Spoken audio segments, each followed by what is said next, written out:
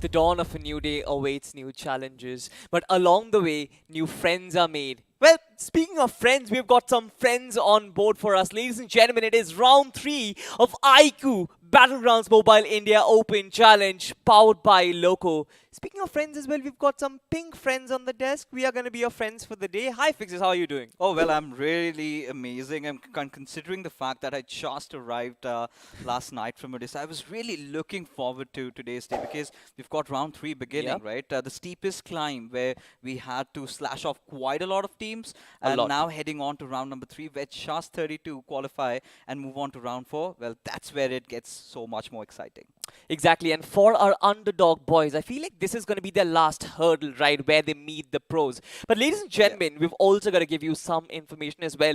This is going to be the biggest, baddest smartphone in the 25K segment. It is going to be Yeah. none other than iQOO Z6 Pro Fixes. I think this is my new favorite smartphone. Oh, it already has been. I mean, if you haven't ordered it for yourself already, because there are few pointers that I really love about it, especially their chipset, right? Yeah. In the mid-range segment, you've got the best out there, the 778 5G from Snapdragon coming in, Yeah. along with that flash charge of 66 watts. Now, this is where things tend to get really exciting and Yeah. interesting because that is where, teams sort of need that flash charging while the games are going on. You cannot play like all your 5 to 6 games just on that 100% charge. Exactly, and right in between your games, when you get that like little 2 to 3 minute break when you're about to get your Yeah. chai, and you can just plug it in, immediately it just charges up. It's super fast, but Yeah. also it stays super cool as well because the liquid cooling, that's one of the biggest liquid cooling chambers that is there inside this device. But enough of iQOO. I feel like this is where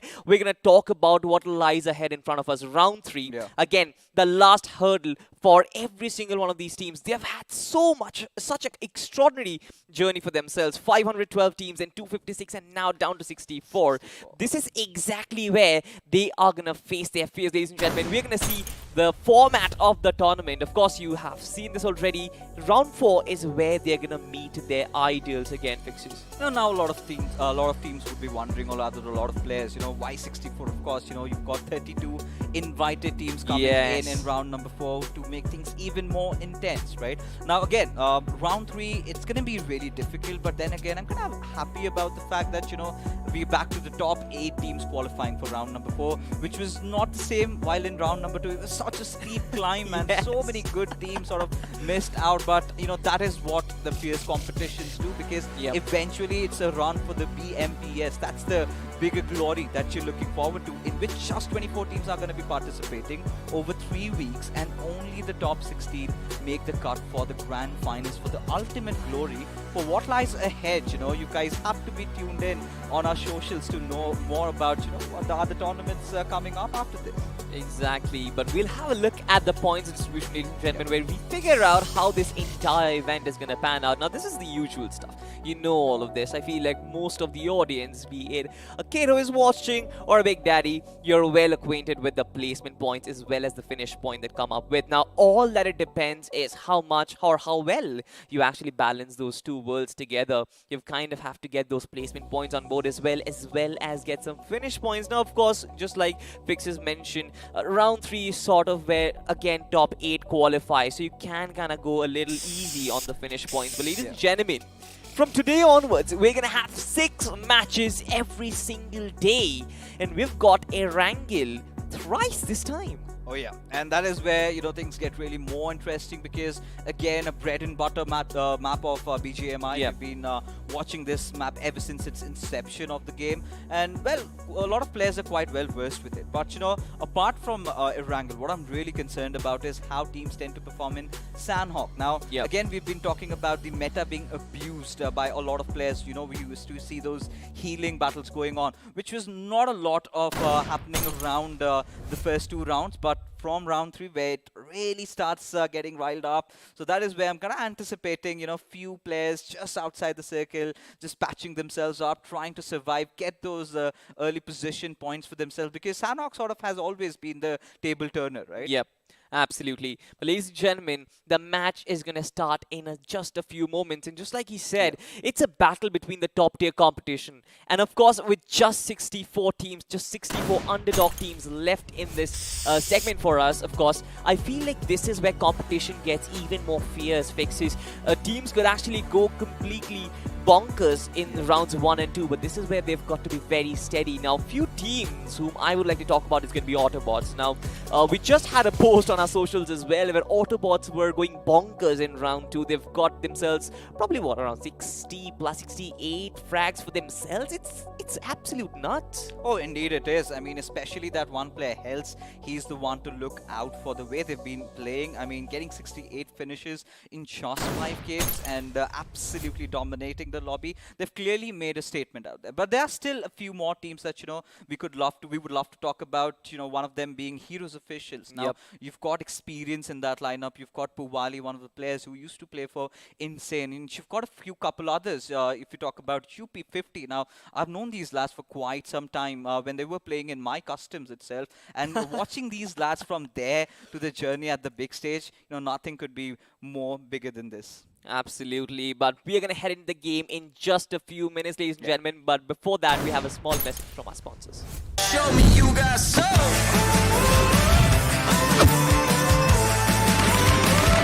Just the way you like it. So good, so fresh. So good, so fresh. Woo! Crazy. Yeah. Yeah. To be honest, I'm not gonna lie. I kind of feel like opening up my phone and probably order one for myself because we were having this conversation last day that my device doesn't really support the hardcore mechanics of BGMI. I kind of get those lags and jittery movements in the final circle, and my friends kind of think that I'm a noob, but honestly, I'm not. That's a story with every other guy. I just have a bad device. So this is one for you guys out there because being a ex-competitive player, I always used to feel these problems with there, right? One of them being not having good battery over there, not having good charging because you had to plug in your charger and then like once you play while you're charging, it kind of heats up your phone. Yeah. You've got a really nice vapor cooling technology also over here, and then again adding on to it, it sort of adapts and adjusts to your brightness, right? Yeah. With my device, I'm not going to be lying about the fact, once my phone starts getting heated up, the brightness sort of gradually reduces. Now, the boys from iQOO have certainly found a really good solution around it. I'm pretty sure that, as things keep on progressing, especially with majority of the people around in India looking out for that mid-range segment, Yeah. so I could definitely provide some bang for the buck.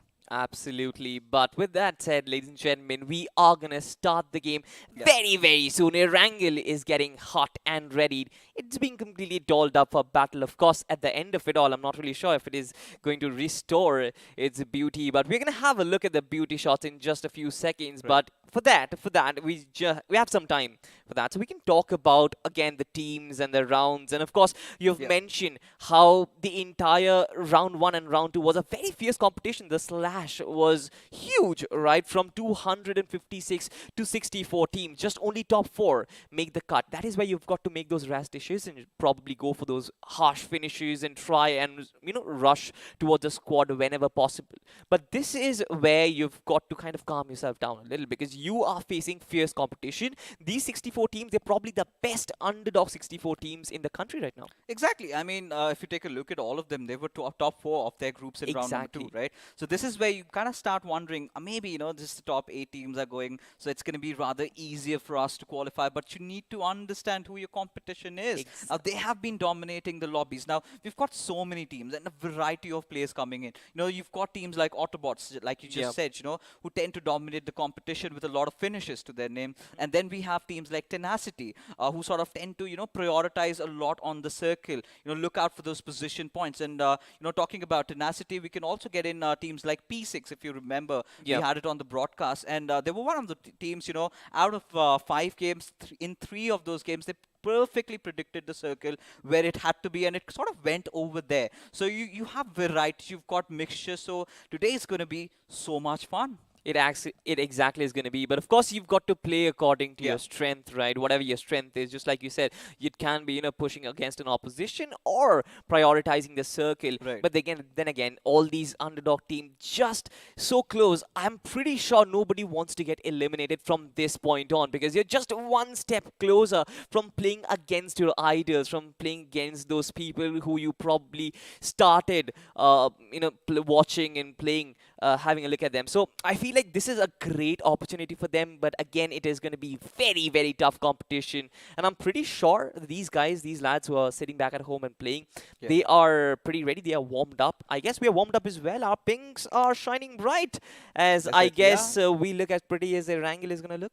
Oh, indeed it is. And in fact, you've been talking about giving them that opportunity, the platform. This is it, right? This is This where is it it. all comes down to. Because, of course, we have the top 8 teams qualifying, but at the same time, the bottom 8, they're going to be having an end over the journey that they've, traveled so far along till round number 3 for sure. But the Cinderella story that I've always been harping about should not end for them. But yeah, that's the harsh reality, right? You've got a bit adieu to all these teams. Not that, they were really bad today. It was Yeah. just that they woke up at the wrong side of the bed. That happens to everybody and has happened to, teams even in round number 2. We've had quite some promising ones also missing out. One of the biggest one of them has to be Lifecraft.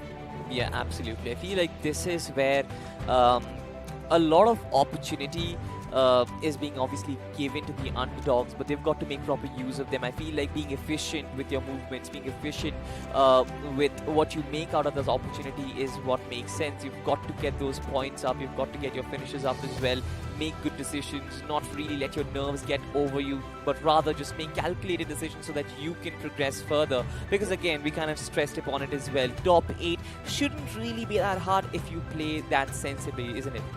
Well, I mean, you've got to have a good mindset, first of all, right? Very and fresh mindset. there cannot be a substantial game plan that, you come with it and everything sort of works according to what you Exactly. think. Because, again, you're sort of kind of getting into the uncharted territories, right? You do not know how your opponents have played. Not a lot of teams have been broadcasted, right? So this is where we do not know if they're going to have those drop collisions early on. And these are the teams, these are the upper echelon teams that have sort of made it over here. So this is where you're sort of going to be anticipating that, they're not going to back out of a fight if it comes down to it. A few of them, the ones focusing a lot on position points, they certainly can, go for other measures. But the ones like Autobots who have been looking out a lot for those finishes, they certainly aren't the ones to back off. That being said, ladies and gentlemen, let's just have this big bird up in the skies as we have the flight path trajectory almost dissecting the map into 2 halves. It is from Siverny towards Susnovka military base. A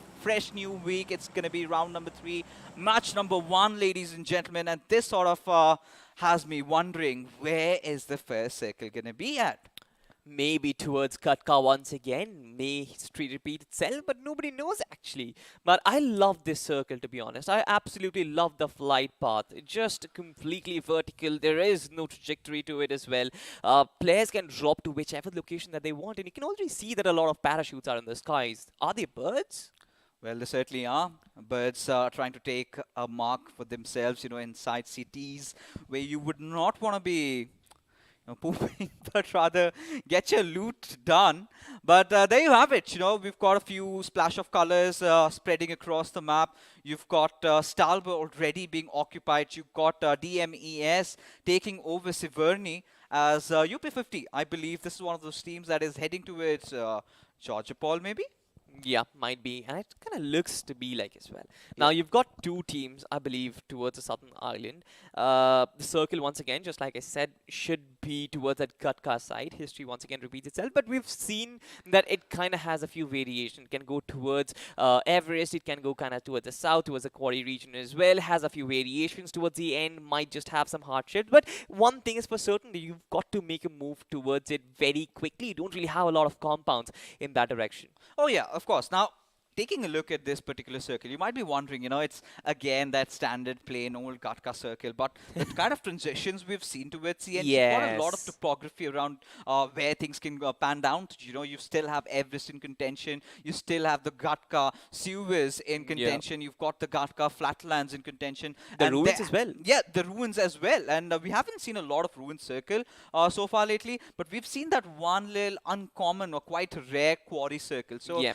there are slight possible chances, even it has that tendency to shift towards the Pochinki Hills. So a lot of places where, it comes down to how good you are with your IGLing, and it all comes down to a hunch, right? An IGL Yeah. having that hunch, the circle will go towards this particular place, and suddenly, it's bingo for you, and you suddenly seems, you feel like you've cracked the code. Yeah. And that's where, the confidence gets instilled. Now, in those first initial rounds, I would love to see, these teams kind of focusing a little bit on their positioning, in this initial few matches, and later on, as they kind of start feeling themselves, that's where they should be looking out for finishes.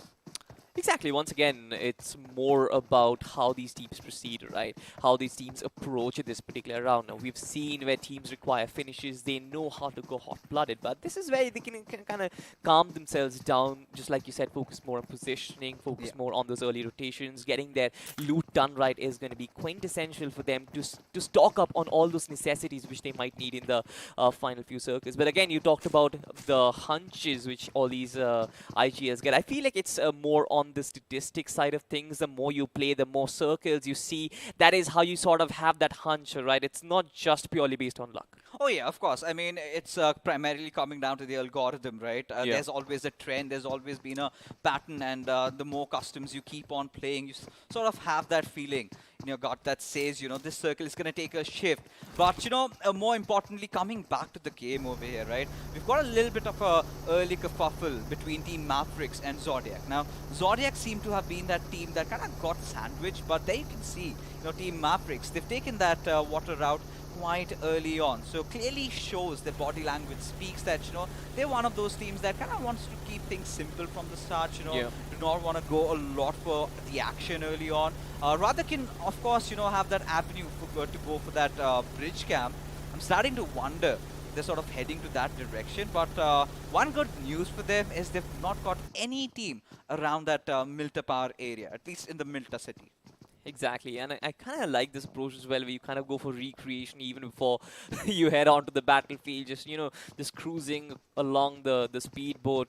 You've got some water as well in the hot cities of Erangel as well. But on the other side, in Pochinki as well, you've got Team S4W. Now we saw this team pretty good in round 2. They were very, very consistent, but eventually you've got to understand how Team P6, if they are capable enough of moving forward. Now, talking about consistency, that's where, our boys from iQOO Z6 Pro 5G come in, right? With the kind of a smartphone that they've built, catered specially for the hardcore gamers out there. And considering we always know we've got a tight budget, somewhere around 25,000, this is the best that you guys can get. And, well, might want to check it out on Amazon. It's being an Amazon special over here. But yeah, there you can see the circle being formed right in front of us. Gatka has been well occupied by the players of Heroes officials. Now, for Heroes officials, it's starting to look really nice. I mean, they've got the center of the circle, but at the same time, I'm starting to get a little bit worried about them, because you still have teams like Asla, who are just around that southwestern corner of where they lie. And if they kind of spot out those isolated few players and start getting them down one by one, that is where things kind of get a little dicey for them. Maybe? Now this is always the case with Heroes official, right? They kind of tend to split up way too much in order to gather that intel, which kind of facilitates them in the end game. But then again, if you split out way too much, if you have no trade potential, it's just way too much. Yeah, I mean, of course. But for Heroes officials, of course, as Aim God, this is one of those players that I really, really want to look out for. Because you talk about Puwali, he's one of the very well-known players in the community, right? Right from the very start, hailing from Assam. We've seen their journey in the other titles as well, right? I believe, if I'm not wrong, if my memory serves me right, he was from Akkam. Now, one of the most celebrated teams out from Assam, and which eventually, like a lot of esports team, kind of went down to a split. And then a lot of them have walked out their own ways, as we still have Puwali grinding it out. Now, talking talking about grinding, but these are the lads, that I'm really looking forward to because, talking about a proper definition of underdogs, UP50 esports certainly sort of have their names right on the top. Again, if you look at the statistics, they've got approximately around 30 frags in round 2 as well, which is pretty decent. I feel like they've got that healthy mixture of both good positioning as well as firepower when it is needed. But of course, this is where they kind of test their mettle against the upper echelon of the lobby, just like you mentioned. And you've got, just like you mentioned, the underdog players. I just want to understand how this team is going to proceed. Now, you've got a circle which is towards Gatka. They are towards Georgiapol as well. When do they make that right rotation towards the central compounds? And maybe are they even going to compete for those central compounds? This is what the question lies. Considering how they're still occupied in the containers, I barely believe, they're going to be focusing on that centralish style of play, right? So we're going to be anticipating them to be playing a lot around the edges. Now they're just going to start floating around the map, wait for the next circle shift. And in fact, a lot of teams would be looking for that one curveball to really hit, right? Exactly. Because that is where you sort of realize that now this is the point where we have to kind of go in. Teams like BTR, they sort of tend to have that sort of a play. They keep on floating around, and once they find that curveball, they hit right at the central spot. Even if you have fights brewing amongst you, they do not shy to take it away. So again, it's going to be really interesting. But Deathmate Esports, now this is one of those teams that we do not have a lot of statistical data to work around with, considering a new name coming in, and we haven't really seen them during the broadcast days. So I'm really excited to see how the band of 4 boys really come out and play today. Now, I saw the POV of one of the guys from Deathmate, and the lad was playing with a cooler attached to his phone. Yeah. Again, guys, lot Makes of it legs. heavy. Yeah, makes it heavy, and an external cooler once again. Not really the ideal. Ideally, you want to go for Z6 Pro. Yeah, I mean, of course, this is where it comes down to, right? We've seen these players using all those external fans around, Yeah. Get those external liquid coolers attached to your device, sort of making it really heavy and clunky to use. And this is where the boys from iQOO again come in, right, into play, the kind of a smartphone that they've developed, and which clearly have been, harping about this. And at a certain point, we might sound like broken records, but that is the reality. Now, I really got my time to, talk to the professional players that, did play on the iQOO smartphones, and they were all praises for this device because, they said, we were having constant frames, we were not having any drop frames over here, completely giving us premium experience that you would want, and they could all focus on the game itself. And now again, getting ourselves back into the fray, we still have all these teams, just hunkering around, just wandering and floating around the map. And in a little while, you've got that second circle kind of forming around the southern side of Gatka, and this is where, my worst nightmare sort of come alive because such an open circle, right? Very less places to hide, and that is where teams really need to prioritize on their vehicles. Oh, it seems like some shots have been fired for sure. I can Finally. Yeah, finally, right? The calm before the storm. I just hope the storm arrives because this is what we want.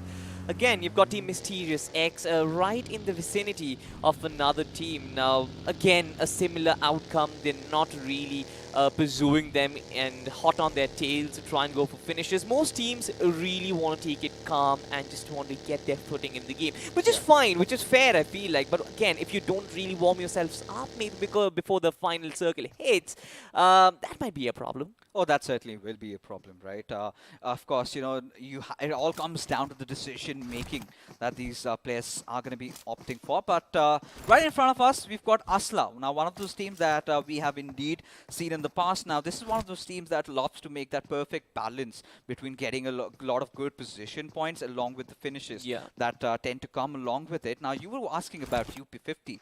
Look at Heroes Official. Now they're starting to feel that the team is traversing around them. Hence, they've completely gone prone. But at the same time, for UP50, I think they're the ones, still figuring out that one spot to take and hold on to, considering the second circle has already formed. And a Wizard at that, I do not know if it's the wisest of the calls.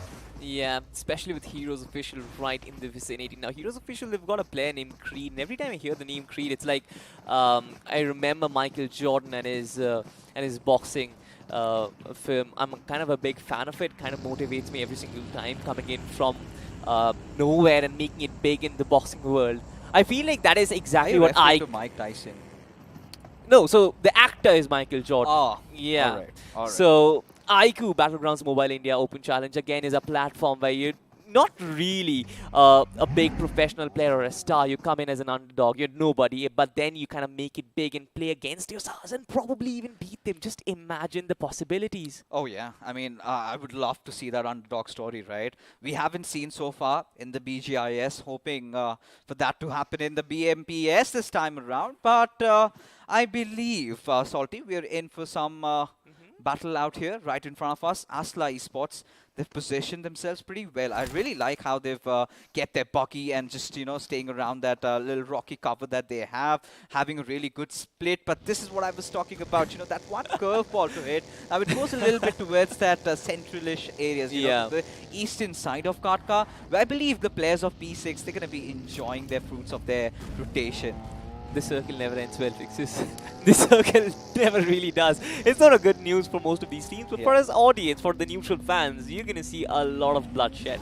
But you can see most of the teams, they are on their vehicles. Most of them are in pursuit to getting that sweet spot inside the circle. Maybe get one nice bridge where they can play along as see that mysterious X. They launch an ambush against Heroes Official. Of course, they are going to evade that and drive right away from it. But what could have been is probably what we'll find out after a few circles. Oh yeah, and this is where we've been talking about it. Not even a single player has lost out on his life, right? It's still 64-man lobby. I think it's 13 minutes past. It's high time we have some bloodshed in the battlegrounds over here. But for now, P6 being a team that has prioritized heavily on their position points and how they've been wanting to play. They're the ones, not taking any huge risks, right? Everything they do is calculated for them, as they've got to watch out, because you could see TS Sonic right in the backlines, right? Just, if one bad misstep and he could get hunkered upon as Heroes Officials. Now, right beside Erangel Esports, who eventually are looking to traverse around the map. So, still yet waiting for the fights to begin, really. Yeah, we're still waiting for that real 4v4 combat, and I believe that this is the closest the two teams can get. You've got Error and you've got P6A right next to each other, and as soon as I say about it, we've got another team, I believe is DMKV, right up against the Mysterious X. Now, grenades are being launched, artilleries are in the sky, but of course no damage has been dealt yet. They've got the Rage, one team has got the compound to work with as well, but it all comes down to who makes the first maneuver, who makes the first error. That opening is what both these two teams want. Yeah, I really like how, Gods OMKV have taken that higher ground over there. Now, this sort of limits a lot of possibilities for MX, right? Few good grenades and, the compound goes kaboom, and with that, the entire squad just gets obliterated. What they can certainly do better over here is try and create a little bit more spacing, right? Try to engulf them, but finally we get to see a few knocks coming into the fray, which, Sniper and Kid having that little bit of a high ground advantage over the rooftop over here. And look at the burst coming in already from Kid and Shelby. Yeah, Kid, you can see he's coming in on the flank. He's ready with his arm, but instant retaliation as Team Error, they kind of stabilize themselves. And here it comes once again, another shot. Just one player probably just up on his feet, still trying to battle. But the M249 isn't really going to save him from the unleash of the UMP. Of course, I mean, we've been talking about this quite a lot, But what really came down to it was clearly a good usage of grenades coming into action, right? They were just raining frag grenades, and it was the boys, they were just helpless over there, could not do a lot, and eventually just got taken down. Now, this is where, P6, like I've always been telling, these are the ones who make the calculations right. Yeah. They did not push before they got that one and the second knock, Yes. and now they even hungry for more. Exactly, but elsewhere you've got a Lambo charging it. It is the BMES and Ferocity being looking very, very ferocious. You have one guy right behind Harry IGL, but from elsewhere you've got Team Zodiac, so trying to kind of chime in the party. Oh yeah, and now Naru, he's just gonna pick up that grenade and has to look for that one little toss onto its Harry IGL. Does he get it? No is going to be the answer, but either ways, you've got Zorba getting left off with that both no. action as Naru is just going to get ambushed upon by the remainder of the teammates of DMES. Somehow he tends to survive and has clutched it out, getting those 2 finish points to his name. And Deathmet Esports, they're out of the lobby. They certainly are, but thanks to some sort of help coming in from third parties out here, you're chiming in with finishes of their own. But look at this team, Autobots right in the midst of action. Fox kind of tries to peek out way too much, and here comes the reinforcements. Another boy down is Frag Boy DOMKV. They've been completely wiped off the server. Team Autobots, they survived to fight another day. UP50 though on the offense, and another one goes down. This is a sudden bump in action that we get to see so far. Yeah, it's pandemonium all over the map as they can see Sarkar just raining down all those bullets out there and eventually just backing out. What I love about UP50 is they're not overextending. They realize, you know, you're done with the spray, you did whatever damage you wanted to do. Look at the bigger picture. Now, this is where I'm starting to get a little worried because Sarkar, he might be in a really dicey situation because the grenades are from Drago OP. That's definitely going to come in anytime soon. But KSR, he's not the one to, you know, kind of shy away. So he's going to retaliate and send a few gifts at T10's direction. Great stuff by KSR over there, trying to push out Drago OP from out of his cover. Kind of rattles their defense and their formation. But so far, Team Tenacity, they've done a good job in holding their ground, not giving up so much room as well as real estate to Team UP50. But none of these teams have actually made a move so far. It's again the artillery barrage that we get to see every single time. Oh yeah, of course. I mean, at this certain point, UP50, they've got to really watch out because, you know, for a second, if they're kind of complacent about the surroundings, they're going to be taken down. But this is where, you know, OMKV, look at how they just get bursted down, staying inside the little compound. This is something that, you know, I was talking about right from the very start, right? OMKV not really having the best of positions to defend. And this is how DME is just kind of pushed in, but Naru sort of having that third-person perspective advantage to his favor. Sort of really use that well. But again, back into the fight, we've got Team Tenacity going up against UP50 Esports, who have already accumulated 4 finishes to their name. Now, this is where the question comes. How much deeper can you dig at this particular moment? You know, at a certain point, you're going to run out of all those valuable utilities. And now to make things even worse, the zone has shifted.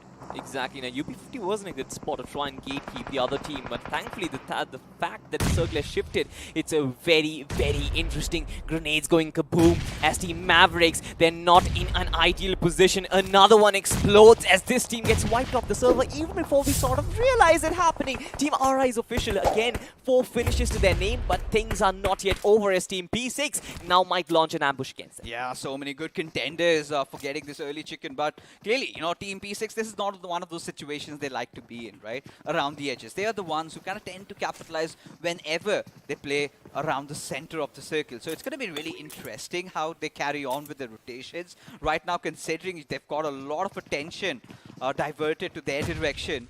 So it's going to be interesting. But Autobots, now one of the highest fragging teams that we did see in round number 2. A little bit of a dicey situation, almost about to lose out on Orba, as they've already lost out on Hell. This is where, you know, Cypher chimes in, unleashes a few lead at the players of TS over there, but still no damage being done.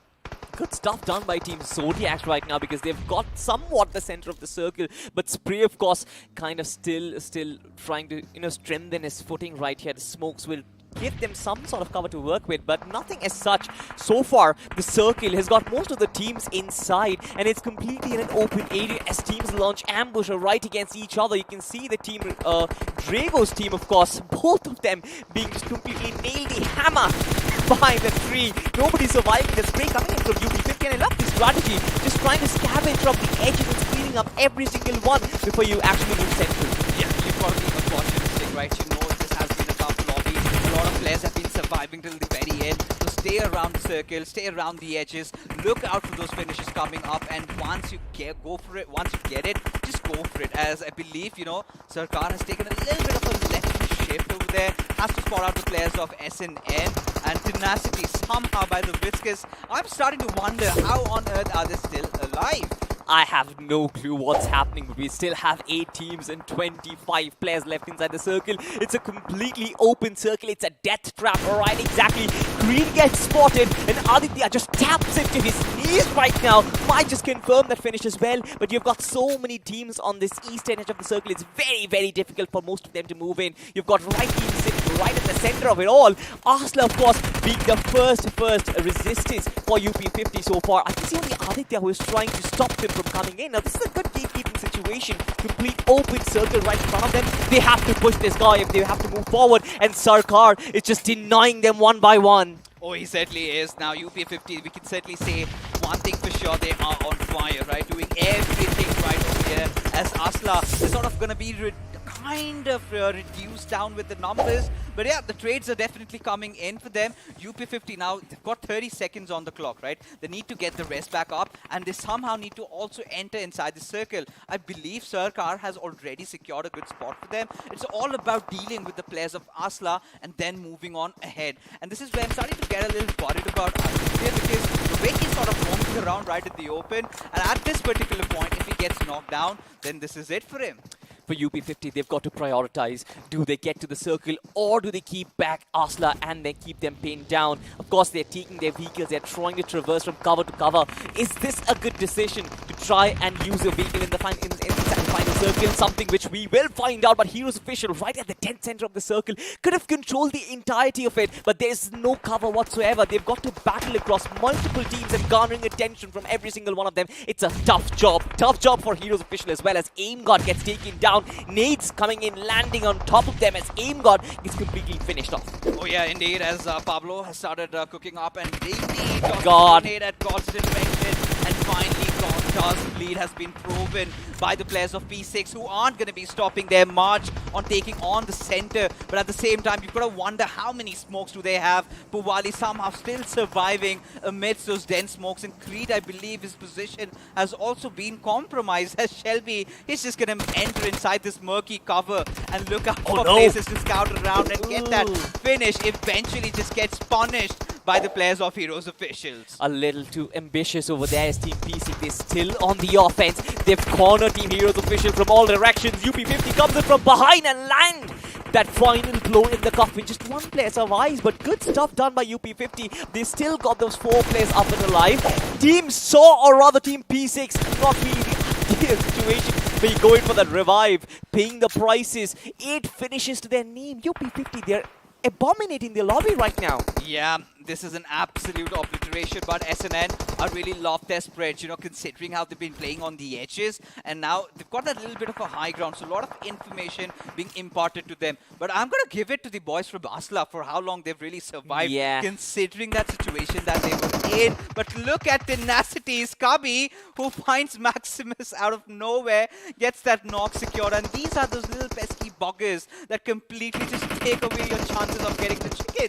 Exactly, man is wearing a lemon gown, but it does not matter as long as it hides or disguises presence inside the circle. UP50 still looking very, very strong, going from cover to cover, but that little distraction from Asla is what might actually cost them. Asla buying themselves some sort of time to actually move inside, and that's exactly what they do. Use the buggy, but here it comes. Sarkar going on the offense. Reinforcement comes in from UP50 as they try and destroy Asla right in the face value. Is it going to happen? Fixes. Cyan quite low on HP. He gets knocked down. Only 1 player survives.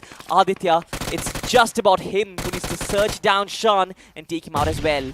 I think he has a slight idea of where he could possibly be, but no! Sean completely spoiling the party over there, and now UP50 suddenly start bleeding, suddenly start losing out on the numbers. As Kabi, he's going to be that one guy who's going to steal every little finish that he can find over here. Now, UP50, the numbers have dwindled. 11 finishes to their names, but just that one player surviving has to be Sarkar, who's going to do all that heavy lifting. And in the midst of it all, P6 finally got that room and space to breathe.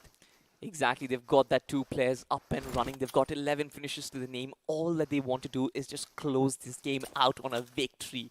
Now, I have to talk about tenacity because Gabi, he's just one guy in that team project who does not do anything but takes away all the credits for himself. That man has got himself 3 finishes and so many crucial placement points for his team. But have a look at this. Most of the teams, they're aware that their vicinity is full of snakes. You can't give away your positioning.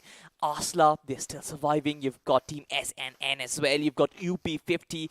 3 teams surviving with just 1 player. Asla and P6 are the only ones with 2 players surviving. This is not the ideal time to show yourself, is it? Oh yeah, you've got to wait for the next circle shift, the 8th circle coming in. That is what all this silence is about. And again, it's going to be a little more chaotic. I believe Sarkar has been spotted out of his cover. Zero might go at him any single moment as he keeps on proning around. One with the natural ready. Shan has his helmet spotted out, but Sarkar, he's going to hold on to his triggers, not going to fire anytime soon. Finds a little bit of a space, does give away his position. I do not know if that's the smartest thing to do right now. Shan had his grenade cooked, had to toss in some other direction, otherwise would have shot right at his face. But now, Asla, having slowed everything down, you've got Sarkar just giving away his position with that pan being spotted out in the open. As Kabi is going to be so much more careful as Shan manages to get that first knock onto its gate, with Pablo lobbing that Molotov in his direction, still having no damage dealt. That little airdrop gives him that little cushion, but here it comes. Pablo going on the offense, but risking his own presence and his disguise inside the cover. Everybody knows that Team P6 is here right behind the crate, but what can they do about it? Kabi once again, just insanely efficient with this guy's finishes. I don't know how this guy is still surviving. Might actually go for a heal back to maybe go for those, fight for that second placement spot, but that's not happening. P6 as well as Asla, they are very comfortable inside the circle, even though Asla's position has sort of been revealed. You can see the spray coming in the general direction, and here they come. The patience is sort of taking a toll on them. 0 quite low on HP, and here it is. We have Team P6 getting that first winner chicken dinner of the day, Pixies. Oh, wow. Now, this is something that I honestly did not expect, because considering how the circle was panning out, we all really thought that, you know, this is going to be a Heroes Officials game. But then again, you've got P6 waiting for the right moment, because they had the first blood inside the game. They managed to get those quick squad wipe over there, and then they waited, right? They were really patient up to the point they took on that eastern area for themselves and had to pick up all their fights quite wisely, because at a certain point they were just getting pinched, they were getting hammered down by the boys from UP50, who again were one of the, you know, biggest contenders in getting this chicken, had they not been a little complacent about their surroundings. Absolutely. Asla Esports just hit them quite too hard. But ladies and gentlemen, we'll have a look at the highlights where we kind of witness this entirety of the map unfold right in front of us once again. Now, you mentioned about Team P6, right? This first 4v4 fight, the real fight in Erangel that we got to witness, it was just pure perfection, right? Just watch this nade bounce off of that little, I'm not really sure, the broken edge of the fence right there, and dealing so much damage. You've just got one player who's just surviving. You surround him from every single direction. Pitch perfect textbook BGMI that we got to see from them. Yeah, I mean, the best part was they had their opponent's corner, right? Error did not have a lot of movement areas where they could have gone on. They couldn't have taken those backline hills, because again, the front side areas were well being guarded, right? And with P6 making all the right calls and all the right choices. Now look at UP50 now. They were the smarter ones, right? If you remember, they dropped off over at Georgopol and they had to rotate around. So they were kind of floating around in the map, and then they figured out, there's a fight that we can really capitalize upon, and they instantly go in, get the rush done, get those finishes to their names. And that is where I was really starting to feel that, yes, you know, this is the team that has got what it takes to get that first chicken dinner, playing around the edges, having a really good textbook BGMI performance out there. But then again, sort of those little miscalculations, sort of not being aware about Asla's presence over there, sort of really hit them in the backs. We also question that approach, right? How long are you going to hold Asla back? How long are you going to gatekeep them? Or are you going to prioritize the zone and maybe just let them live their life? But again, right at the final moment when they were about to start the rotation with the bucket, they sort of figured, all right, let's just try and take another look. And as soon as they do that, the one player falls down, and that sort of becomes like a house of cards. One piece falls and the entire tower just crumbles. Yeah, I mean, the one best thing I really loved about UP50 over there was Sarkar, right? The moment that one player of UP50 got knocked out and Sarkar instantly went ahead, he started just, you know, firing in a wild manner, right? Yeah. Just to kind of have the push delayed a little bit. Buy some time. Yeah, buy some time for his teammates, and he did that. It was all picture perfect till then, and then those few grenades came in, and that is where UP50 sort of started thinking, or rather wondering, that maybe we're done with Asla. They're wiped out because they had their attention shifted elsewhere towards the players of P6. Now that is where they dug their own graves, right? Sean Whitey just lying around prone, and suddenly comes out of his cover and just goes ratatata and absolutely starts shredding bodies left, right, and center. And this is where when you're playing around the center of the circles and not having a lot of vehicles to work around with, especially you do not have a compound. Now this is where Heroes officials went wrong. Had they got a few vehicles to their name, just blow it up, create some concrete cover for yourself, then there would have been chances where they could have made it further into the standings, right? Especially considering they were the ones who were nearest to the circles. They were the ones who held on to the heart of the circle even after that fifth shift, right? This is where we were wondering now if they could have held themselves a little bit longer, could have gotten themselves a top 3 finish, if not the chicken dinner. Ifs and buts right now, Fixes. It's all that we can speculate, but And of this course, guy. this guy, you've got to give it to him. I love his attire first of all, right? That lemon gown. I'm not really sure what you call it, but it's sort of got that feeling in it that he can be a little salty and spicy inside the lobby. I just had to plug my name over there, but anyway, coming back to P6, this team. I kind of felt like when they ambushed Heroes official and got the central part of the circle, I felt like they could be in some sort of danger because that central part of the circle, especially in the final iteration, was sort of like a lower ground, and you've got the edges which are a little up higher, which kind of creates an easy open line of sight for your opposition to spray down upon. And that is when I felt like P6, they are being a little too ambitious, just should have stuck to the edges of it all. But then the circle shifts and they kind of recover from that very well. They again focus their attention to teams on their left and right, and then they look forward or go forward and press forward. This is where the discussion really comes about the breathing space being given. Now, this is where we've got to get in Asla into the mix because, just before that Asla and UP50 fight that we had, it was again the players of P6 that were just getting hammered by the boys from UP50. Now, since Asla had their attention diverted, that is where they sort of got that room and space to, breathe and get themselves back into the game. Exactly. But ladies and gentlemen, of course, everything, all this action is being made possible because of our friends at iQOO. Of course, I've got this nice, beautiful device right in my hand. It is none but the iQOO's. Show me you got soul.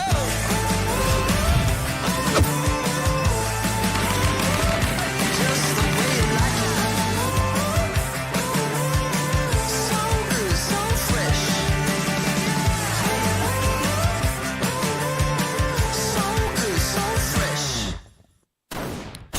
I've got to ask production, can I just switch on BGMI and start playing right now? I understand I'm in the middle of a broadcast, but then we've got a decent squad right here. We can maybe participate. I mean, Fixes and I, you've got Arka as well. We can kind of chime in someone from the Hindi desk, maybe Spiro, who has been our friend a while. We can sort of, play. But of course, what a device, man. I just want to get back home and try this out. As far as I love the device, I also love to be at the studios over here, casting it out with the boys. It looks sleek. It looks sleek, at the same time feels premium. Now, this is something that you do not get at the 25,000 segment budget, right?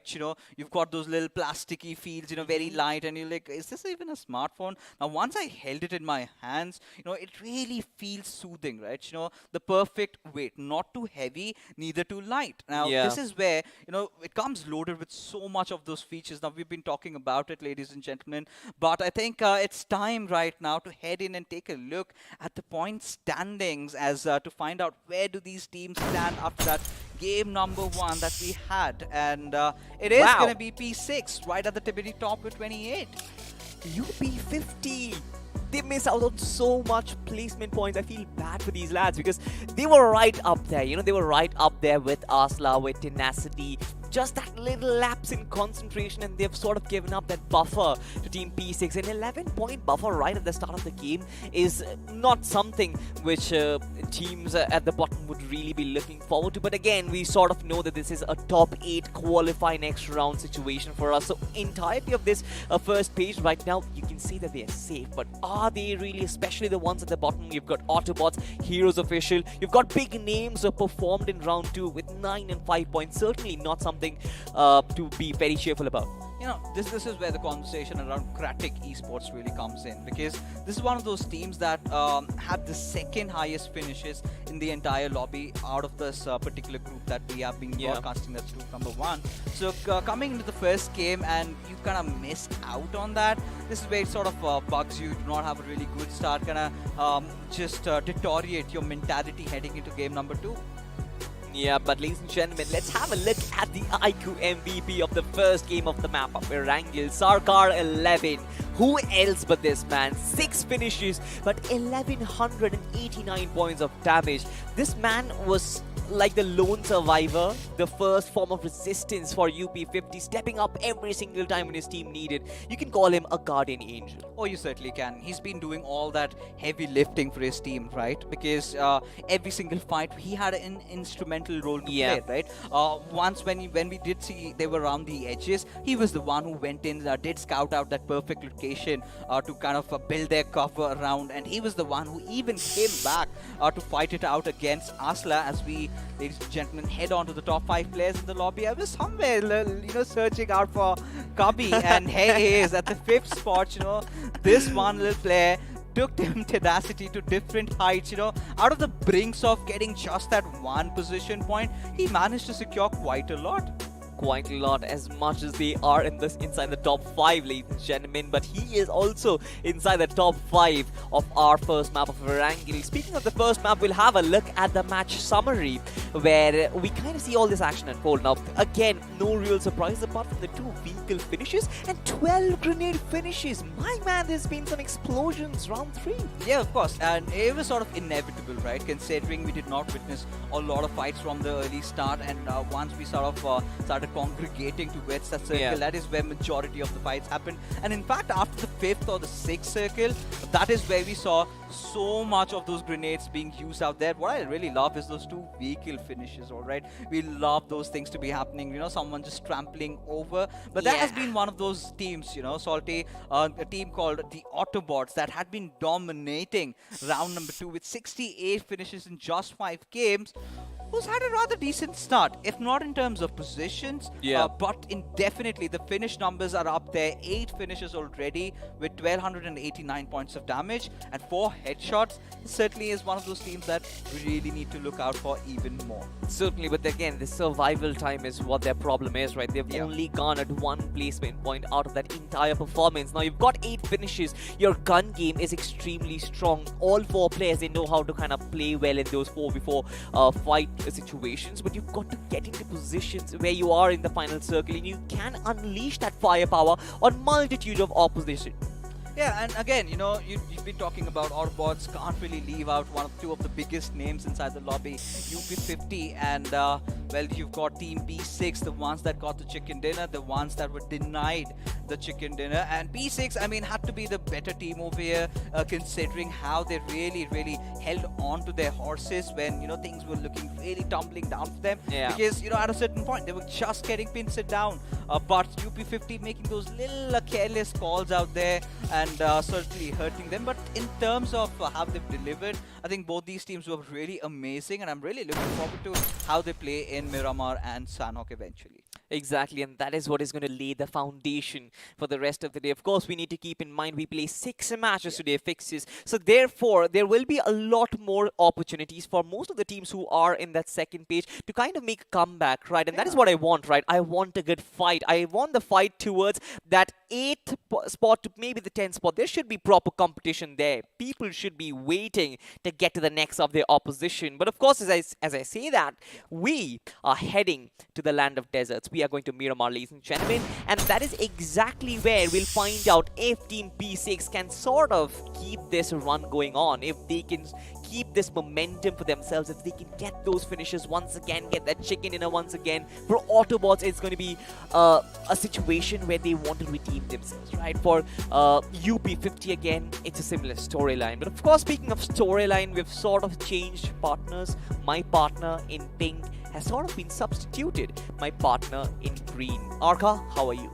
I'm absolutely fine. I'm pumped up. I really want to see, how many teams are going to be going in for finish points rather than anything else, because at this point of time, it's all visible on our screens that, the teams which has performed well with finish points in the previous rounds have got a very good chance to, perform in this round as well. So there are chances where we can expect, teams to actually take out an all-out brawl and try to get finish points earlier, so that one good game of winner chicken dinner can give you that maximum number of placement points which you're looking for to make it into the top 8. And in the first game itself, we saw it was one team, in the spotlight who actually got that, finishes in their name. Exactly. Well, ladies and gentlemen, of course, all of this is going to come if you have a high-performing device in your hand right there. We're going to have a small word from our friends at iQOO, and after that, we're going to have a look at the game itself. Show me you got soul.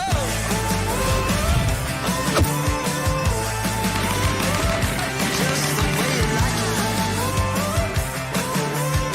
So good, so fresh. So good, so fresh. India's fastest smartphone in the 25K segment. You've got to give it to the boys at iQOO. I mean, this looks fabulous, feels fabulous, and it performs fabulous as well. But speaking of fabulous, Team P6, what do you have to say about them, Arka? That fabulous team has always been the same. They are living up to their name of, every single time they play for an average, Right now, I strongly feel that they're playing for an average of this 6 maps which they have to play today. In the previous time as well, they were not the team to, outshine everyone else, but they did leave an impact. They did leave their name behind. So I strongly feel that they have a decent strategy to play around with, and I do believe that in the coming games they're going to concentrate more on those finish points rather than on placement points, so that it becomes much more easier for them by the end of the day. And yeah, we have been speaking about this consistency and balance. Until now it was all about making it to the next round, but now they start to inculcate a new thing in them, that is trying to get the equal number of finish points and placement points for yourself, where if you lack out in one thing, or if you go back in one thing, the other one is going to be giving you that amount of points which is not there because of the other field. Exactly. Now, this is where I sort of think the top 8 situation again comes in, right? We've had this conversation before. Even in round 1, right, you get one good game and you're probably well set for this entire journey of round 4 that we have, with all the pro teams coming in, the invited teams coming in, all these underdogs getting to play with their idols, of course. But ladies and gentlemen, Miramar is a map where we have seen a lot of tables turn, and that is exactly what I want to see. I want to see the teams who couldn't really perform on the map of Erangel kind of show their mettle and what they're made up of in this map itself, because this can sort of change, right? We generally say this in the map of Sanhok, but considering that you've got 6 opportunities to redeem yourself, and again, top 8 is what we are looking at. One good game, one big chicken dinner to your name. The road is very easy. It's a Cinderella run, right? You get that one 20-pointer or a 30-pointer. After that, you stay a little consistent, you're going to make it inside the top 8.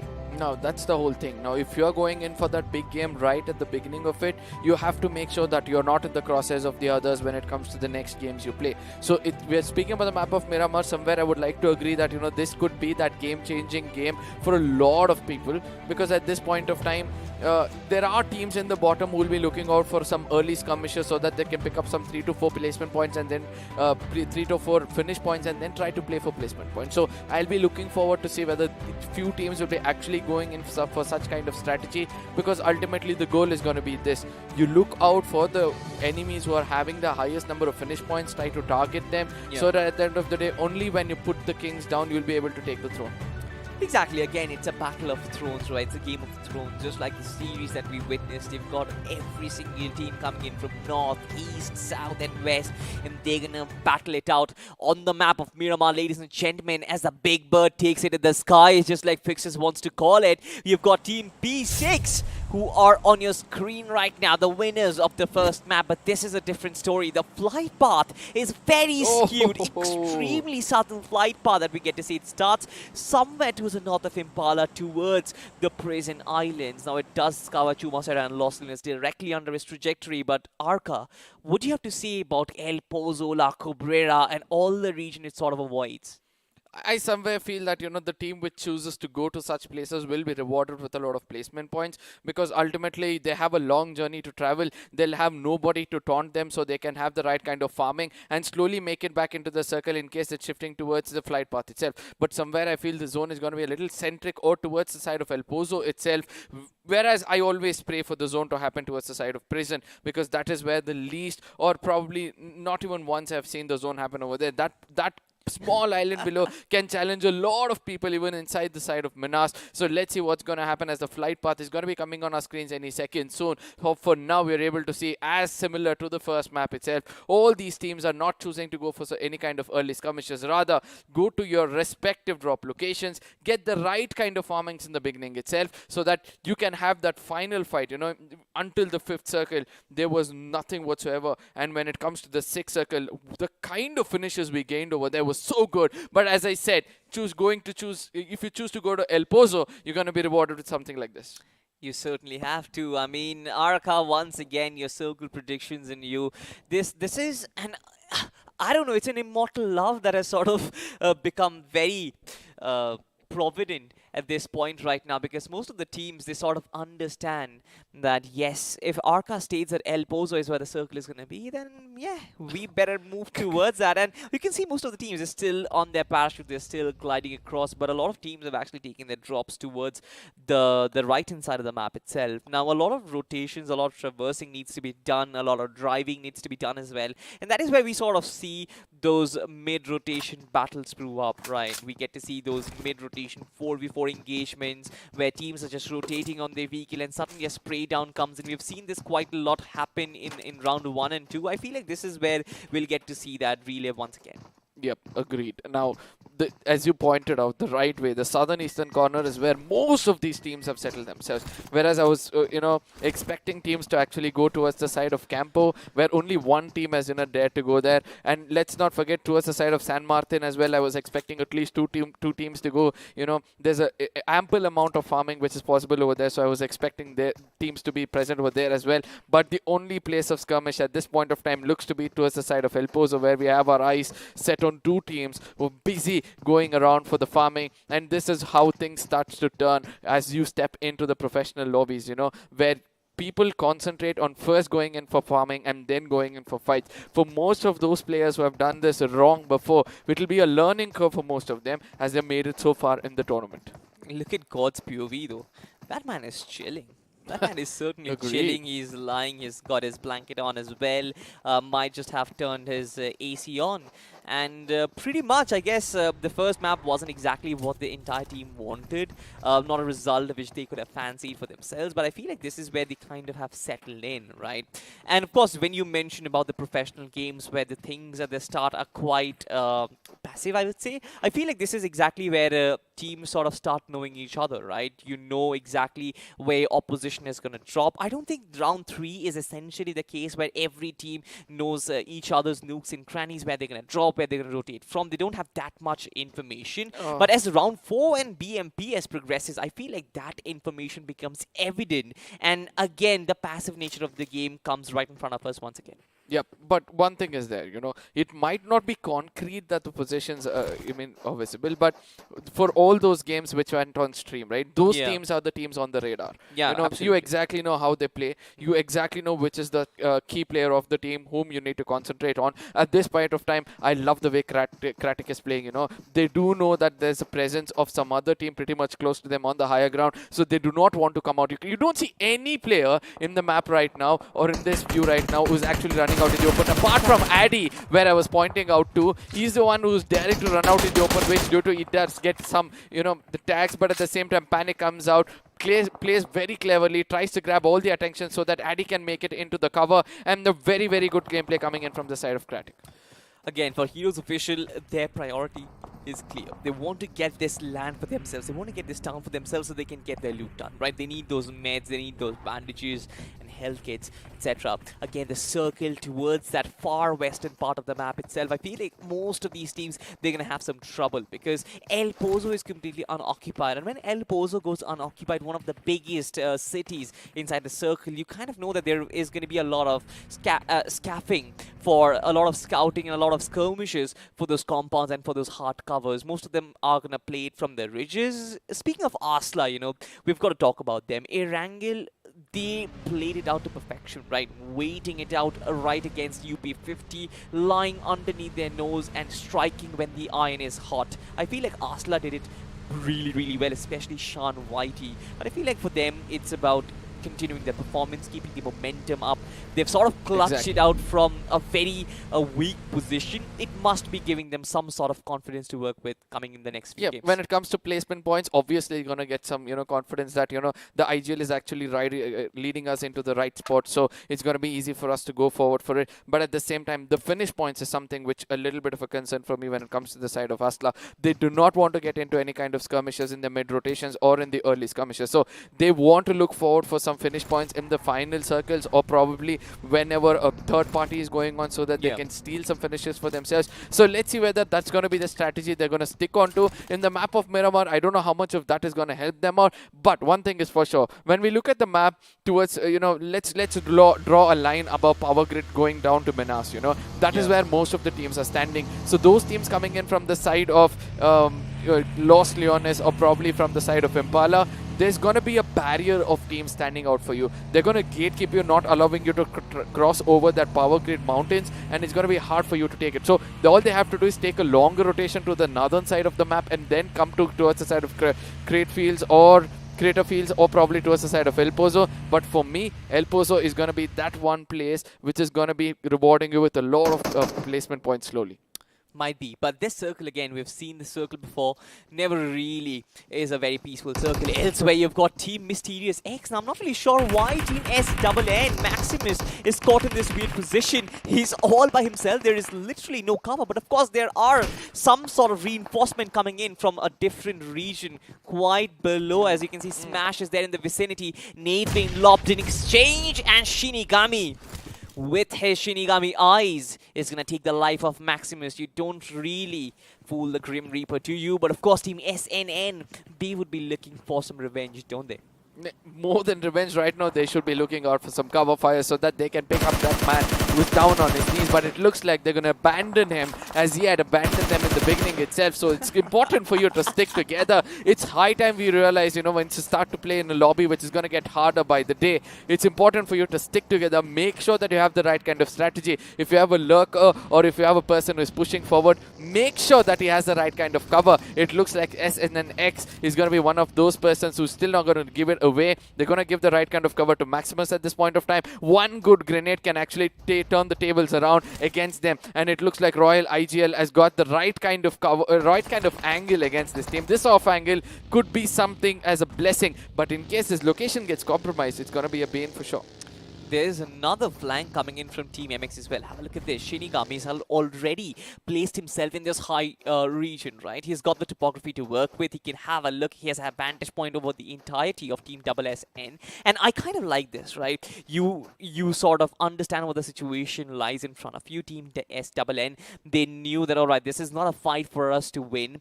For sure, if we kind of re-engage any further, we might lose more bodies. So let's just fall back. Let's just regroup. And let's forget our brother who's sort of given his life for us. But of course, for Mysterious X, it's a really good start, and I love the way they are collaborating between themselves. Shinigami, of course, lobbing that nade right from the start of it all, and then instantly moving to high ground territory to give his team that advantage. This man has been taking some steps in the right direction. Absolutely, I but agree on on buggy fly. See, ultimately we all get to know that gravity is something which we have to rely on. Gravity is something which we have to respect, or else you're going to pull down so hard, and sometimes so hard that you might, take off with that big It has a definite number though, 9.8. Yeah, meter I'm per bad at second those. square. I'm bad at those for sure. That's why you find me over here. But ultimately, right now, looking at the circle shifting towards the side of El Pozo yet again, it's still gonna be, you know, the place for you to be. Try to be there as quickly as Whoa. possible, Wow. and some skills of climbing, especially. We were speaking whether, you know, this vehicle can fly, Whoa. but rather it can defy gravity to an extent and try to take you to upper grounds at this, you know, momentum because of that engine power. Probably UP50 is gonna be one team which is fighting out with the table toppers at this point of time. P60 versus UP50 is the numbers which is going to be fighting around Yeah. one another, or it's going to be the alphabets which is going to be adding an extra power. Might be, nobody knows. Sarkar, of course, iQOO MVP of the first map, trying to lob in the nade, but it's just way too far for any sort of damage right there. It was pretty close. I was wrong there. Team P6, they've been cornered right now, right? UP50, they've got that upper ground for themselves. They've got that right vantage point. They know exactly where Team P6 are. Caught right behind, right? One small little edge after which you've got those nades being lobbed in. Sniper, of course, struggling quite a lot. Nades exploding just a little while. But the rest of the teammates, they are in a 2-2 split. The rest of the teammates, they can't really do much right there, right? Even if you kind of lob in some smokes, try and get some cover bought in, it's not really going to help you because getting out of that situation only depends on UP50 and whether they're going to fall back. I strongly feel that UP50 can actually hold on to this position for a brief period of time.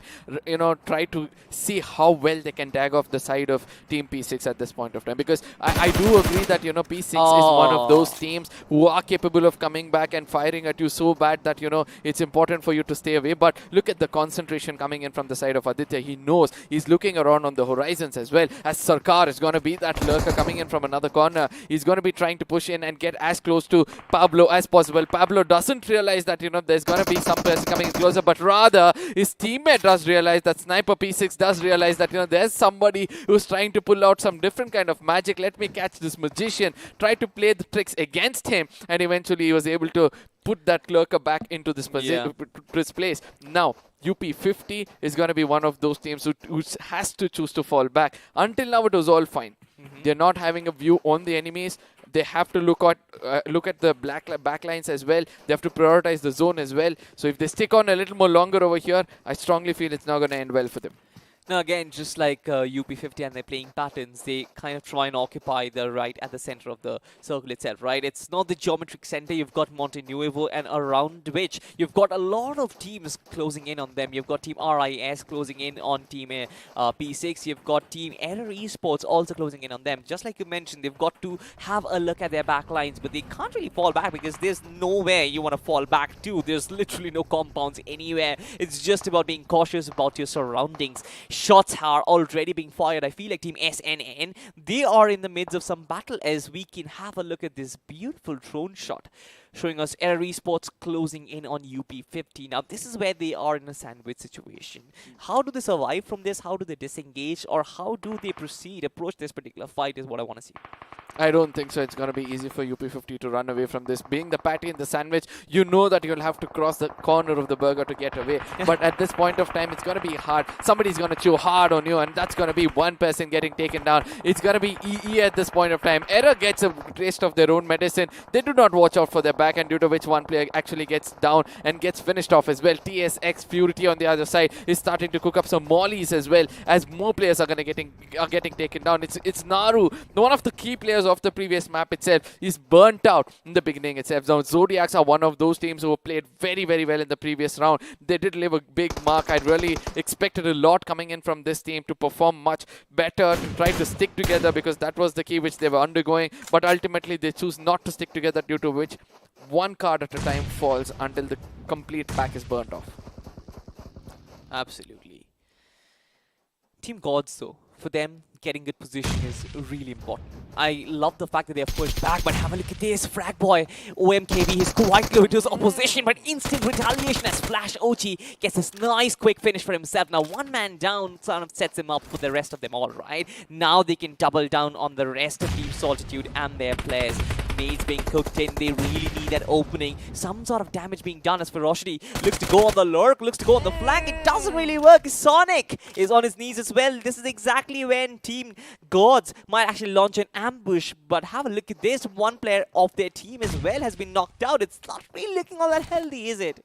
I don't know. I think Flash has to give the right kind of cover fire at this point of time, or else Team Solidity is going to be losing one more player or probably getting one player down on his knees. Now, we have to push forward to see whether this fight is going to continue as the circle is going to be turning out over here. Arslan on the other side comes up to the corners of the circle. They want to make sure that they try to tag out as many finish points as possible, but ultimately, as I said, Arslan is not one team which tries to pick up fights between the rotation and immediately wants to go in for another kind of push away from these players, but they are caught up in a very, very bad situation. It's going to be final call from the other side. I think it's final call from the other side who's trying to do it, but Sean Whitey always shining it out with that 4x, try to restrict that crosshair falling in towards him. This fight is going to get intense. I love the fact that he deploys the smoke immediately and tries to go in the general direction. But Deathmatch Esports, for them, it's a very crucial. They've got this nice flank on final cell, final call, whatever you want to call him, on him. So I feel like his position is quintessential for them. But moving any further is not really in the best of their interest. They've got the mercy of the zone. They've got two players inside the zone already. It is Arslan who actually has to push out towards them. But elsewhere, oh my God, Team Mavericks, they've actually been taken down by Team Solitude, and we did not really get to see that fight. It's disheartening, honestly. I mean, when there's something brewing up in front of us, it's hard for us to cover all the fight. But I do understand the pain which you're undergoing right now, because sometimes your favorite team, you would want to watch them either dominate or get taken down. Now, Arslan is going to be one of those teams who are still, waiting off the opponents. They do understand that they do not have control of the circle, so they have to make sure that they get the right kind of rotation. Probably they're pushing back to such extent it's going to be easier for them. Heroes on the other side have fallen down on their knees. It's not one player, but two. It's going to be UP50 Aditya coming in for that finish. He's going to be cooking up a grenade to get those finish points, and I do believe it's the best way to do it. You're not only going to get some damages, in your name, but also those finishes which are going to help you out. And immediately going in for probably a smoke so that you can loot those resources which you've burnt off so far. A good call from there. Certainly. But again, Deathmatch Esports still going on the offense. Artillery being showered in as they still trying to make a move right now. Tiger right behind that pickup truck in the shack is going to be a real key. But third parties come in to their rescue. I believe it is OMKV who is actually doing much of the heavy lifting right now. But the rest of the teammate, I believe it's Harry IGL who is still surviving, as well as TOX. These two players still decide to go on the offense for Arsenal. They can still pick up those two players who have fallen, but that's not really ideal situation for them. RIS versus Kratic is what we have in store right now. Addy kind of avoiding that fight, but instantly retaliation comes in from Panic, and good stuff as they exchange knocks between them. The rest of the infantry, as the cavalry comes in, you can see, have a look at this. Nope walking in with his M4, but he has been taken down once again. Your reinforcements, and it's an entire barrage of bullets being peppered on inside this room itself, and I have no idea what's going on right now. Oh my God, I love that crosshair placement at the final moments, because he exactly knew that he had to get into a cover towards his left and then try to put that crosshair right at the corner where the enemy is just going to walk into that lead pour, and eventually that's an end of another squad, if I'm not wrong. And I really love the way they took that fight. They just rushed in blank. But right now, another fight to look out for is going to be Deathmatch versus Arslan, as Arslan's in the crosshair with that machine gun. I really thought that, there could be a point where we could have seen that, but Sean, living up to his name, yet again trying to shine out the best of what he can. He doesn't find that, peak head coming into his crosshairs. In case it had come, it would have been a different story. A stun grenade is going to be popped in. It's not going to be scaring anything, but Cyan is going to be losing his visibility for a few seconds. Sean Whitey on the other side is trying to cook up a grenade from the right corner. He does see the footsteps behind it. He does see the foot behind the car, but it's not going to be, of any use. Now, Lazy Boy is trying to pull this strings for a longer time. Sean is going to be pushing in. Can he pull the right kind of music and make sure? But rather, with that element of doubt, is going in for the revival, which could be possible at this point of time. No, Sean is still going to be playing around with the minds of Laser Boy. Let's see what's going to happen next. Oh my God, Cyan and his presence right there in the final third. This man actually prevented Laser Boy from doing anything over there. And what a recovery from Arslan over there. Cyan and his presence. But ladies and gentlemen, we've got another fight that we've got to speak on. And Damager is going berserk. His team Mysterious X is still on the offense. Team Tenacity. You've got Kami K10 once again just showing his caliber. But this man falls as well, I believe. It's a 1v1 right now. You've got Reaper Jord versus damager. This guy looks to sort of finish in what's already been done right now. He's still looking to get those finishes to their name, probably recover a couple of players or two, but in turn he's also giving the opposition team some sort of time to get resurrected. One player certainly did get finished, but Team Tenacity, for them, it's it's not really job done. I'm so sorry, to cut you off in between, but that grenade just took away his own teammate, and that's not the right thing to do. I really want to see what Gami's got in left out over here. He's been impressing us throughout the map itself, but from the other side comes off his teammates. Gabi was one person I was looking out for. He did clutch a 1v3, but ultimately the kind of cover fire which came in after that was not good enough, and due to which the whole squad had to hit the ground. Now, let's see what's going to happen, as it's going to be Mysterious X eliminating another one. There's some exchange of throwables yet again. It's going to be CRC versus the side of Asla. How much more fights can the team Asla take as they're rotating around and round and round with the pixels not being found, but rather from another corner, him gets that connection right. It's going to be Asla on their feet, most of the players on their feet. A right push against them. Cyan is going to be the last man standing. Let's see whether Addy will be able to pouch this grenade into the right corner. Cyan just moves away at the final moments. The grenade does do a little bit of a damage. Let's see which person is going to be standing out tall. It looks like it's going to be Kratik as they eliminate Asla, who's just got 3 finishes in their name. Poor Asla over there. I had no clue what they did right there, because they were in the midst of a rotation right there, and Kratik were like, boom guys, you are our victims. But once again, ladies and gentlemen, a very quick game, which is coming to a very quick finish as well. Aim God gets wiped off. You only have 6 teams and 22 players alive. Heroes officially get taken down by Autobots. Now I want to see Autobots right now. Have a look at this. 5 finishes to their name. They've still got 4 players alive. This is exactly the situation they want to be in the first map itself. But have a look at this. Gods, they're right in front of Kratik. They've caught them exactly where it hurts. Panic is down right now. The rest of the place, they're still rejoicing over the fact that Asla was the team that they took down upon, and Gods can actually capitalize on this opportunity. Players out in the open as another one falls. You've got Fear right onto that flank. Only him, I believe, is the one who is still standing. Has a lot of job to do. Right there, you've got another player in the form of Beams. A 2v2 situation right up top. Oh my god.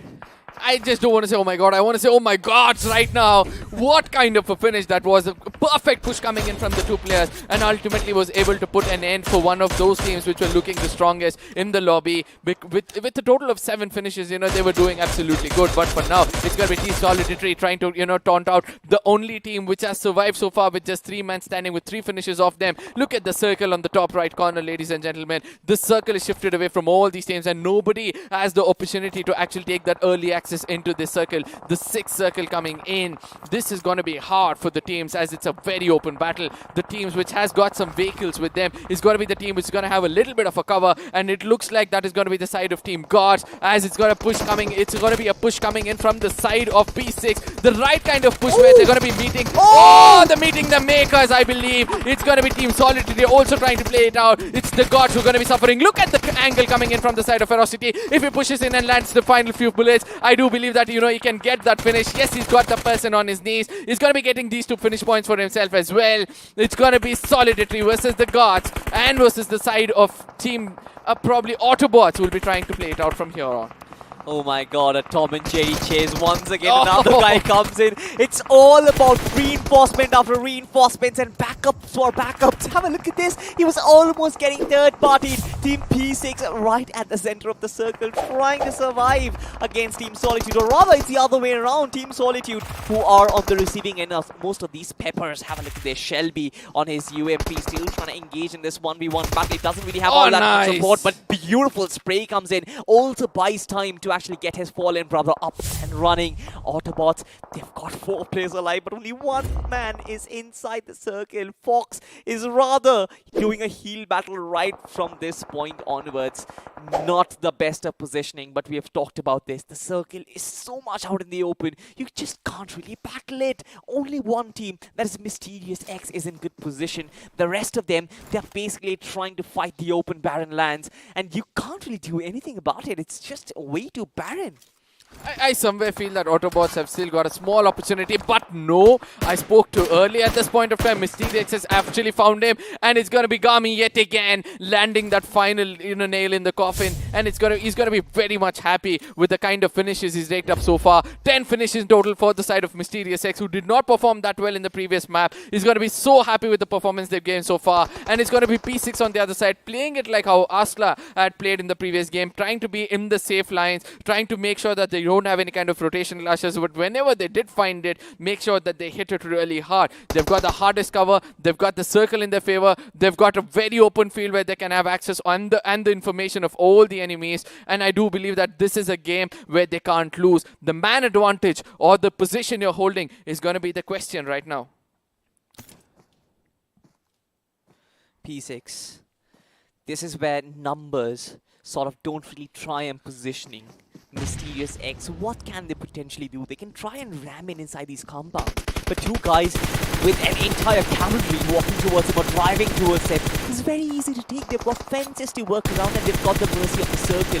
This is what happens when you actually are pretty brave enough. Consistent performance after consistent performance. First game chicken dinner. They're actually building up for another one. Shinigami being spotted. A beautiful spray, but of course, not a lot of those bullets connect. I love what Mysteriox is doing right now. They're using the smoke to disguise their presence, but of course, throwables are also in hands of P6, and that is exactly who they want to land right in front of them.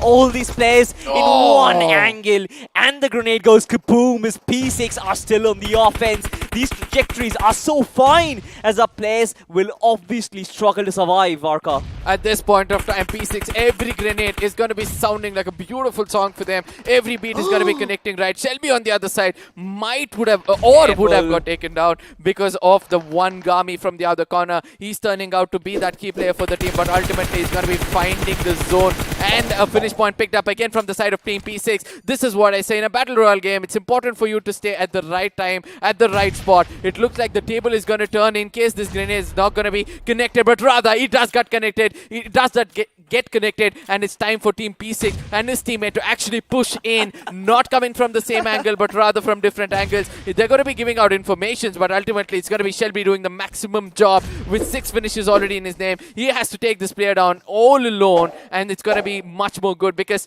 7 finishes in your name for a team which has got 10 finishes is a good thing for sure. They're certainly feeling very confident. Look at Team P6. They're feeling themselves. They're deploying the smokes, giving away their position to the opposition. We have seen this happen. We have seen throws happen from this point as well.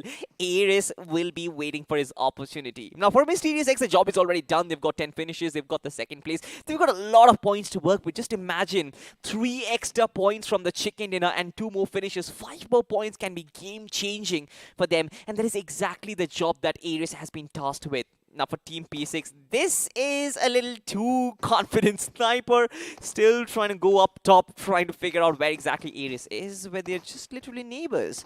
Shelby and Ares, pretty close to each other, still not having spotted them. I guess he has. This is exactly where the offense comes in, and Team P6 get that winner. Consistent performance after consistent performance, just like Arca loves to put it. A good balance of finishes and positioning in the final circle. I just loved it, Mysteriox coming in from the other side. 10 finishes what they could gain with decent amount of finish points for themselves. 10 finish points also coming in. Autobots Esports on the other side. The team which was looking so strong with just one mistake which they had to make. They had to hit the ground so hard. But P6, I know that, they right now are going to play just for an average of few points in the next few games and making sure that they cement themselves into the next round. Now, P6 is going to be one of the watch-out teams for sure with 8 finish points and 15. With that 8, Shelby alone has got 7 in his name or 6 in his name. And that shows the kind of caliber this man carries. Absolutely, but have a look at this. Mysteriox, Team Solitude, all of them have decent positions for themselves, right? 22 points, 19 points, even for Autobots for that matter as well, 15 and 12.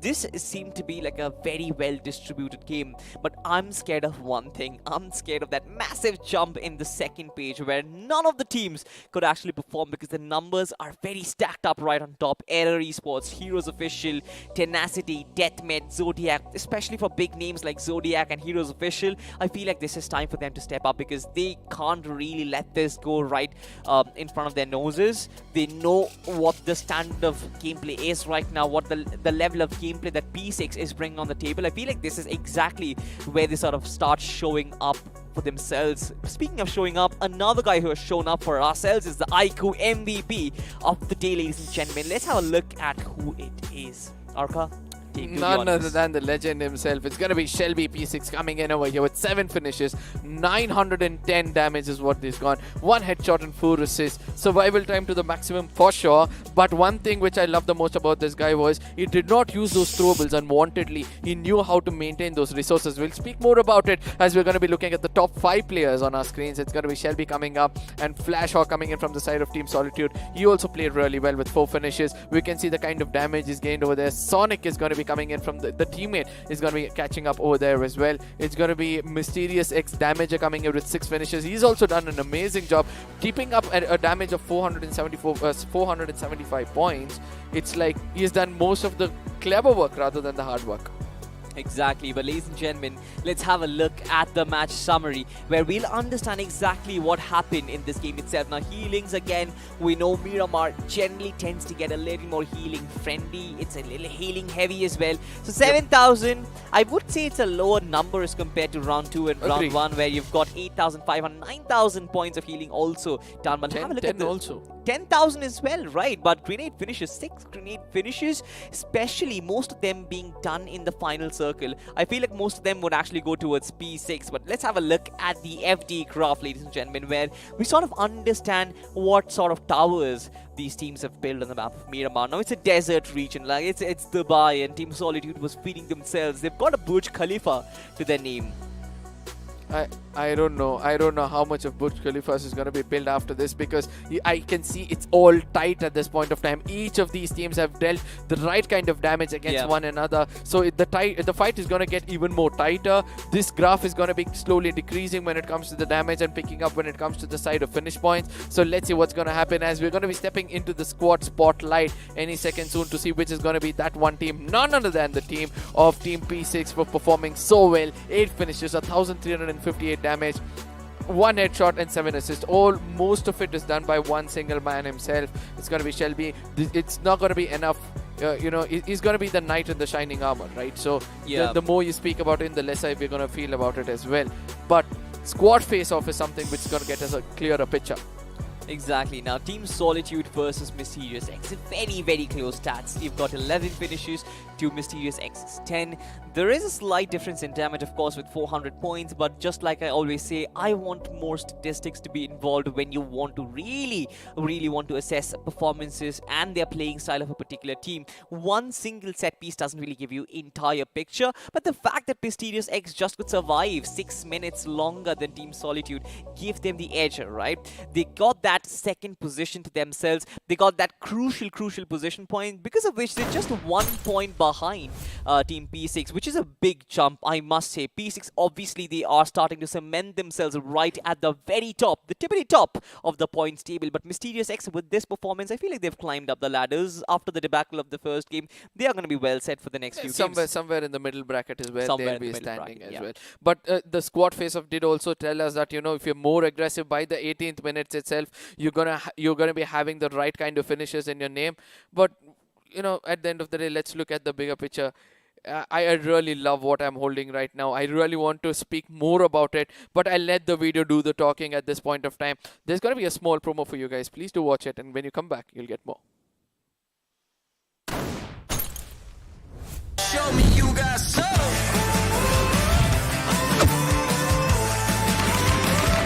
Just the way you like it. So good, so fresh. So good, so fresh. Where do you find this beauty? You're gonna find him on Amazon Special. I mean, the one thing which I love the most about this is gonna be that 4D game vibration. Now, Yeah. people are wondering, what is this 4D vibration all about? So when you're playing a game, holding it like this, and you get shot from the right side, you get a vibration coming in from the right side of the phone, and you're getting shot from the left side starts to vibrate. So even though you're playing in on mute at home and you're not listening, you don't want anybody to get to know, these vibrations are gonna help you, ladies and gentlemen. So get this thing, this is every time one more feature comes out of my mouth, you're going to be like, take my money. Absolutely. Take my money. But ladies and gentlemen, we'll have a look at the highlights where we sort of watch all these action unfold once again. Of course, you've talked about the vibrations. I feel like if I am playing this game on my device, my phone would always vibrate because I'm always being peppered with bullets, but bullets being peppered on Maximus as well because this man was sort of caught off guard. Now, his nade also did the talking. It was an exchange of knocks, but that doesn't really count because eventually you've got backup to actually help others up. This is exactly where Team Zodiacs also sort of struggled as well. Now, we sort of predicted this, didn't we, Arka, where this circle, which is so far away from the flight path, it's going to force these players to go on the rotation, and while they are on the rotate, you get to see most of these mid-rotation fights, which Team Solitude have actually come right on top of a lot of them. See, that's what I said. Team Solitude had prioritized the zone beginning. They were trying to hold that mountains, which we speak about, and they were not allowing anybody to cross over, due to which they were paid with the highest price. But UP50, I was looking forward for this team to do much better. And further on, when we look at the side of Asla, I was very impressed by the performance of Asla over here. They took every single fight into their hands. They made sure that they reaped some benefits out of it, even though it costed them a little. They played really well. Now, Kratik on the other side, this was the point where I really commend the side of Bean. Yeah, I mean, he just held on to his crosses. He knew that, the person is going to be walking up in that corner, placed it well, and Asla over here, where everything was going fine, as it was Shan who was trying to do the right kind of corner plays, and ultimately one good grenade coming in from the side of Savan had to put an end for the opposite team. A very good steal over there, I believe. It certainly was. But for Mysterious X, this is where they start the onslaught, right? They just have one finish to their name. By the time they reach the final circle, they will have 11. So that's a healthy bump. That's a very big bump. And having those 4 players alive inside the final circle is also a very good stuff. But yeah, you talked about it, right? He kind of blew his own teammate up with a nade. That's unfortunate, but sometimes you do stuff that you have to do. Rather a smoke. I still keep wondering, what did he think that it was a smoke rather? Might be. Yeah, but the gods, it or was he all might have there. just wanted to have his friend blown up. Might have a grudge. Hey, you've stolen a finish from my my leaderboard, so I'm gonna finish you off. I hope not, but at this point of time, Team Solidarity, I really love the way they play this. Gods on the other side, where I really thought that Gods did prove themselves as to why they're named after that, but ultimately it was Solidarity who put an end for them, and it proved to us that Gods are just mortals and nothing else. Look at this, every single time we saw this happening, there was another person coming in from the other side, and this was the final nail in the coffin where the Gods had to say goodbye. Solidarity could have ended the spree over here because Team P6 was one of those teams which were looking out to grab those finish points, and it successfully happened as Shelby was the person doing it. And the final moments where Shelby actually baited it out properly, held the crosshair to the corner where the Gods are going to be walking in. Perfect gameplay. Absolutely, but then again, the circle sort of playing a party pooper in all of these teams' attempts and getting the chicken dinner to their name. Now, you kind of understand, right? When you get those circles towards the western part of the map, you know that it's going to end up in somewhere in a very open area. That has been the trend for us, even in Erangel, even in the map of Miramar. I'm not really sure what Sanhok is going to bring forth for us, but every single one of these nades, they're always going to land because, of course, have a look at this. They're throwing in so many out of them, and eventually it's just supposed to land on top of your head. There's no way you can dodge so many, especially when you're completely out in the open. There's literally no cover whatsoever. Now, you spoke of some sort of vehicles to work with, some sort of cover to work with as well, but when you are in this kind of position where you have the play zone right behind you, there's literally barren land in front of you, and a team who is your competitor, who is your contemporary inside the final circle, they've got a compound to work with, they've got a fence to work with. Your time is done. Yeah, ultimately, yes, I agree on that. But there are lessons for us to learn from the side of P6. I'm going to be as brief as possible. The one thing is going to be use the right kind of resources at the right time. Shelby, even though he had those, throwables, he didn't use it until he he understood that the projectile is going to be reaching the opponents. Point number one, make sure that you know your projectile properly. Point number two, the final moments when they had that enemy sleeping right in front of them, the teammates were all sleeping one behind the other, and that's a very clever gameplay. In case the opponent gets up and shoots one player down, the knock person is still going to be your cover, giving you an opportunity. And when this person is going to be taking all the hit in the front, the person behind is going to be making sure that he takes it. And I really love it when such gameplays come in, and these minute points can actually give you a lot of confidence. You can learn a lot from this, and I believe that this is what they did. I just don't want to fluke it out for them. Absolutely. I mean, I'm also learning a lot out of Arca's analysis, because you are someone who's got a very minute attention to detail with every single basic that is there in the game. And I'm pretty sure that most of the professional players who are playing at a big level, they're sort of well versed with it. But for the young guns who are watching, for the ones who are sort of thinking like, all right, we will be one day there as well, you can take tips from Arca. You can also DM him on Instagram. Maybe he's going to give you private coaching. Do you do that? I'm not really sure if you do, but of course, this is where you can also learn a lot. Like, you can watch these players who are playing these lobbies. This is a very fierce lobby, right? I believe 64 are the best underdog teams in the country. This is as good as it gets, right? There's no time for stupidity. There's no time for bad plays right here. You've got to be extremely skilled to reach this stage right now. And if you've done something for what P6 did, like that is getting back-to-back chicken dinners, you've got to be very skilled, and your basics have to be very good. I mean, getting praised from a person who's got so much of fan following on socials, I do feel a little, I'm not really sure about that. Yeah, but yeah, right now we're going to be stepping into the next map. It's just pulling your leg, my friend. And I just hope that, it doesn't hurt you at any given point. But yes, we're going to be looking at the matchup of the next game. It's going to be round 3, which is happening over here. The next map is going to be the map of Sanhok. Ladies and gentlemen, this is group 1 of this round 3. Just remember that things are going to get more intensified, as On The Desk is going to be joining another analysis, and which I love to speak, terms and numbers, as he's the best man there is in the market right now with the numbers. That's going to be Fixes back On The Desk. What do you have to say about the last map? There was a lot of ups and downs. You would agree on this one point that there were teams which performed phenomenally well when it comes to Mysterious X, and there were times when Arsler was also taking a lot of hittings but still standing on their feet. What do you have to speak about such teams? These are the two teams that I really feel that they're going to be heading off to round number 4, right? Because the way they've been playing, the way they've been performing, it's on a whole different level. Exactly the kind of a performance that you guys need. But again, you're talking about performances, you're talking about keeping yourself cool.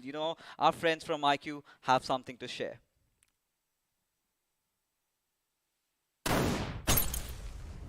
Show me you got soul.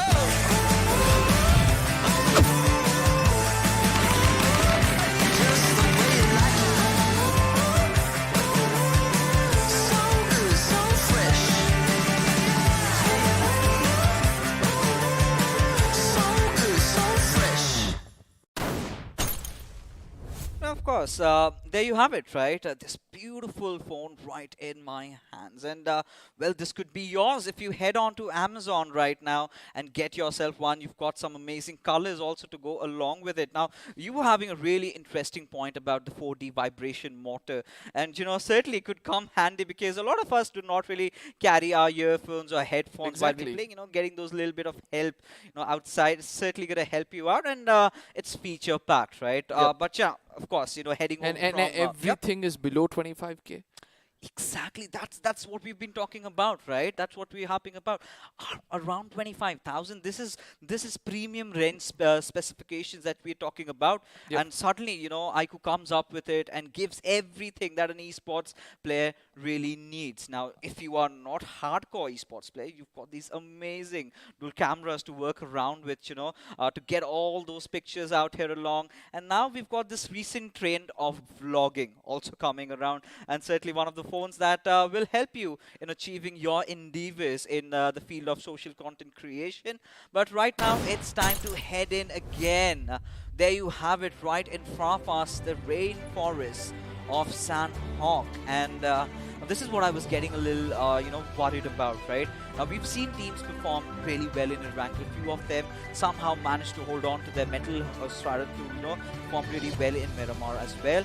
Now, the transition from Miramar to Sanhok, this is where it gets really, fishy for all these teams. How do they play it around considering the circles panning around like that? Now, this is where, Arka, I've got to ask you this. Do you think B6 has what it takes to get that hat trick?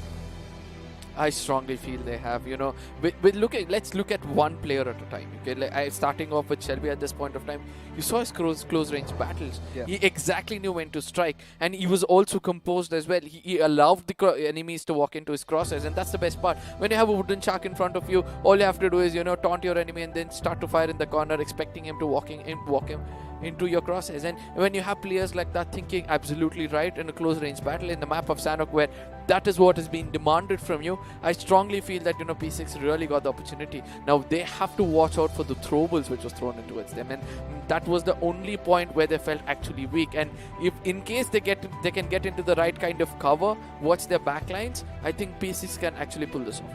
I'm not really going to be very judgmental about P6 because in the game of Miramar, I really thought that this was not their game to win, but they still somehow managed to see it through beyond every other circumstances that did come upon them, ladies and gentlemen. As we have taken it up to the skies, it is going to be the match number 3 of our round number 3 over here, ladies and gentlemen, of group number 1, as the flight path trajectory this time heads all the way towards Camp Charlie. Again, we've been talking about this multiple times. Does not really matter how the flight path trajectory is. It really comes down to how you're going to take the circles, right? We've seen a lot of these western circles being popping up recently. We've seen a few circles going towards that eastern side. And this is the point, I'm starting to wonder, when are we going to get to see a Nakam or maybe a Sami circle, Arka? My mind is all thinking otherwise. It's like, let's go for a Tambang circle, where everything is going to be questioned for you amongst the salt. I do miss Salty in this conversation, but coming back, it's going to be an early skirmish coming out. It's going to be Zodiac trying to take the fight to the enemy's face, and I do believe that they could be successful. For now, they picked up the first one. It's Spray, who's on his knees, who's going to be traded off as well, but Zodiac with one finish and Team SSN with one finish. I know that, the punches are almost equal, but I can see there's another man down on his knees who's going to be picked up. That means Zodiac is going to be looking much more stronger. What a momentum that was built up by them. But ultimately, one man shows his back towards this team and ultimately has to pay the price for it. Oh yeah, indeed, they have to, as Zodiac Esports really capitalizing on the fact that, Team SNN were feeling a little bit lost inside this huge paradise resort. Did not really know how to enter in, just being oblivious about the positioning of Zodiac, and had to pay that hefty price with them already clinching 2 finishes to their name. Of course, now Maximus and his teammate really need to back off from over here. Zodiac have established the supremacy, at least in the paradise resort for now. I strongly feel that Zodiac can actually scavenge the last player down. They do understand that, they have pushed him to the corner where he's not looted. That's the point, He's not farmed any of these. So they do realize that this man can be, a person who's not have the right kind of armory. They can actually push in against him because they heard that person running away to that corner. But ultimately, a wise decision coming in from the side of the IGL. He's like, let's fall back. We've already lost Spray. Let's try to play for some placement points with that early finishes of 3, which is going to be confirmed any second soon. And I do believe that, Zodiac are doing the right things over here. It's such an important game for Zodiac, especially, having a really good start, because the first 2 games, they were sort of mediocre, especially how they played in round number 1, and heading on towards round number 2, the number of finishes sort of started reducing, right? Now, this has been one of those teams that's desperately trying to get a lot of good position points to their name. Haven't sort of been one of those teams that, is the one picking up a lot of fights, right? Now, this was sort of a message being sent out to the entire lobby. Now, if it comes down to taking fights, we're not the ones to back off, and Maximus just being thwarted off. Now, this is where, the mystery really coming along when you enter into Sanhok. Do not know where your opponents are going to land, and are you going to have a drop clash. This is where the metals are going to be tested, right? This is again one of the other teams, Team Solitude, that was in such a good position in the map of Miramar just to give it away towards P6. Now they certainly are looking in for some redemption over here. Absolutely. Now let's take our attention towards the side of Kampong, where 3 teams in close proximity with one another. Chances of them all fighting it out is inevitable, as nobody's at quarry, and the first team to actually go in and acquire quarry at this point of time could be blessed as well. It's going to be Pauli having to look out for somebody. It's Jor running out in the open. He doesn't find him. I probably did not have the right kind of scope, and that's why, he couldn't find him over there. But ultimately showing his back at this point of time. Have to be careful. The heroes need to be taking this fight, and ultimately they do find him, and they're going to be some sprays against him, which is not going to put him down on his knees, obviously. But heroes have to, live up to their name at this point of time. If they do not, I think they're going to be packing themselves home. Yeah, I mean, just striking fear in the opponent's hearts, right? And Kabi, he's been the star of the evening so far, especially his heroics in the first game of Erangel. And now he's in such a dicey situation. I mean, where does he go from around here? Because now for tenacity, they really showed that tenacity in that first game, where they were not really in contention of achieving anything at all and still ending up top 3. Now Kabi has to make sure does not get hit again, because he's just one shot away from being taken down, and he's talking about taking really good shots. Again, this is one of the spawns that we've been talking about a lot lately. It's the iQOO Z6 Pro, ladies and gentlemen. Might as want to check it out on Amazon for now, as Team Tenacity, well, in a really whole world of trouble situation. Now being pushed upon by the boys from Heroes officials, it has to be for them, because now Heroes, again, a big name coming in, grinding it out through the qualifiers, and now here they are. But they haven't really been playing the way they were supposed to, right?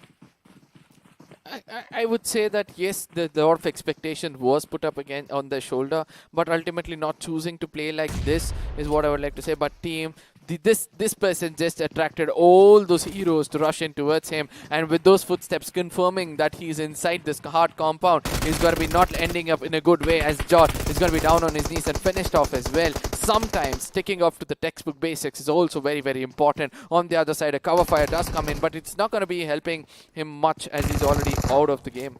I could see his foot from just below the house shed that we had, as Drago OP is going to be taking some really hard measures over there. Did the right thing, trying to lob that grenade in and get that finish at least secured. As now we can see Kabi also joining the fray. Now, one other problem that I really feel with Heroes that was really good was initially they started picking up the isolated players, went after them. Now, in terms of doing that, they kind of got themselves sandwiched. Now, Team Tenacity, the tables have turned. If they find the good angles on the players of Heroes, I think they're done for.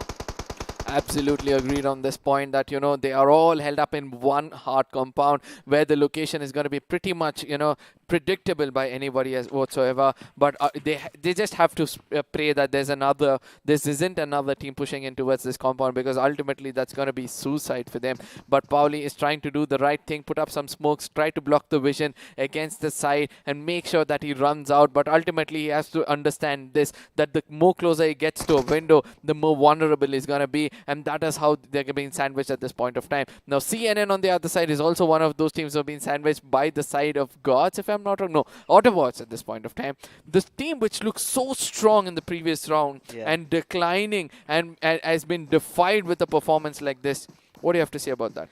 Really can't blame the teams, right? Because again, like we've been talking, this is the first Sanhok of the evening and the only Sanhok that we get to see them playing. So they were kind of not very about overall the day rather, I'm sorry. Overall, I mean, it's still early times, to come to a judgment, because again, you've got top 8 teams qualifying. It's just that one good chicken dinner game that you need. But I really feel that Team SNN has done a lot and still have potential to do even more, as Heroes somehow they managed to perform a split over here, as Asla find themselves in a little bit of a situation against the players of P6, who are starting to lose out on numbers and now just have 2 of their players surviving. I would like to say this, that, Asla is one of those teams, once they start to take a fight, as I've spoken before, they do not want to get into any kind of rotation clash. But if we try to get into the compound they're holding, they're not going to stop themselves. And right now, Kid is the person gone down. Pablo almost down on his knees with the right kind of, grenade being popped in towards them. Look at what Asla is doing. They're not rushing. Rather, they're trying to throw those throwables to wait off the enemy. And that's what I love the most about them. They're not going to be pushing at any second soon. the crosshairs are still going to be fired towards the side of enemies so that they fall back. And from now on, P6 need to be very, very careful. As I told, key player lost, is the game done. I mean, this is where you start feeling the heat, right? When you are on the verge of getting a hat-trick. But look at Heroes. I do not know how they got themselves out of this really, really dicey situation. But now they're going to go after Drago, have the perfect angle. But cover fire comes from behind in the form of their teammates as Green needs to take some cover, needs to heal himself up. As now this is where Puwali would be searching for a few grenades. But it is not really necessity as God is going to get that knock secured. And there you go. Creed now just getting traded off. And it's Kabi who's been doing majority of the heavy lifting. High time for the remainder of the players of Tenacity to step up. But Kabi doing the wise thing, trying to push away from that compound. He's going to be falling back and trying to hold another angle. I just hope that he had held it in a little bit of a distance because he had covered himself. I don't know what to say. He had to fall down on his knees, but ultimately the rest of this team, that is going to be the side of Heroes, is going to be very, very happy with the free finishes they're going to be getting for themselves. And let's not forget that it's just going in for some placement points coming in from the opposite side. Heroes official holding on to your nerve and trying to play with consistency and composure is going to reward you with a lot of points, and this is the best example. You know, I'm starting to get surprised, rather baffled as to how on earth could they really keep themselves alive in this situation with all their players, you know, still standing.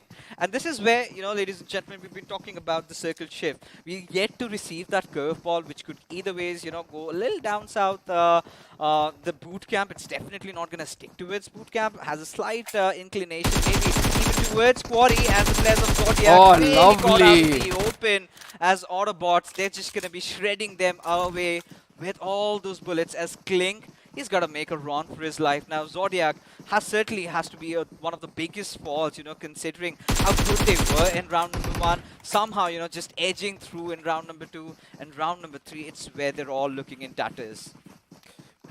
See, you said, right, it's hard for us to blame against one game, but Zodiacs have played bad in more than one game. So it's important for them to actually, you know, live up to the expectations of their fans, but or else they're going to be losing not only the game, but also their confidence in the upcoming games, because ultimately they do realize that, you know, they have nothing to lose. They might rush in blank. They've got 3 finishes so far.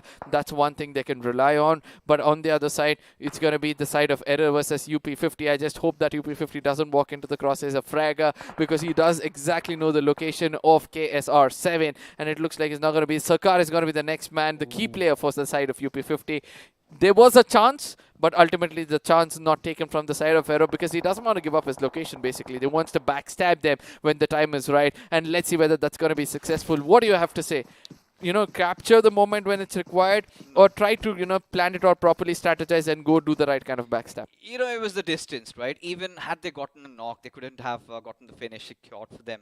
And that's a good decision being made by Erin. Now, they know that they're the king of the hills. You've got Kratek, you've got UP50 in your fridge. Just might as well, you know, just go a little calm down there, let the fight erupt between these two, and be the ones being the scavengers in that particular fight. But Asla, I'm pretty sure these boys have been making so much of those noise today, even in Miramar. You know what Shan has been pulling off along with his teammate Sayan. I've been enjoying every bit of that. You know, that teamwork clearly in display, but this is where it gets tested. You know, this is where they go up against Heroes officials. Now, the biggest question over here is, are they aware that there's someone hiding inside those compounds? Because I believe the players of Heroes, they haven't moved a muscle up until now.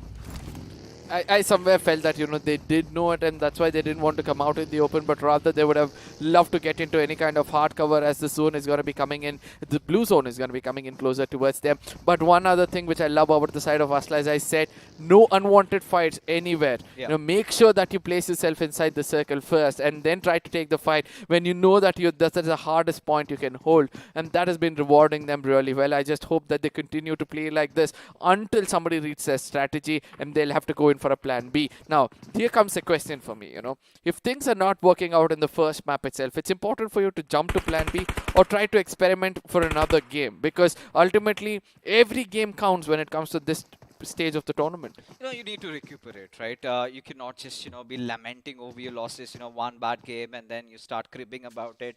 You could have done better, you could have done this. You still have 4 more games to go. And with every passing game, the number sort of kind of reduces. This is where you've got to keep your calm. We've seen so many of these teams, kind of bounce back after the 4th and the 5th game gets over. And this is where you need to know, you need to seize that right moment. You need to keep your calm. Do not really crumble under pressure, because that is how you're being tested, right? Because in the battle royale genres, you do not always have the circle favoring you, do not have all your teammates alive. But right now, this is one of those teams, Risk Official really need to step up, and that too big time. Have the best, hottest compound in Sanhok right now, the boot camp. And it's quite an interesting spread, I must say. But look at the splash of colors coming in from the western side. This is where, you're going to start anticipating those fights just erupting in the next couple of minutes. CN and Maximus and Zero Boy, these are the 2 lone rangers playing out right now. And it seems like, the zone is going to be blessed towards them a little as well. I just hope that they take advantage of it and try to get the placement points, which the team couldn't acquire so far. But DMES is going to be one of those squads who have to act perfectly right now, because they have a height disadvantage which could actually go against them. Wow. Oh, what a gameplay coming in. The right kind of placement of crosshair, the right kind of recoil control is going to be awarding them. Error Esports on the other side is going to be on the defensive side, giving an opportunity for the side of DMES to actually push in and grab those higher grounds, which has been going against them. But Basha OP on the other side wants to give the cover fire, avoid them from avoid them from actually coming in closer to them. But I don't know how far it's going to help them when it comes to this kind of a circle. This is where, the altitude advantage that you really have with Error Esports is coming in handy. Right now, with Fragger getting taken down, it was a beautiful knock coming out from Laserboy there. But at the same moment, we witnessed that trade also come in, right? This is where, the other teams out there need to understand the fact that, Error Esports, they're the king of the hills at this point. As long as the circle does not shift away from them, there's no point fighting against them right now. You've got to hold on to your horses. You've got to watch out for the other players. But for now, Team Kratic, a little bit of a situation. Team Mavericks are really, joining the neighborhood out here. Newbie and Mavericks, they need to start coming up with something really big at this point. Because if they do not, things start tumbling over. It's going to be a steep fall for them. As look at Ferocity. Spots out Newbie, just waiting. The trigger discipline has himself placed in the right crosshair. He knows that he's going to get that knock. And also the finish. It's not going to be a tough, tedious job for him. Solitude get a finish to their name as the boys from Mavericks. Well, Newbie was certainly lost in there. Had to pay that hefty price. Watch your backs, as the slithering snakes can actually strike you, and this is the perfect example of a slithering snake striking at the right time. And I really love the way they're still holding on. The composure is still within the team. He went in for that knock, but did not bother about the finish, because he knew he was the person in the front. He needs to be the eyes of the players behind him, and he allowed the support to actually finish the job for him, and that's a very, very good thing. Now, looking at the rest of the things, DMES is still stuck up over here. How well is that going to turn out for them? I do understand that they are awarded with a little bit of a center of the circle towards the side of bootcamp, and the opponents who are actually firing at them are from the other side of the ridge. But still, sometimes you need to make sure you have the hard cover in the map of Sanhok, or else you might ruthlessly get taken down, as the circle is going to be shifting a little bit more towards the side of bootcamp. Yeah, I mean, in just next couple of seconds, we get to know where the 4th circle shifts. We finally get to see that little curveball. That's where we're gonna have our majority of the fights breaking out, right?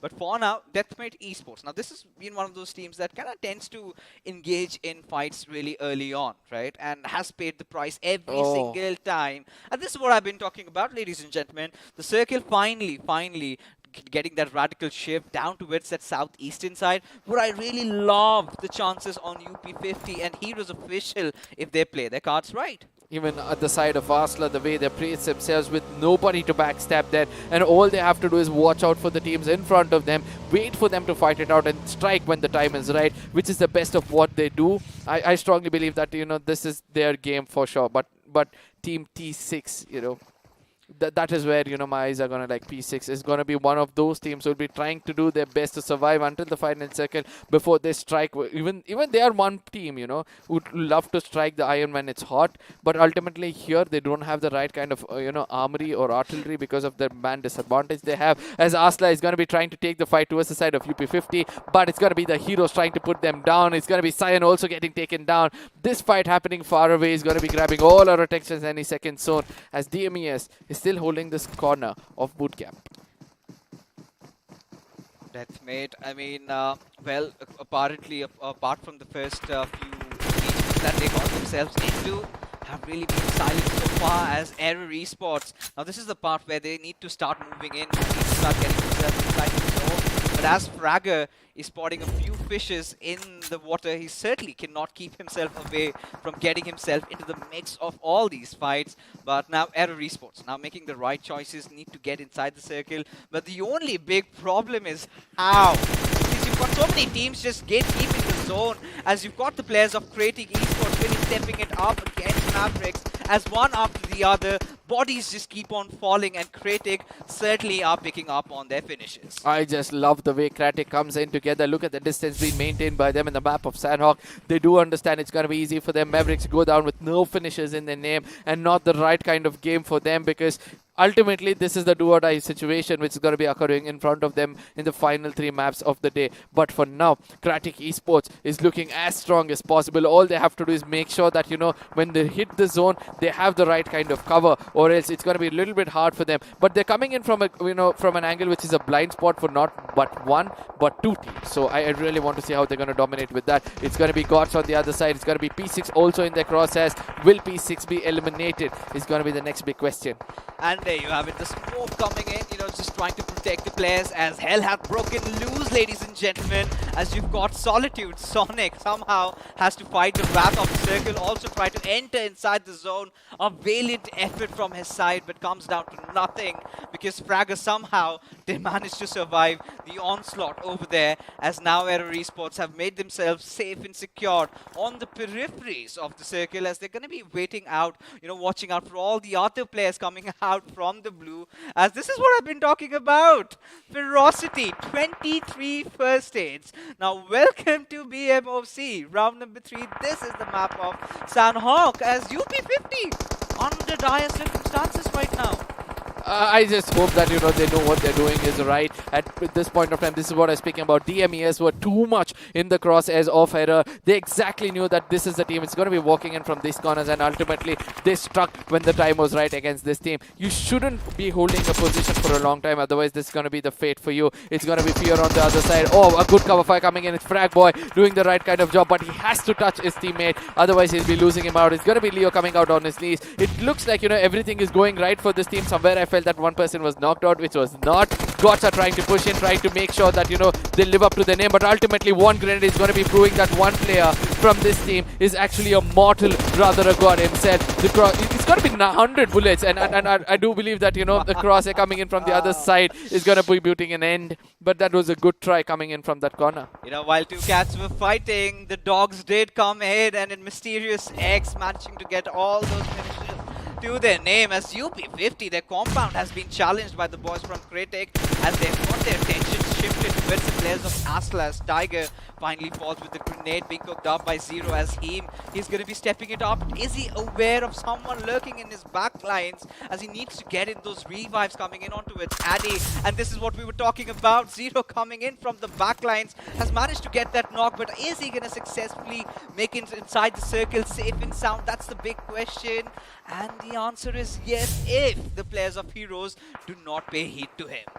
Look at that. It's on the other side. P6 is still doing the things right. This is what I said. Once they hit the right corner, that is when they start to play the music. And sometimes this is music to the ears. And let's see how things are going to end up for the side of Aslav. It's going to be last man standing. As always, they try to play for placement points. I think they've done a decent job so far when it comes to finish points, in case they just rake up some 8 to 9 placement points for themselves. But P6 on the other side, even though they lost Kid, Look at the position they're holding inside the circle, and also the kind of finishes they're raking up. 5 finishes so far, and they're looking the strongest inside the circle, apart from Mysterious X, who's going to be coming in. 2 other teams are going to be coming in to backstab them or probably grab attentions. One is going to be Heroes, the other one probably is going to be the side of Autobots. What do you have to say about that? You know, right now all I'm thinking in my mind is, can they get their hat trick? As UP50 are going to be dealt with the brunt of all those shots being fired at their direction. It's going to be just Rage God going against the entire horde of Mysterious X, as he's going to be cooking and tossing off the grenade. Is it going to connect? No is going to be the answer, as somehow he's managed to keep himself alive, but he still needs to go 40 meters inside the circle with so many players watching out for him. He's been making so much noise out there. Has got a little bit of a cover to play around with, but Mysterious X finally stepping out of their cover, have spotted him out, and there comes those shots. With that, UP50 will be biting the dust. I did not expect that to happen, but Mysterious X, as I said, is going to be one of those teams who's got the right corners to hold on for. Look at what P6 are doing. They know the location. They know that the Heroes have to walk into the crosses. They're just going to hold up. They're not going to do anything wrong. On the other side, Max Payne is cooking up a very good grenade. Let's see where that is going to be landing up. Heroes is going to be Aim God and God. 2 of these 2 key players for the side of Heroes still alive and inside the circle. Now let's see whether they can actually put an end for this hat-trick, which might be coming in towards the side of P6. He does realize that there's a person behind the rock, puts up a molly, just a defensive gameplay coming in from their side. It's important for them to prioritize the zone, as they have a little bit of a ridge, which they'll be doing as we speak, and trying to make it inside the circle as quickly as possible. Nobody to backstab them, but ultimately they do realize there's another team holding the hard cover inside the circle. Least is going to be this: do not walk into the crosshairs at the beginning itself. Let the others do the job, and when the time is right, strike and make sure that you're getting at least the 2nd position.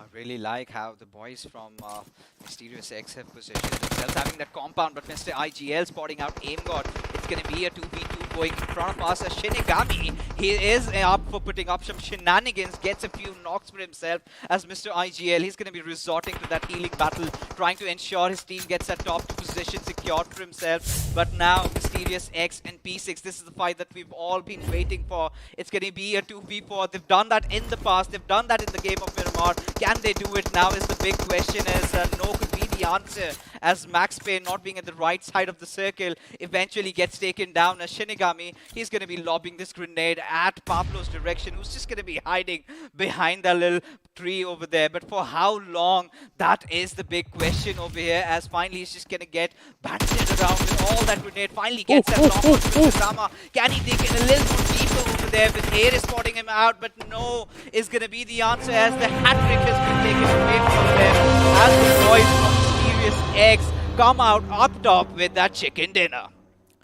Several times I felt that Mysterious X could actually done this. You know, as I said, Asla, Mysterious X, P6, these are the teams who have the similar kind of gameplay coming in from their pockets. So I do believe that Mysterious X are going to be very, very happy and pleased that they put up a 12 finish winner chicken dinner for themselves. And from here on, with the, you know, heavy work already done and the pressure off their shoulder, they can play for some averages. Look at that, 27 points in total is what they've raked up. Team P6 on the other side, I feel that this team has already cemented themselves, you know, with 2 games of winner chicken dinner, and the third one going in with 18 points. An average of 20 is what they've gained in 3 different games. So they've got 60, which is like an average of 10 in all the maps. You've done all the calculations in your mind, my friend. But yeah, of course, I mean, for teams like B6, and then you've got Mysterious X, back-to-back consecutive good games, because the last game of Miramar, I believe they were denied that chicken dinner. It was again a 2v4 situation against P6, but this time they ensured they had the better part of the circle, they had the cover to their name, and now finally have reaped benefits as we move on towards the bottom 8. And this is where, you know, you start, asking questions over here. Team tenacity, and the sort of a tenacity that was in display in that first game has certainly, you know, kind of has been taken down, right? It hasn't been the way that we really even thought to be. And the same goes with a lot of teams like Zodiac Esports. Now, Team Solitude had such a good game in Miramar, now earning just 3.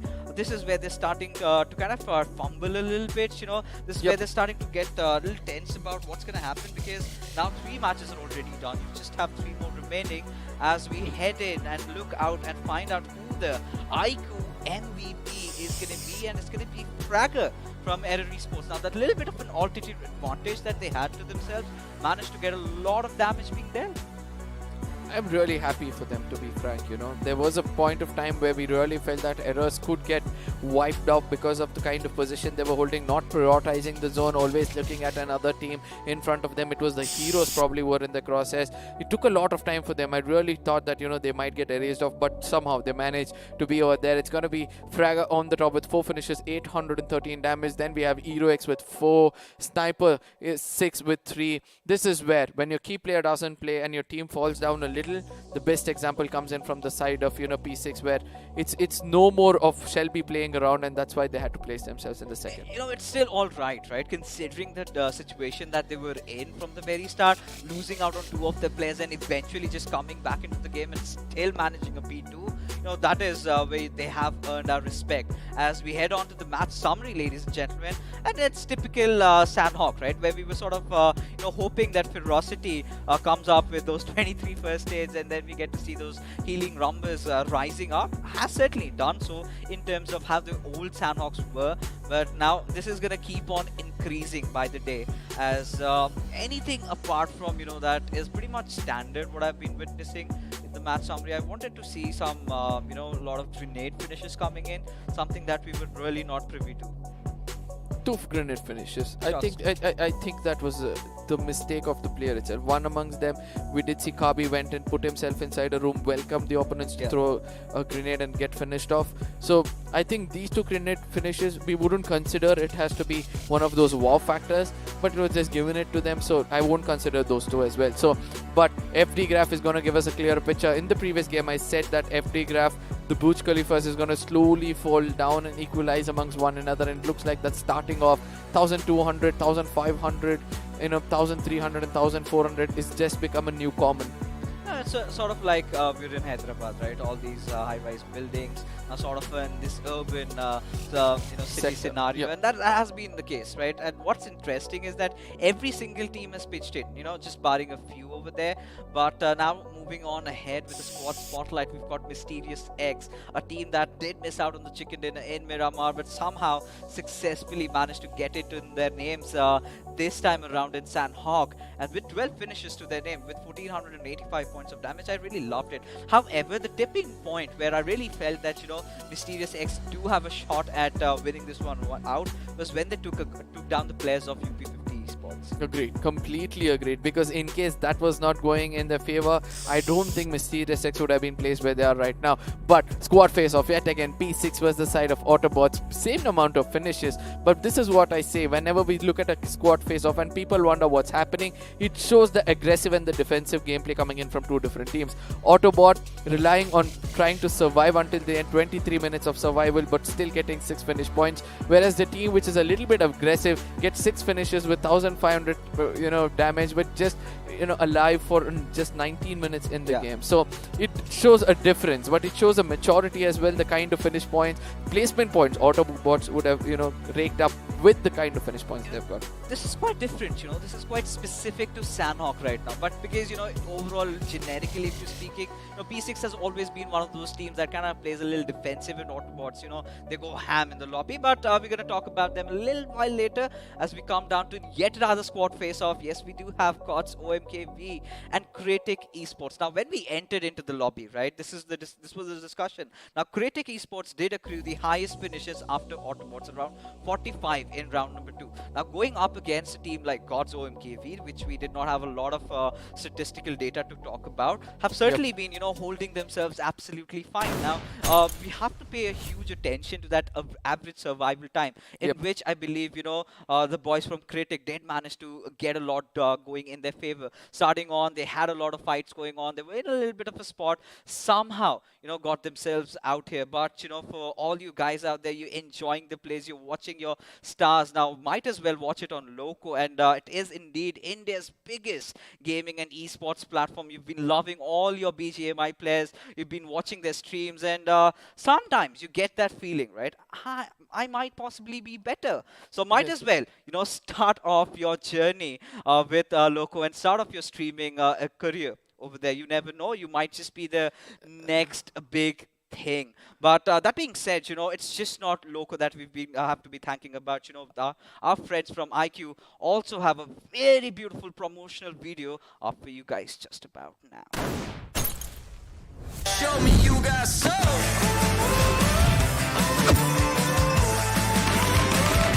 Just the way you like it.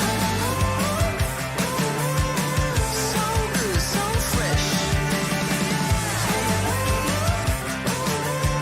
So good, so fresh. Those visuals always keep giving us new views on this phone. Now we spoke about the 4D, and now it's time to speak about the cooling. Just imagine. Yeah. There was a time when we used to grind and we used to keep a small fan below, and we used Still to have.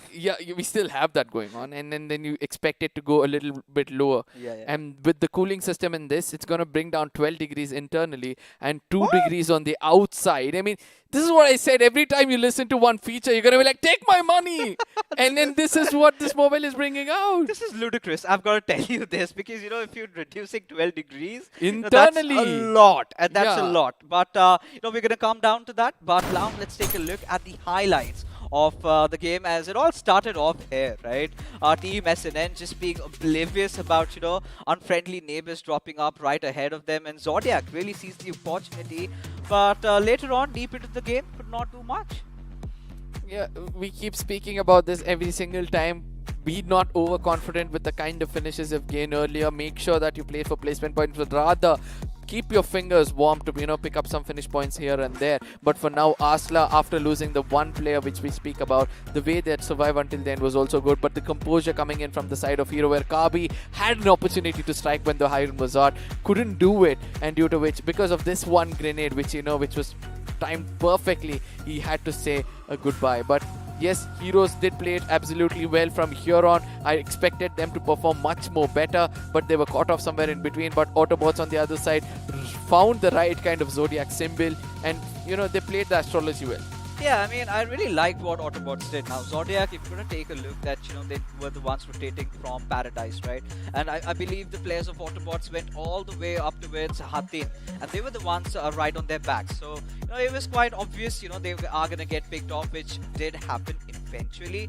But Team Mavericks, throughout the entire game, sort of looked lost, right? Especially with, just newbie meddling around affairs, getting shot from behind. I think it was one of the boys from Solitude that did manage to get that knock-in finish up. But this is where even things did not work out for Solitude, sort of trying to enter inside the circle where you've got so many teams kind of gatekeeping the zone and eventually got picked off.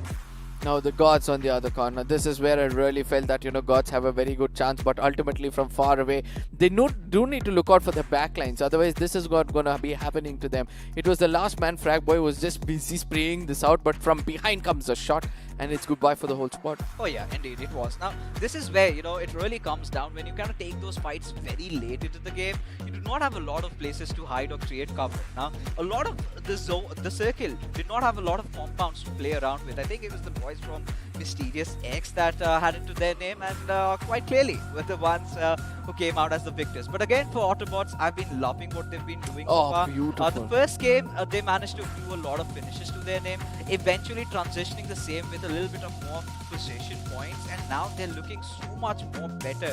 Certainly has to be one of the more consistent teams in the lobby.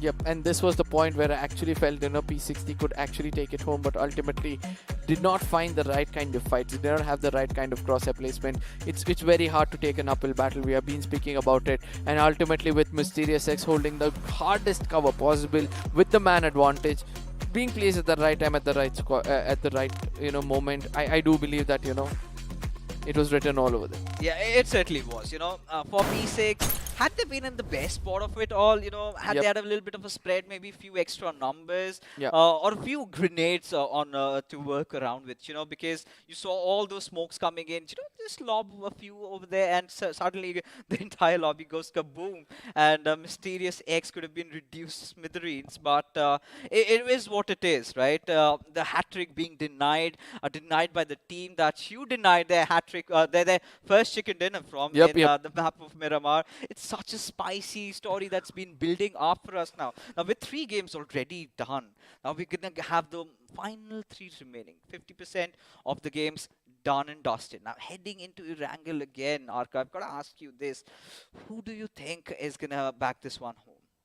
I strongly feel it's the teams in the middle bracket or the lower middle bracket is going to be taking it home, because plan B is going to be started to execute. They have nothing to lose. They've decided now, done. With 3 games are gone. Now we have not raked up the right kind of finish points. Let's just go all out, bro. And let's try to concentrate on this. And this is where that one team which is going to be consistent, which has done all the hard work, like P6 or probably, you know, the side of Mysterious X, who have done a good job, they can actually do well. But as I said, the teams on the lower bottom is going to do much, much better. Oh, they certainly can. But, you know, again, right now, before we have all the action resuming, we're going to go for a quick little break. We'll be right back after this. जब court पर बनी team of 5, छठे यार का दिल टूटा ऐसे जैसे टूटे कांच, क्योंकि अब से कोई नहीं होगा कभी भी left out. Battlegrounds Mobile India brings you the new 8v8 TDM mode. Let the action begin in Santorini.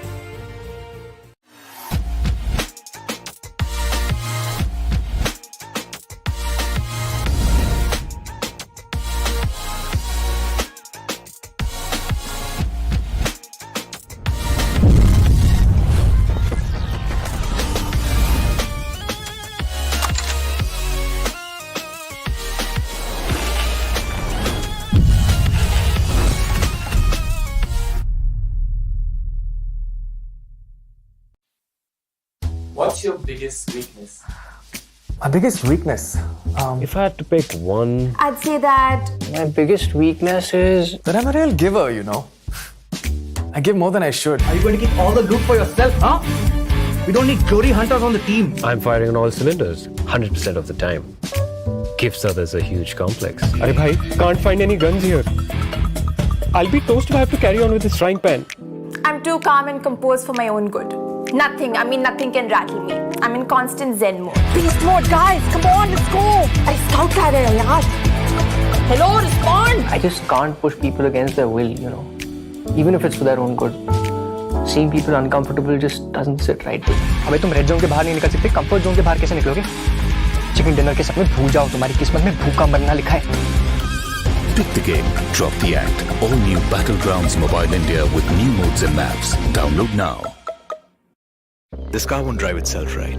Where to go, when to stop, read the map. अब ये सब तो in-game reader ही कर सकता है. And danger rarely announces itself. इसलिए आगे बढ़ने के लिए एक स्काउट भी जरूरी है.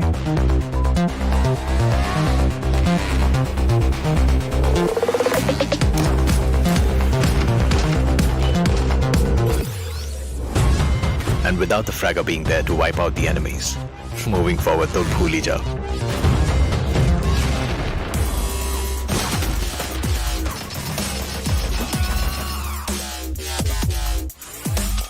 और फाइनली गाड़ी आगे बढ़ाने के लिए सिर्फ पहिए नहीं, जैक भी जरूरी है. कोई भी मैप हो और कोई भी रास्ता, जैक ऑफ ऑल ट्रेड्स के बिना टीम नहीं बनती.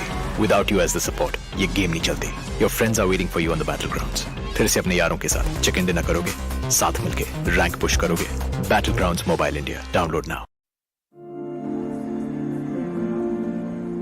It's not about being like everyone else.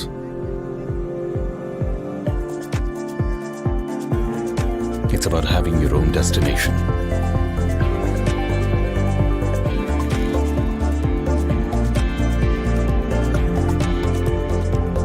It's not about how you fit in. It's about the skin you choose to fit in.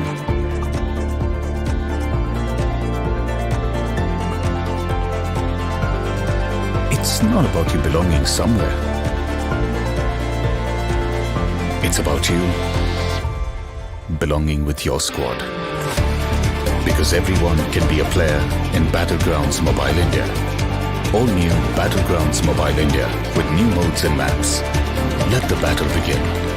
Download now. Train और tracks के छिचक छिचक के बीच अगर local में बैठी टीम मुंबईज अपनी game पटरी पे ला रही है, तो बनारस की पतली गलियों में राजेश गेम में पतली गली पकड़ रहा है। थैंक्स टू सिमरन, उसके क्लैन के रैंक का कोई बाल भी बांका नहीं कर सकता। बड़ा बाजार में कैसा भी हो वाईफाई, पिंटू अपनी स्क्वाड को दे रहा है हाई फाई। और अरविंद उर्फ शार्प शूटर को है पता, the one who shows the way is the real ताला।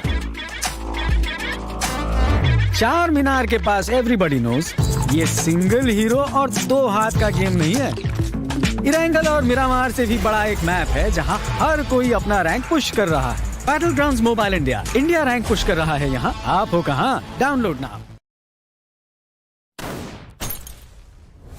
As always, we are back once again, ladies and gentlemen, after a very short break, and the Pink brothers are on.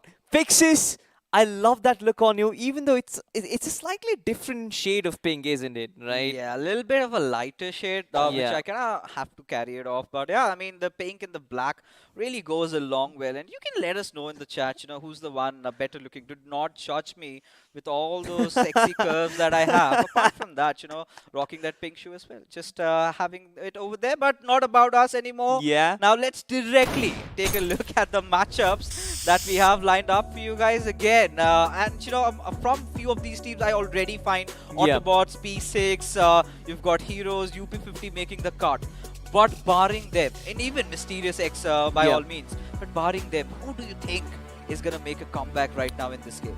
I feel like there's immense potential in Asla Esports. Every single time they've sort of built up that positioning, built up that situation where they can go and get that big chicken. They're sort of in that position where they might just get a big chicken in the next couple of games that we have for us. But of course, it's not just about big chickens. It's also about big and bad performing phones. Big and baddie performing phone. This one is a real baddie in that. We have some more from our sponsors right there.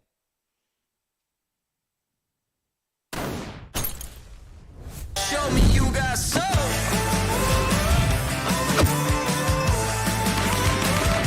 Just the way you like it. So good, so fresh. So good, so fresh. Coming back to that point again, this is a real baddie when it comes to gaming. You've got that fast processor, Snapdragon 778G. It is 5G enabled, so you've got that ping issue sorted out as well. Now you have a hugely 550k plus Antutu score, which is literally amazing. It's insane, right? It is indeed. I mean, with all these new chipsets coming into the market, and in the mid-range, being a techie, I must tell you, this is the best that money can buy right now. And might as well, check it out on Amazon, being it an Amazon special. Yeah. But yeah, I think we've got to come back into the games right now. You've been talking about Asla, and now this has been one of those teams that has really been catching a lot of attention, especially with the kind of fights that they're picking up. Exactly. Now, they've always kind of lying in the shadows. They're not someone who kind of is known for their fancy plays. They would kind of lie in a position where you would not expect them to and suddenly hit when their iron is hot. Now, I love how they're patient about their gameplay. I love how they're approaching every single game, trying to rack up those consistent points, trying to rack up that average 15 to 10 placement points, right? And I've always said when it's about finishing top 8 in a group of 16, getting those average 10 points in 6 games, it's more than enough. Yeah, of course. I mean, especially when the cutoff is around just top 8. I find Asla to be in a really good position. In fact, considering how they've been fighting, now we've been this is one of those teams that really does not shy away from a fight, but at the same time does not overstep. I think we got that visual in that first game of Erangel, right, where they absolutely were the party poopers for UP50, I believe. UP50, just denying them that chicken dinner. Like, nah, not on our watch. You're gonna get to do that. So again, a very interesting team out there. But again, going out from Asla Esports, there's been another team, Team Tenacity. Now, their first game was really good, right? Especially Kabi sort of carrying their team. I have to be blunt on my words because he was the lonesome survivor. And we sort of transitioned into the next and the next, but they were kind of looking heavily reliant on this player. What is your take on that, Salty? I feel like for them, it's about getting into that position once again, right? I seem to be like a broken record, but they lose a lot of players in the early skirmishes. Right. For Tenacity, I feel like it's about kind of reducing that loss right at the start of the game to probably have some sort of support that Kabi can play around in the final circle and let that man go wild, Yeah. right? When he can go ham, you want him to be in his strongest position and not his weakest. He should not be kind of tasked with clutching and giving the bare minimum points. That man should be tasked with probably going ham on his opposition, basically just trying to get those extra 5-6 finish points that you can get from the final circle itself. Yeah, of course. I mean, you're as strong as your weakest link. You know, that is something that we're all aware of. And that is where, you know, Team Tenacity need to show and live up to their name, right? That ever-fighting attitude of never giving up is where you need it desperately right now, especially with just 3 games remaining. And so interesting because, you know, Mysterious X has also joined the fray, who have had a really rough start, you know. They were the first team to get eliminated in the first game, suddenly getting a P2 and then a P1 finish in game number 3. Now have sort of solidified their position in the top over here, and now here onwards, you know, they're going to have a little bit of a freedom. But while we are at it, it's a little bit of a squad face-off between Autobots and Team Solitude. Now, Team Autobots has, of course, been one of the most dominating teams, you know, getting 19 finishes, and Team Solitude do not look far behind. They certainly don't, and their damage numbers kind of say otherwise. They are ahead of Autobots in that regard, but have a look at their survival time, right? This is what Team Solitude has sort of lacked upon, even for Autobots as well, right? The Autobots, they're the team who sort of gets most of those finishes in the early stages of the game, where they, I still remember in the first game itself, they had 8 finishes, but they only had 1 placement points to back it up. So again, for both of these teams, it's about finding that right combination of placement points as well as getting those finish points up and running. But considering the performance that they have shown for us, and considering the fact that, again, top 8 is what we are focusing on, I feel like both those two teams have sort of done a decent job. Now, again, we come back to the conversation where we've had 6 games that we are playing today, right? You've mentioned that certain teams are there who are sort of solidifying their position, but the risk with having 6 games is also the fact that the other teams who are in the second page as well, they also have the opportunity of overshadowing you. And if you sort of take your foot off the pedal, it's bad news. It's bad news, certainly. It certainly is. Now, you know, talking about bad news, we're going to get to that. But now a team that is absolutely enjoying themselves in every single lobby. P6, ladies and gentlemen, right here for you guys. 27 finishes, back-to-back consistent games throughout. The best team so far in the lobby, I must say. The sort of, you know, calm demeanor they sort of tend to maintain in those clutch situations. And somehow have managed to see it through, especially sort of have a really rough start into the game. And in fact, even in Sanhok, right, they lost out on Shelby. But still, you know, even with him getting taken down, that sort of did not prove to be, you know, detrimental to them in any sort of aspects, right? They still somehow managed to get that P2 finish for themselves. And it's such a good thing for a team like that. And they have been doing this time and again. Even if you remember in round number 2, they were the ones who were always taking the best part of the circle, heading in, getting a really good spot for themselves. It's the finish part where they could work out a little bit. You know, that's again the intrinsic details that we're talking about. But now it's time to head into the grasslands yet again, into Erangel, a vision of prison. And certainly one of those places where you would not want to have yourselves landing onto in real life. But in the battlegrounds, it's A-okay. It certainly is. Now, this Georgopol area as well is sort of my favorite. It kind of brings me back. Now, this is Severny. I was talking about the 6 huts that you have right behind Georgopol. I used to always land in those compounds because supposedly you find yourself the best loot over there. This was the sort of rumor that was going around in between my friends, and I always wanted that M762. It was sort of my favorite rifle to use. Of course, players have other choices. Players have sort of evolved to love the UMP, which we never really liked.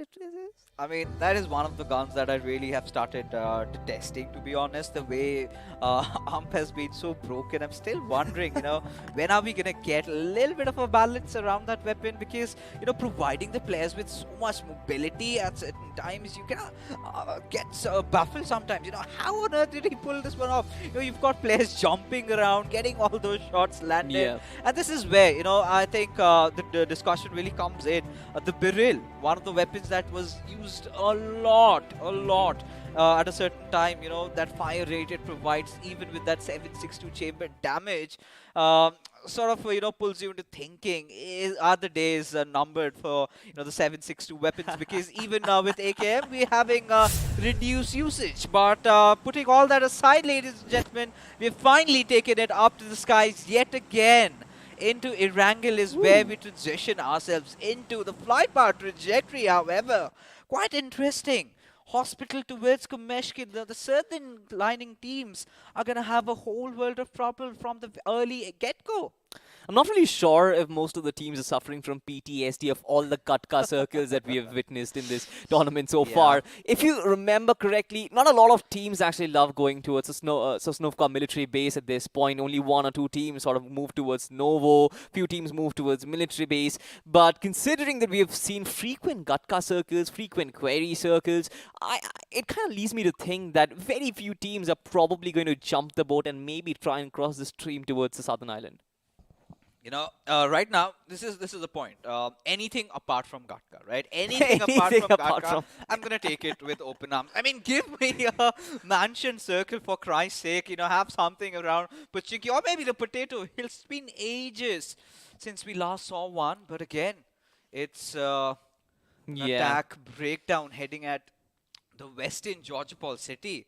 I could find 3 teams in the nearby vicinity, and this is one of the circles that I absolutely love. A hybrid one at that, where you've got that little bit of an inclination towards the northern sides, but still, you know, there's a slight probable chance that if the curveball hits right at the spot, you know, goes down towards hell over there, it's going to look so bad for these teams. Few probabilities again, if you look at it closely, might be a Water City circle, which has a very less chance. The most which I feel is going to be towards the right hand side and towards the southern region of Severny, that open area where I'm actually looking forward to. However, speaking of combat right now, you've got UP50 in the mix. You've got Team Error Esports as well. A couple of teams dropping here and there around Georgopol city. This is something. This is a place which I like, right? Kind of nostalgic as well. When you're playing classics, you've got multiple teams dropping in this region. There was a time when you've got the hot drop kind of shifted from Pachinki towards Georgopol city and containers, because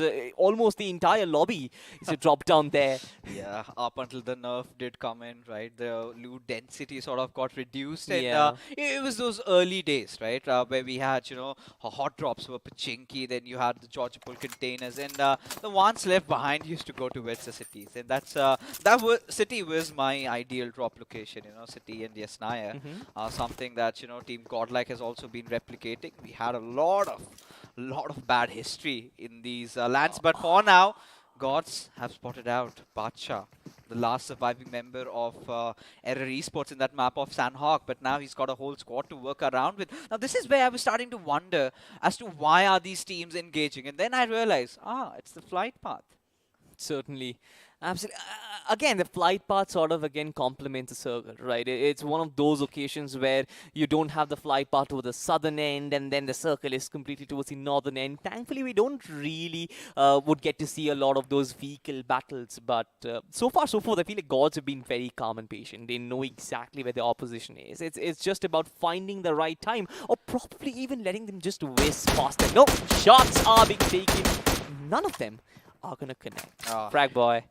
Gotta change your name. Certainly. I mean, because at this point, you know, whiffing shots like this is not going to be excused, because Fragger is going to retaliate with shots fired of his own as Leo. Now, he's been isolated. Now, do the players of Error Esports have all that information to work around with? Because right now, you still have to get inside the circle, and Leo is taking those really interesting maneuvers, taking a lot of damage out there. I'm starting to wonder if the vehicle is doing well, but somehow he's managed to escape from the cusps of death over there. Daylight robbery. I mean, the man is being peppered with bullets, and all he cares about is a damn vehicle. I want that vehicle. But anyway, UP50, they're actually moving towards containers now. Team SNN, they've actually pushed back as well. So Sarkar doing a good job. He's like, shoo, It's not your territory, it's ours. Oh yes, I mean, these boys are really close to my heart, and I've seen them grow from my tier 2 customs, working it out, This is where I kind of like to brag about it a little bit because, sometimes coming so far down the journey, you find all these teams find, these were the exact words from Sarkar, I believe. It's like, Fixes, now you're casting me at a T2 custom of yours. One, I'm pretty sure it's going to be us and you on the desk casting us in an official event. And this is where it has all come alive. This is all true. And they're living the dream, right? And this is not the first time they've made it so far. Now, they've again sort of established themselves to be one of those teams to be reckoned with. Yeah. And, being one of the advocates for these underdog teams, such a glorious moment for me, to be honest, watching them from nothing to absolutely, achieving everything and perform so well, kind of fills your heart up. It's not just UP50. I feel like every single one of the teams who are in this lobby, everyone in the 64 who are in round 3 as well, I feel like it's a victory for them as well. Because considering the fact that you've made it out of so many, a multitude of teams all across the country coming in and participating at this huge competition, making it to round 3 where only a handful are there trying to compete in front of the country itself with so many people watching. It's a dream come true for every single one of these players. Yeah, it's a dream come true, but this is where you need to make sure that your diamonds being forced under extreme pressure from Cole, or are you just gonna brittle down the pressure? That's the big question, right? A lot of big names have crumbled, right? And from part few, we've got teams like Autobots, P6 come in, Mysterious X, all of them just riling it down, making a name for themselves as Critic. Now, this is one of those teams. Now, Critic Esports. Now, I've been talking about them quite a lot because, again, when you come into round number 3 being the second highest fraggers inside the lobby, and certainly not being able to deliver in the same manner, kind of has to come down to this. Has the cookie crumbled for them? Again, it's a lot of pressure. I kind of understand that you sort of feel the same heat when you are in round 1, round 2, specifically because the cutoff is just way too big. But have a look at this though, Team Error Esports is sort of closing in on UP50, and I'm not really sure if Rage God has sort of an idea. They've got a vantage point as well, and Fragger is just waiting for that right opportunity. In fact, it's not just Fragger, the rest of the players as well. They've closed in the distance. They really want to occupy the containers region, maybe try and corner Rage God, but Fixes, I think the first battle is just about to begin. Look at Error Esports. They have blood in their minds, just sniffing out Rage God. And I really love what Rage God did with all those smokes, trying to create a little bit of a diversion and head away, get into a better position, have himself positioned in a good locality or maybe behind some boxes to play around with. Because now with Error just missing out on that little high ground advantage that they had, I really am starting to doubt their chances right now. I love this approach from Error because they sort of knew, right? This is a good stuff. Badsha OP just trying to go in for a huge look. This man can actually catch Team UP off guard. But I love this approach from Error. They know that they are on the second page. They've got to go in for it. UP50 also might be thinking about the same thing. They have an idea that there might be some sort of lurk coming in as well. So both the teams, it's a mental warfare from them, apart from being a gunfare at this point of time. And it's so difficult to fight around in the containers, right? Yeah. But I think UP50 making the right choices over here just to back off from over there. Because once you are inside that container areas, it gets so 50-50 for you. Because, there's so many multiple angles that can be created. But this is the right time for Badsha to really strike, and still some hurt, as now he knows the players are really amidst him. He's closing up. Rage got spotting out. Badsha right out in the open. It has all gone into tatters as Error Esports. That's a huge error, if not a blunder. That certainly is a huge error, and I love the fact that UP50 had that sense, the sixth sense coming in, the spidey sense, whatever you want to call it. They sort of knew that there is a huge open territory on their right-hand side where the opposition can counter upon, and they instantly got back and reinforced that territory so that they can give back the compounds. It's yours, Error Esports. You can take all the compound that you want, but we are going to take a player for you as we see the circle shift towards the northern end. Once again, shooting range and Severny being the first two priorities. it's going to be so difficult to approach a shooting range circle, right? Now Yeah. you've got to make those tough choices. Do you have enough loot on you that you can go and hover and hold around the circle center, or do you kind of take the shooting range hills, right? But the only problem with shooting range hills is you're open to a lot of teams coming in, so it's better to take that northern side, so northern shooting range area, and try to keep your backlines cleared. Now that is the early intention. I think RIS officials, I can have a quick gander at my map feed, and I get that impression that they're doing exactly the same. But for UP50, man, I'm loving what they've been doing so far with Mr. IGL. Is he on low HP? Yes, indeed. Already I started to think, you know, is he losing out? Is he knocked out?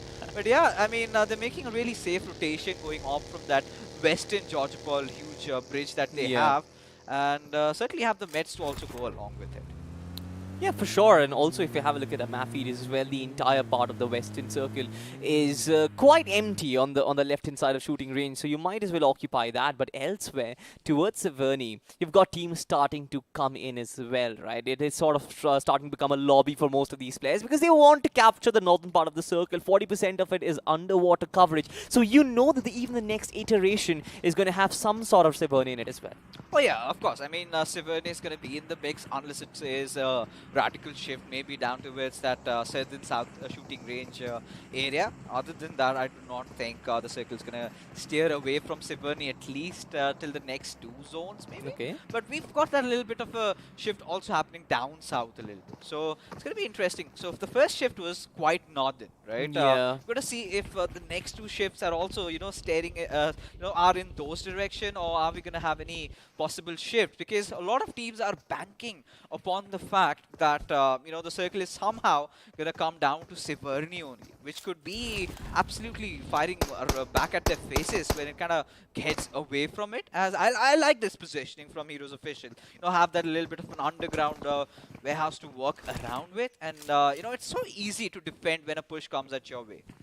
Certainly, and especially in these early circles, right? If you do this in a late circle, possibly you will be stuck underground forever, where you don't really want to be. But I love that underground parking zone. That is a very nice facility to sort of protect your weapon. Nasty things have happened there. If teams are up to some shenanigans, what they do is just block off that entrance with a buggy and just blow it off, and you kind of completely restrict a team getting even out of that place. Even you getting out of that place either have to play it out of your meds. But anyway, coming back to Zodiac. Now, again, a big name. We've expected them to perform. We've expected them to kind of give us some consistent numbers, which they absolutely have failed to provide. But elsewhere, you've got Team RIS. Now, Karthik Jod, of course, is cooking a nade, looking at the opposite direction. But thankfully, the nade is cooked. Mistimed and misplaced, but Team Autobots, they get the space and the time to actually make this push happen. They are invading the compounds. Alexander the Great would be proud if he saw this amount of ambush force coming in from Autobots. Oh yeah, the invasion really coming in, but the good thing is the cavalry, even for RIS, has arrived as Fox. Beautiful flanking position from his side. Gets that really good knock over there as Fury OP is going to hide himself in a little bit of a shack that he has to play around with. This is the point where you start riling up all those smoke, because Autobots, they're not here to stop. They certainly aren't, and this is exactly where Fox wants to capitalize. 2 players down. This nade might actually finish off a couple of more as well. Hell, still looking for the final player to survive. Boys, be careful of your own nades. Nonetheless, Hell is still moving forward as one player from the RSI. He's just running for his life. Fury just gave away his position. Hell was not paying attention to that. And this is where, Autobots, they're going to take it a little slowly, right? Yeah. They're going to have all their players back up because they know that they've got Fury in their pocket anytime soon. The moment he tries to make an escape, he's going to be shredded into pieces. I love this though. Man actually got inside a vehicle, but he's gonna find another player. Caught down! Reinforcements comes in. Good back of fire as Fox cleans him up. And once again, Autobots sort of live to fight another day. They've got all their men alive, and that is what they want, because Team Mavericks is in the vicinity. And I believe that they might just be waiting for a perfect opportunity. Again, there's a lot of distance to cover, so I don't think that this push might happen anytime soon. But for sure, with 3 finishes to their name, Team Autobots, they look healthy. Had this been a full-fledged 4v4 fight where, even RIS could have been retaliating back, this was the perfect opportunity for the Mavericks to really come in and strike, right? But they know for a fact that even if they get a knock, it's again the revivals are going to come by the moment they tend to go on for those pushes. But right now, I'm really liking this little shift coming up, still sticking towards that center. But we've got the players of P6 now on a collision course with Deathmate Esports. Now, Deathmate, we've seen those few moments of glory from their side, but consistency is something that this team is lacking. Speak of consistency, and Team P6 always find themselves with good positions. Nade, of course, bursting. A little of the pixel coming in, but Docs unable to connect that knock. Of course, an artillery warfare is going to break out. But speaking of P6, I feel like they've been successfully finding those places where the circle is just going to end up. It's all about surviving this 4v4 fight. I'm not really sure if they're going to take it or are they going to re-engage. But the amount of commitment that we get to see from Deathmate, I feel like they are stern about getting this fight to their name. Oh yes, certainly. Final Call knows that this could be the perfect moment. Lobs that grenade, but does not quite connect as Pablo somehow survived by the Whiskers. The moment Final Call steps out of this little cover he has, you've got the other players of P6, Shelby, providing the cover fire. And this is where Pablo needs to disengage, right? He needs to understand that he's been isolated and he's being pounced upon. Yeah, and Team P6 also looking to sort of fall back. You can see the line of smokes that they have sort of deployed over there, but also the fact that Team Deathmate have sort of disengaged from this fight. Yeah. Nice, tough commitment issues, Deathmate Esports, I guess. I like it because, they were not aware about the positioning of the other players. But right now, a little bit of a battle securing those ridges around shooting range over here as Asla. I love this little flag from Zero, but this is going to come all down in vain if the players of Zodiacs get the better out of him. And this man might just be peppered with bullets. You have teams left, right, at center, especially Team Solitude, as well as another team in the vicinity, might just be Team Tenacity. Knocks are being flooded as our finish feed goes berserk. Cyan from the right-hand side being invited to a third party, certainly not the party where he wants to be invited upon. Shan just trying to resurrect his fallen brother with the smokes, but this region is just starting to get lit up. Oh yes, indeed it is, and this is the curveball shift that we've been waiting for. We're going to talk about it a little while later because Solitude have a lot on their hands right now to deal. You've got Asla coming in, you've got Kratek, you've got Zodiac. How many fights do they engage? And at this particular moment, you've got even the players of Tenacity taking the main compound of the team. Now Addy caught between a really dicey situation. The big question is, can he have himself out from that situation alive? Team Tenacity, they've got the mercy of the circle as well as some sort of hard cover as well. And I feel like they can rule the entire region. They can kind of scavenge upon those finishes. But have a look at this. You talked about Kratik. A nice high ground advantage. But for how long? This man has to move 90 meters northward, especially with Zodiac in the backline. This is certainly not going to be easy. Tries to kind of dish out some sort of damage to them to maybe discourage them from maybe backstabbing him. But it's not just going to be that easy. You've got teams right in front, you've got teams right behind, left and right. It's just players and players. Just like we predicted, shooting range. Just being the center of all the attraction. I really like how SNN have positioned themselves, but Kratek would find themselves in a whole world of trouble if they do not find themselves a different location to hold on to. For now, Tenacity sorting out players of Asla are going to be a few bullets at this direction. And Reaper Jord, he's going to be safe up the players of Kratek over here. Now, for Kratek, the big question is how do they escape? And the same goes for Team Solitude as well. It certainly is. It's the early stages of the dating phase right now. All the teams just flirting with each other, just try and take little flying kisses left, right and center. It's before the final action begins again. Gabi, the man who will be tasked with a lot to do, obviously. But Team Solitude just surviving by the skin of their teeth. They are in the midst of a smoke on a vehicle. Certainly not an ideal position. Get the hell away from here, sir.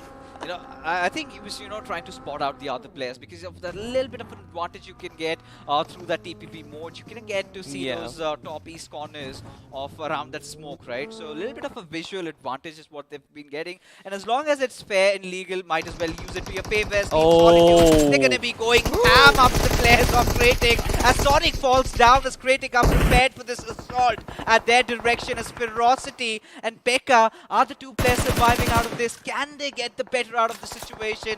Only time shall tell. Team Kratic welcomed them with open arms. They were like, come at us, show us what you got. And now Ferocity, poor guy, as well as Pekka, just surviving and probably will be looking for some placement points. They certainly can't go ham against Kratic, whose recovery in that situation was utterly beautiful, but they've got to move forward. The circle is not going to be at their mercy. Team Arsla certainly just crawling in open lands because they've got no cover to work around. I'm still not sure, but the final player is still surviving. A 1v1 between Air Esports and UP50. Certainly not a situation where we expect UP50 to be. Artillery is still being thrown at. These players don't really want to take the risk. Here comes Sharkar from the back lines. And beautiful sandwich. But most importantly, they're going to resurrect both their players. Still 4 players up and running for UP50. This is amazing what UP50 did over there. And Sarkar has been at the center of it all as we find ourselves in another fight. And this time it's going to be the gods going up against Mavericks. Jigen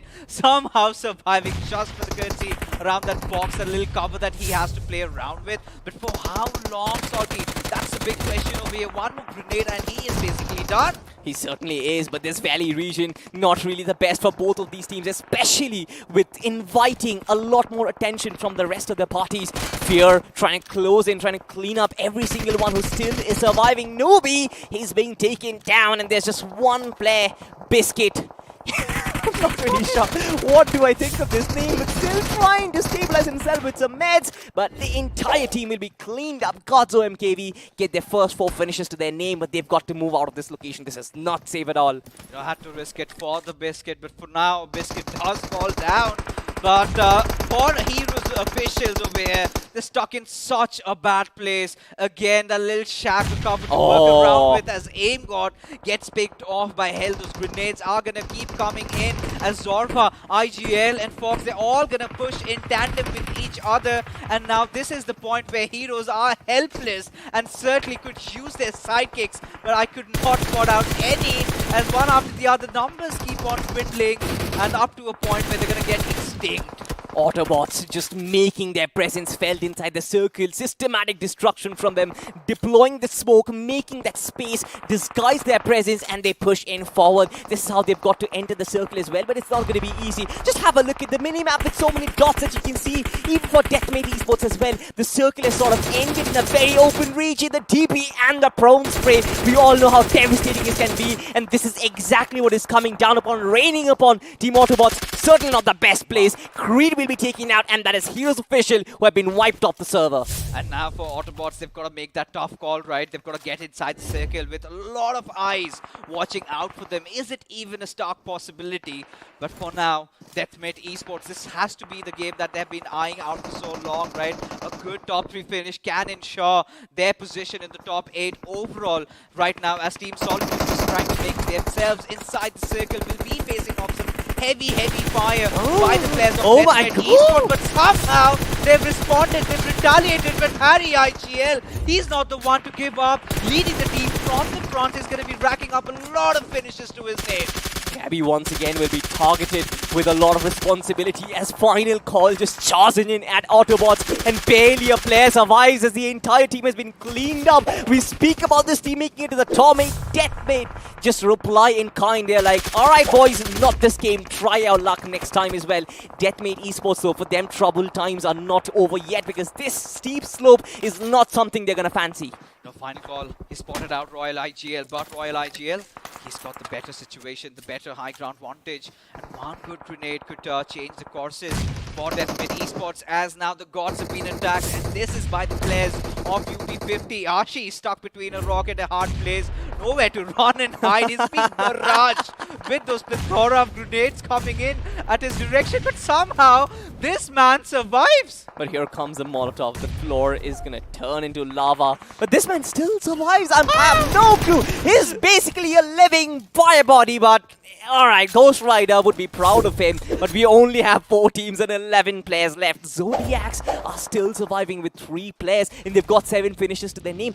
Deathmate with 12 finishes though, they get taken out. 3 teams, most of them inside the circle It's all about searching and finishing them one by one.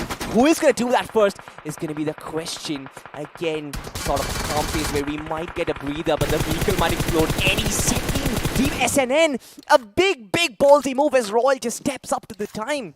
Yeah, I mean, they have the best part of the circle for now, but which has been taken away from them. Now Spray getting spotted out. Smash, he's not going to be stepping on his gun. He's not going to be making those risky movements because this is UP50 circle. This is their game to lose. Yeah. And they had been denied their chicken dinner in the first game of Erangel. Certainly want to secure this time around as they're going to be scouring the entire zone over here for any unwanted enemies, as it is just the players of SNN right in front of them with nowhere to run or hide. It's that nade coming in from Sarkar, which could spark that final battle between them. Absolutely. Any sort of movement would sort of give away their position, and that is exactly what you want. This is exactly what the aggression is for, right? You want to understand where your opposition is. Smash, though, has been spotted. He's been peppering some nice nades. Sarkar on the offense, and here he comes. One line player, Royal IGL, just going in ham with his M4. Few players from UP50, they're actually down. It's basically a 1v2 right now. In case Royal IGL can get his player back up, I feel that would be half the job done. But Sarkar is just doing a good job, sacrificing his own body to reveal his opponent's position. Yeah, indeed. And that was all that, you know, Rage God and KSR needed at this particular moment. Because Royal IGL, he needs to change his position. He still has his teammate bleeding on his knees, but has no chance to go in for that revive anytime soon. But for now, KSR, he's formed that beautiful flank, just waiting it out for Royal IGL. But it has to come down to Royal IGL, has to make the first moves, needs to get that first knock. But a crossfire setup is already inevitable for him as he's just waiting to meet his makers.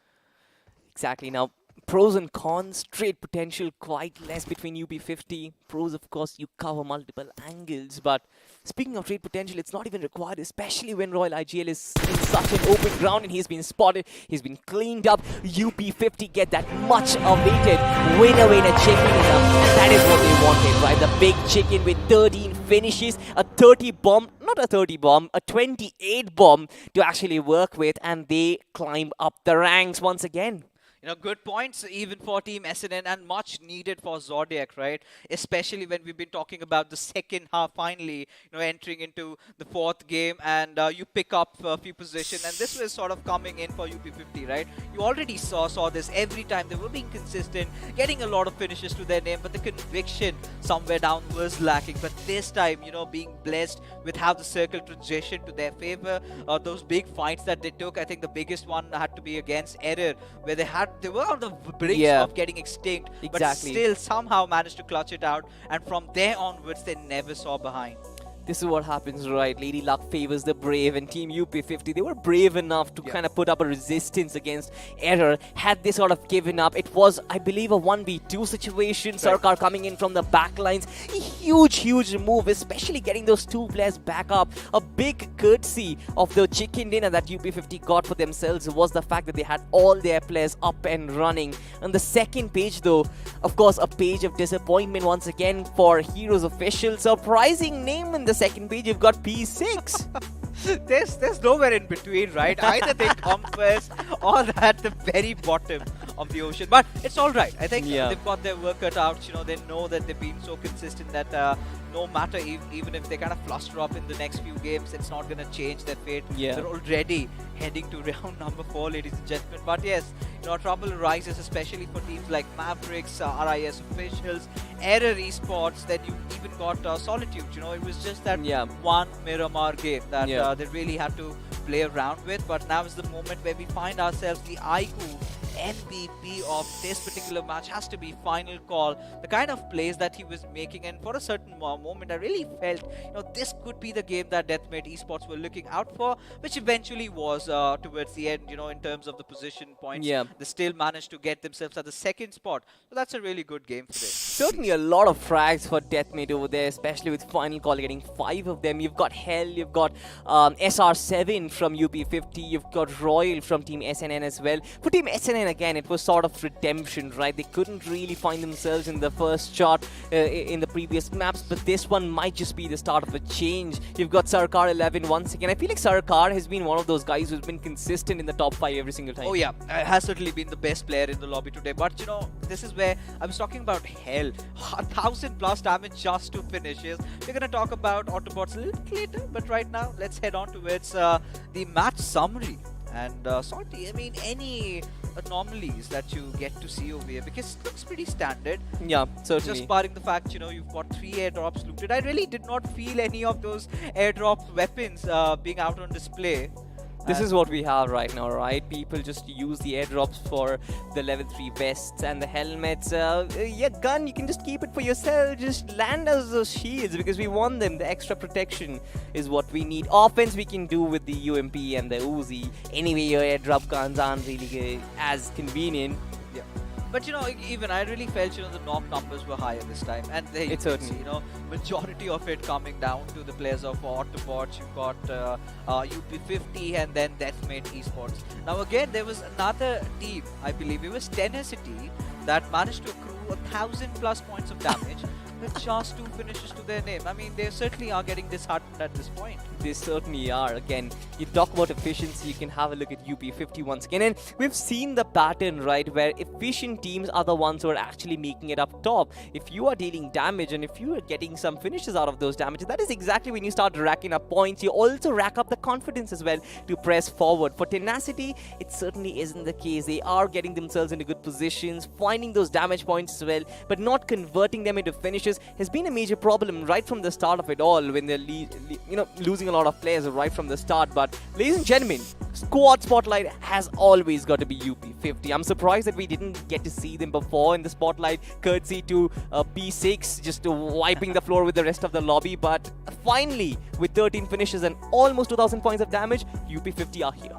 Oh yeah, and this is just one match statistics, ladies and gentlemen, because, you know, getting 13 finishes, it was a team effort, right? Yeah. It was, I think, KSR or Sarkar, one of them had 4 finishes. Barring him, all of them had 3 to their name. Yeah. So it's not just that one man who's been, you know, pulling his team. It's a whole team effort. The way they've been positioning, the way they've been picking up fights, the way they've been backing off from it as well. You know, the biggest fight that we got when Error sort of dashed in upon them at Georgia Paul still kind of resigned it from that. But now a little bit of a squad face-off between Team SNN and Autobots Esports. Now this is primarily pertaining to this particular game. So I really felt, you know, Autobots were the more aggressive team, but they kind of got themselves pincered in that little bit of a shack where they kind of got obliterated absolutely by the competition.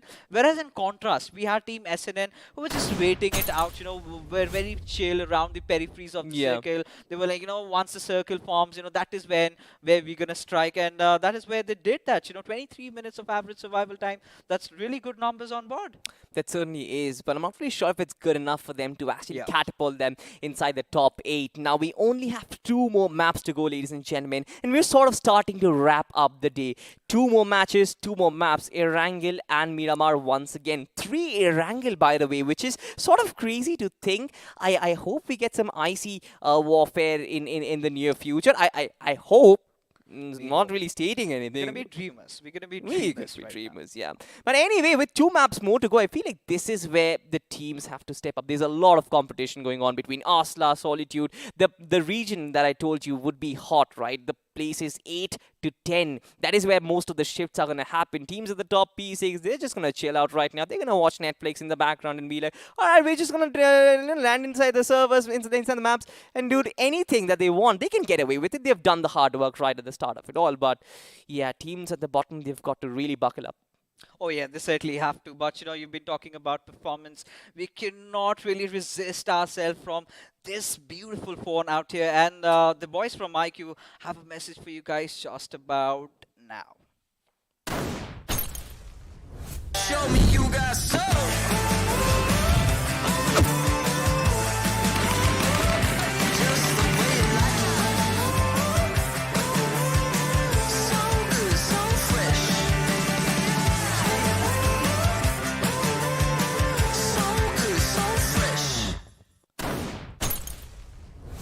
550k plus highest Antutu score.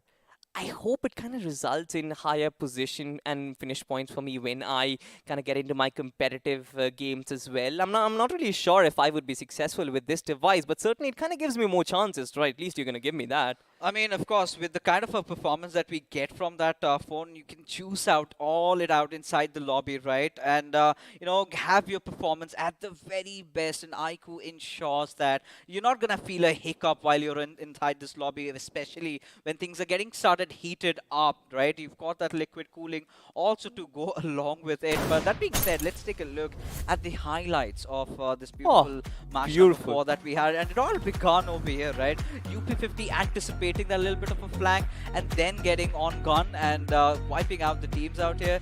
It was amazing. It certainly was, and unlike the first Erangel game, we had that early skirmish, right? And this is something which I like, when you don't really get that standard circle, when you have something which kind of shifts the team and kind of sets them like, alright, what just happened? So that is when you start, you start getting to see all these early skirmishes and all these early eliminations. This was one fight, right? This is exactly where UP50 are going to push up quite a little later. Error is just going to hold onto their ground and eventually they would be wiped off the floor.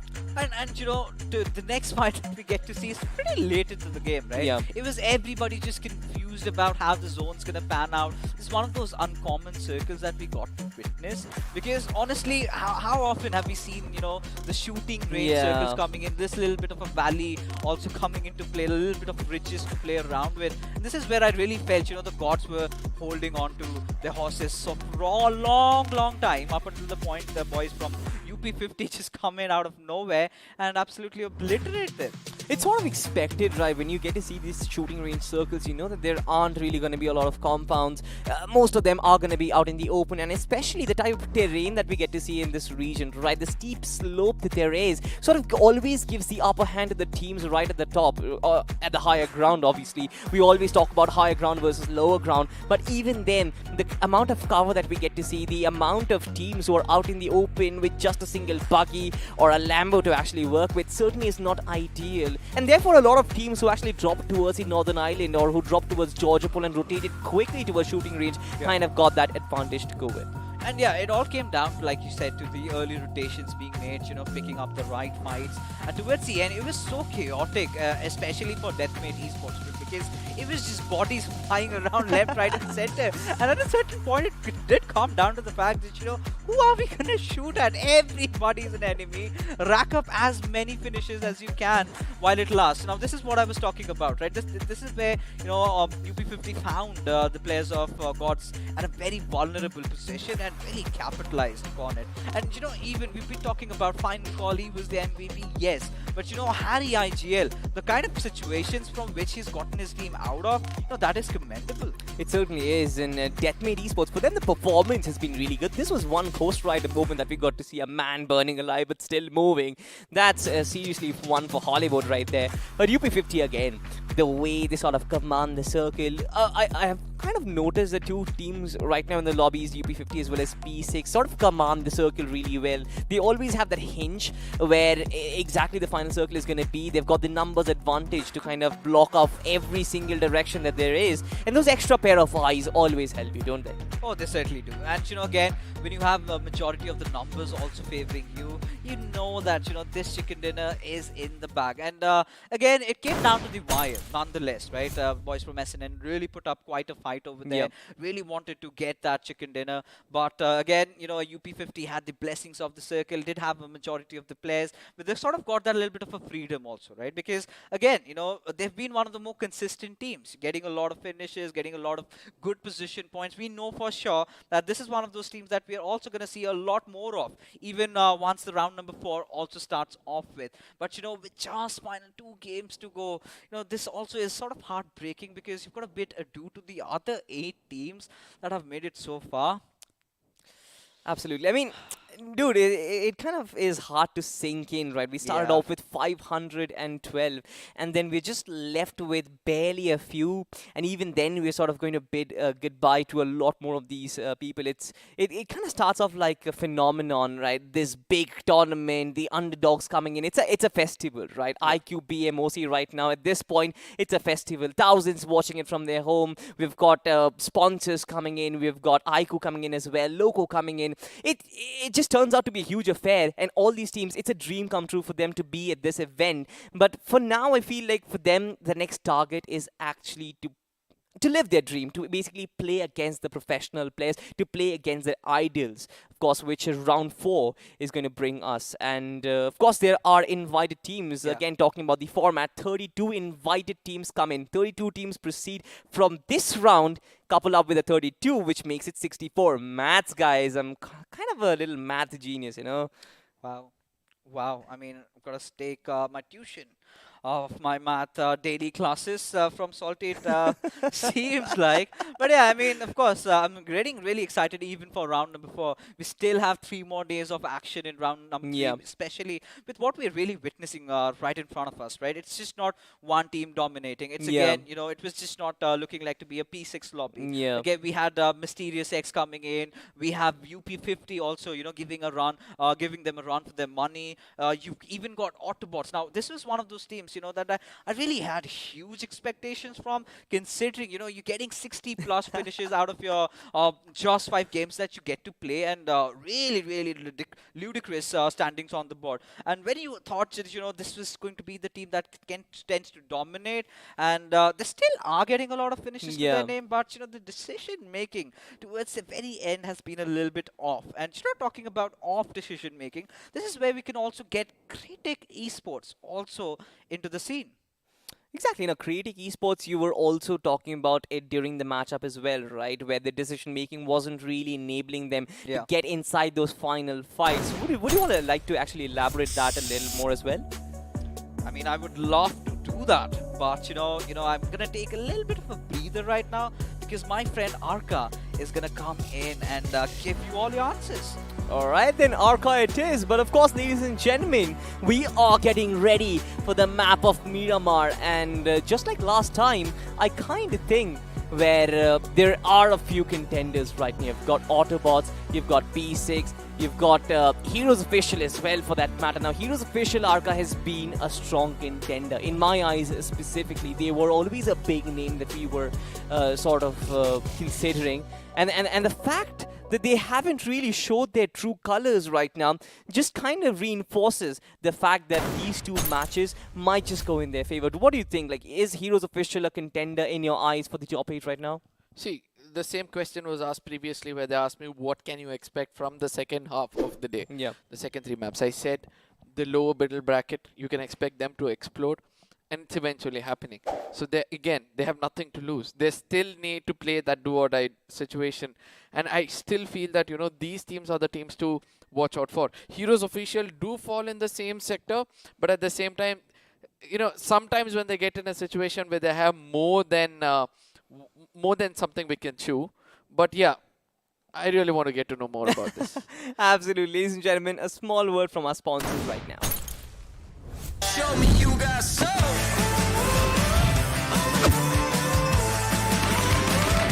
Just the way you like it. So good, so fresh. So good, so fresh. Well, we have certainly a beast in our hands, Arca. But this beast only performs when we get inside the game. Of course, outside the game also it does. It's got these big cameras which you can actually use to click some good pictures. I've got some good pictures of mine as well. Click with one of these. Arca is a really good photographer, by the way. But more so, he's a very good analyst. So I'm going to give the mic to you once again. And yeah, so again, what do you think about the last 2 games that are yet to come? Yeah, so that's what I said. We were speaking about Heroes, you know. They get into a situation where they have multiple fights to take, and they do not look out for those finish points. And due to which, you know, they are always paid the price. So it's important for them to look out for those finish points rather than anything else. The number of damage they're dealing is absolutely right. But yeah, fetch those finish points. Make sure that you're a little bit in a camouflage state, because the more you're going to be visible, the more you get taken down. But one more take my money moment, if you're ready for it. Yeah. I'm absolutely ready for it. Have you ever gone into the sun and thought that, oh my god, why did I come out to play? Yeah, absolutely, man. Now this phone has got the brightest screen ever, where you have FDH plus as well. So you go out in the sun, you don't need to worry no more, my friend. You can play it sitting out as well. You probably want to do that with your friends at the park, at the terrace, wherever you're comfortable. This is a device which is going to be at your side every single time. But ladies and gentlemen, it's time to get back in a game. It's time to get inside Miramar, where the desert, the sandy dunes are actually waiting for most of these players to land. Most of these players, considering the fact that a few right at the bottom, they are not really in contention for what we are looking forward to, that is the top 8 to proceed to the round 4. At this point, I just sound like a broken record, Arka, but I feel it's like still music to my ears. Right? It's like it's basically the cause of this round, exactly, right? You want those top 8 to qualify. That is basically the objective. So I want to keep reminding the audience about what's at stake. I want to keep reminding the players at what's at stake. So that is the reason why I kind of tend to repeat my words. But getting back to the beauty shots, of course, I always love these drone shots. It's beautiful, right? Just showcases the artwork that has gone into making this map as pretty as it is. I mean, it's certainly not pretty to play inside, because those long range battles can be a really big nuisance, but to actually look at it from a third person's perspective, I feel like it's pretty sweet. Agreed on every single point we just spoke, but at the same time, now those teams who are prioritized to perform much better in the map of Miramar than other two is gonna be, you know, this is their last chance basically, because the previous Miramar, they would have, you know, prioritizing each map is going to be the most important thing for, you know, the players who are playing it right now. Yes, ladies and gentlemen, we'll be stepping into the map yet again. This is going to be the map of Miramar, and this map is going to be more crucial than ever. It's round 3, ladies and gentlemen, match number 5 for group 1 in this round. Flight path once again, starting right in between Chumacera and Los Leones. I can't really see that it dissects the map in 2 halves, but for sure it covers the entirety of it, right? You've got El Pozo, you've got Chumacera, you've got Los Leones. Campo Militar will be far avoided, but of course teams don't really want to take it so deep inside the map itself, inside the deserts, because rotating from there kind of gets a little too difficult. It covers most of the important regions. You've got Impala nearby as well. El Azhar might be a region where you don't really want to go, but most of the regions, right, Chumacera, Los Leones, just like I said, it's under the radar. I just love this flight path. You know, last time it was the other side, you know, just a mirror image of the flight path the previous time. But this time, I just hope that the zone is not going to be saying the same story, but rather going to the southern western side, giving an opportunity for all those squads to, you know, giving an opportunity to challenge out those squads who tend to go towards the side of Al-Azhar. You seem to have a love for the southwestern part of the map itself. Do you As I always said, I've always dreamt of a zone happening at Prison or Menas the Store. You know, I want to see that map, man. I want to see that circle. How will you fight when you're in the other side of the island? And it looks like it might happen at this point of time. I'm not sure what you're offering to the BGMI gods, my man. Every single time you've talked about a circle with me, this is weird, right? At this point, it's not even crazy. It's not even prediction. I think you're doing some sort of black magic, but I'm not going to complain, because when you get a circle like this, everybody is charged up right now, right? You've got teams towards El Pozo, towards the northern side of El Pozo as well. Everybody's going to come down. You've got Prison, Los Higos, Minas del Sol as well in the vicinity. So anything might happen. Anything weird might happen. But to be honest, you've got to be a little complacent right now. You've got to understand it might actually come back to Chumacera, so you might not get to see a Prison circle, but still, we've got hopes. No, I don't think so. I have any hopes left in me. Every single time I see this kind of a circle and there's a ray of hope which says that today you can be happy, and then at the end of the day I feel like a heartbroken kid at the age of 60, just staring at the mirror, trying not to cry. Okay. You know, that scenario. But yes, coming back right into the game, we were speaking about the heroes. Let's see whether they're going to prove themselves.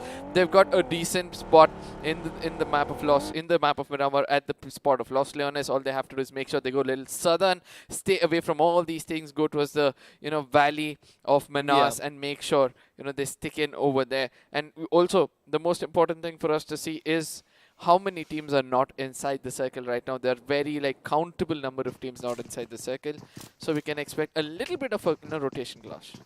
Yeah, absolutely. I mean, you've got the circle in a position where, of course, there are a lot of hardcores. You've got a lot of cities as well. So most of these teams, when they start rotating, they would probably get themselves some cover. Now, had the circle been towards the northern side, towards, let's say, El Pozo, towards the far western part of the map itself, but there's nothing really much out there. It's just plain desert lands. That is when a lot of those vehicle clashes start to happen, right? Those spray downs tend to happen. But rightfully said, I mean, even when the teams who are outside the circle, they'll try and probably enter in from towards, let's say, Power Grade or towards Monte Nuevo. There might be some shots happening. There might be some urban warfare happening. But so far, we've got Autobots in front of our screen right now. And the kind of expectations that we had from them with 68 finishes in round 2 to not really the best of performances, what do you have to say about them?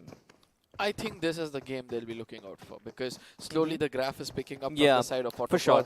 With Sanhok, they didn't perform well. The previous map was decent for them. So in this map, if they perform well, in the final 2 maps, just one map of winner, winner, chicken dinner, and a decent 10 to 12 finishes, cementing themselves into the next round. Most of these teams will be looking for it, because they've done most of the hard work, according to me. In the previous round, where they had to come into the top 4 rather than top 8, they came out of that, and when they've done the harder job, I think it's going to be easy for them. It's just that consistency is the key for all these things, so try to maintain that. Team intensity on the other side, I don't know. I strongly feel that, this team is kind of taking it a little lightly, trying to do the math a little wrong. I just hope they realize it soon and pick up the pace. They might just. They have Heroes Official right in front of them as well. Again, another team who's sort of been a little underwhelming for ourselves, but again, it's still 2 more maps to go, and you've got that opportunity for yourself as well to kind of redeem, right? To get back into the fray, to maybe try and understand what's happening, to try and work on your mistakes, and if you can amend them right at the death of the day itself, you still might have a chance. Just like you mentioned, the tough part is done. Top 4 or top 16, they've actually been through it. Top 8 or top 16 should not really be that big of a problem. The problem would be the circle in this one, because this circle is going to cause a lot of ruckus, because teams have already dropped in at Chumacera. Chumacera compounds, they're probably occupied right now. Teams trying to rotate late might actually pay the price for it. I just hope that, people do realize the momentum of the game, like how prioritizing the zone at this point of time helps them a lot, but still the southern western side of the map completely abandoned. Nobody's daring to go towards that side, even though they'll have control of the zone, they'll have control of everything else. That seems to be shocking a little for me. But at this point of time, let's one last time look at the teams which are present over here. Which are the teams who have actually cemented themselves? I strongly feel that Mysterious have done a good job so far, and then we have Arsla kind of in the mid-range. Then we have P6 done an amazing job. Would you like to name a team which, according to you, might have the chance of making it in the next round without any kind of hard work being done?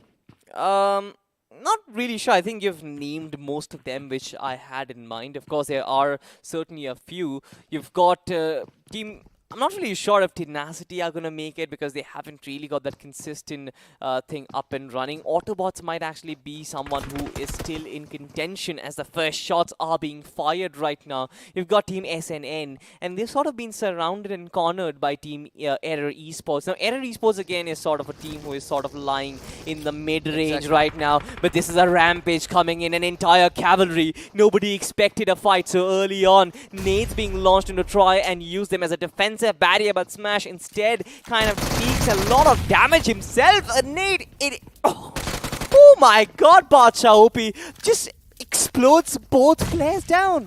And this is the opportunity which SNN can actually come in and dominate, because they know that they've taken the attention away from the opponent. So Maximus can actually come in and do the needful, but Smash is going to have some fire down his knees. I don't know how well he's going to be surviving that. Error Esports from the other side comes in to, you know, confirm him as well. Maximus on the other side, his position has been compromised. Error Esports exactly knows where things are running out from. Basha yet again put another teammate down on his knees. I don't know what he's thinking. He's supposed to put the throwables against the enemies, not his teammates.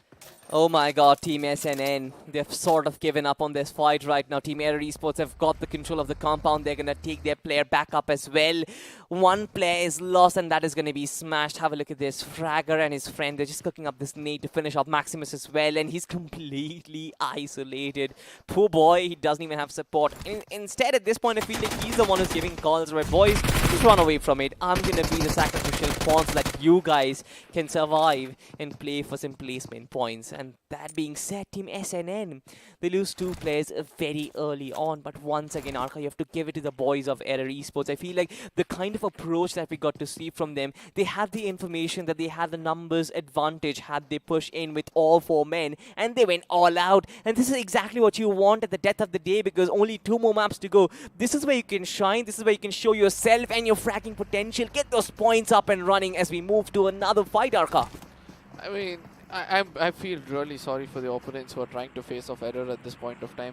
They're looking the strongest they have been throughout the day, to be frank, sticking together in close proximity, even in the map of Miramar, where we always say about this, right? In the map of Miramar, no matter how far you are, how close you are, yet you're so far away. And there my heartbreak becomes true as the circle has shifted away from the side of Prison, gone into the side of Chumasera, allowing Chumasera to be the center of it. But Minas, the valley, is gonna be Del Valley is what they call, but it's basically the valley of Minas. Is gonna be the place where you want to be. The high ground is gonna be helping you a lot. But let's not forget that the slow side of the is a mountain as well. But this is what we were speaking about. Watch out for your back. Look out. This is what I said, right? Heroes at one point of time, they don't check their backlines or they don't check anything. They just want to go in. And they don't pick up those finish points. I think if they come up with the solution for it, it's gonna be easy for them.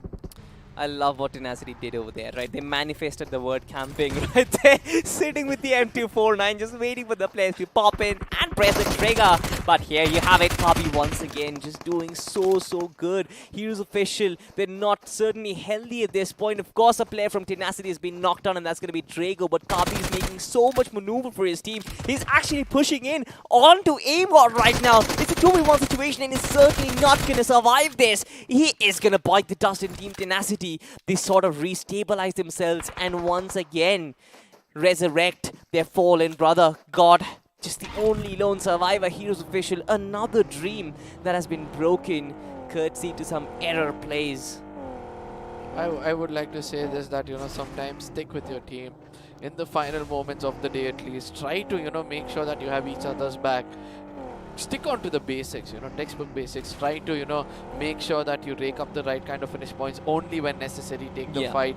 Also, make sure that, you know, you're not too far away from one another. Look at it. It's very simple. You saw Error sticking together. They paid off. Now, right now, it was Heroes who are far away from each other. And again, they're under loss. So let's see if that happens, as we're going to be looking at the instant replay to check out how things fell out for them. It's going to be Spash inside, you know. That is when Double E came in. They understood, they could hear that he was going in for a heal, but ultimately Basha OP naded his own teammate as well in the flow. But at the same time, Error Esports from far away also had an angle where Maximus had nothing to do but stand still, allowing the bullets to go through his skull. Well described over there. I kind of enjoyed this moment more than the entire 4v4 fight. Zero boy over there, just being so good, right?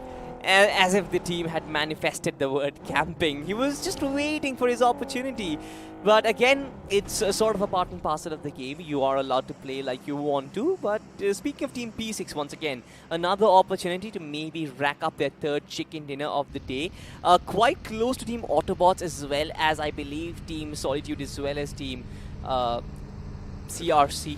Now, I'm not really sure if Kratic are looking forward to get this compound for themselves. If they are even sure that there is a team right in front, as Pekka is cooking up that nade. A toss comes in as Addy is being blown apart to shreds. Another one might just confirm that finish. I just hope that, Addy gets the right kind of backup at this point of time. But what a well-timed, well-placed grenade. Oh, look at that. The second one connects in as well. And this is the time Solitude is just going to rush in. They're going to be like, let's convert this into 2-4, 2-4. And then they're going to rush in with the pre-fire. They're going to be finding that one man, the last man standing, even though, it was Ferocity trying to give away a bit of his location, had to pay a little bit of a price on being knocked off. But ultimately, 4 finish points is what they've raked up, and there's going to be another party coming up. It's going to be Error coming in from the other side, hoping that, this team is actually doing the error. The smoke grenade did not be timed properly, due to which it just left a trail of smoke in the air. But at this point of time, Error, what an opportunity they had to convert that 3-4 into a complete 0-4. But ultimately, a small delay has stopped this fight. It certainly is, but so far I feel like it's just all about Fragga trying to get a good position for himself. He always loves to go for those flanks. Team Solitude, they're probably not prepared for it. Sonic is completely oblivious of his position. Fragga is just waiting for the perfect opportunity as knocks go down. There's one player who's been completely wiped up. If Fragga gets a first knock for himself, I believe it's just Pekka who is still up there at this point. Players of Team Solitude, they're completely bolstered by this move, but of course Fragga has to sort of take a breather at this point.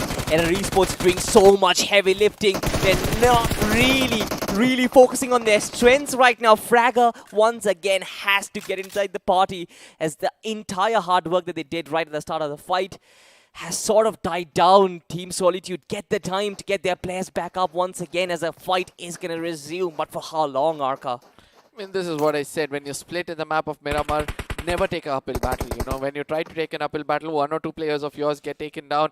The face of the fight is going to shift towards the enemies, and they're going to be taking advantage of it. Team Solitary, they've been given 2 finish points.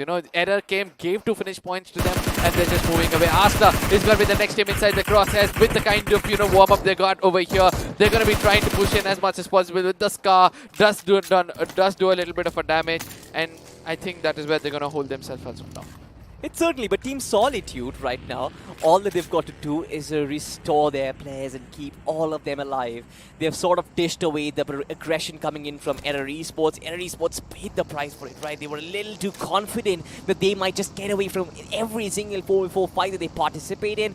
But of course, Team Solitude, they just paid them off very heavily. But of course, Mysterious X, you've got to talk about them, right?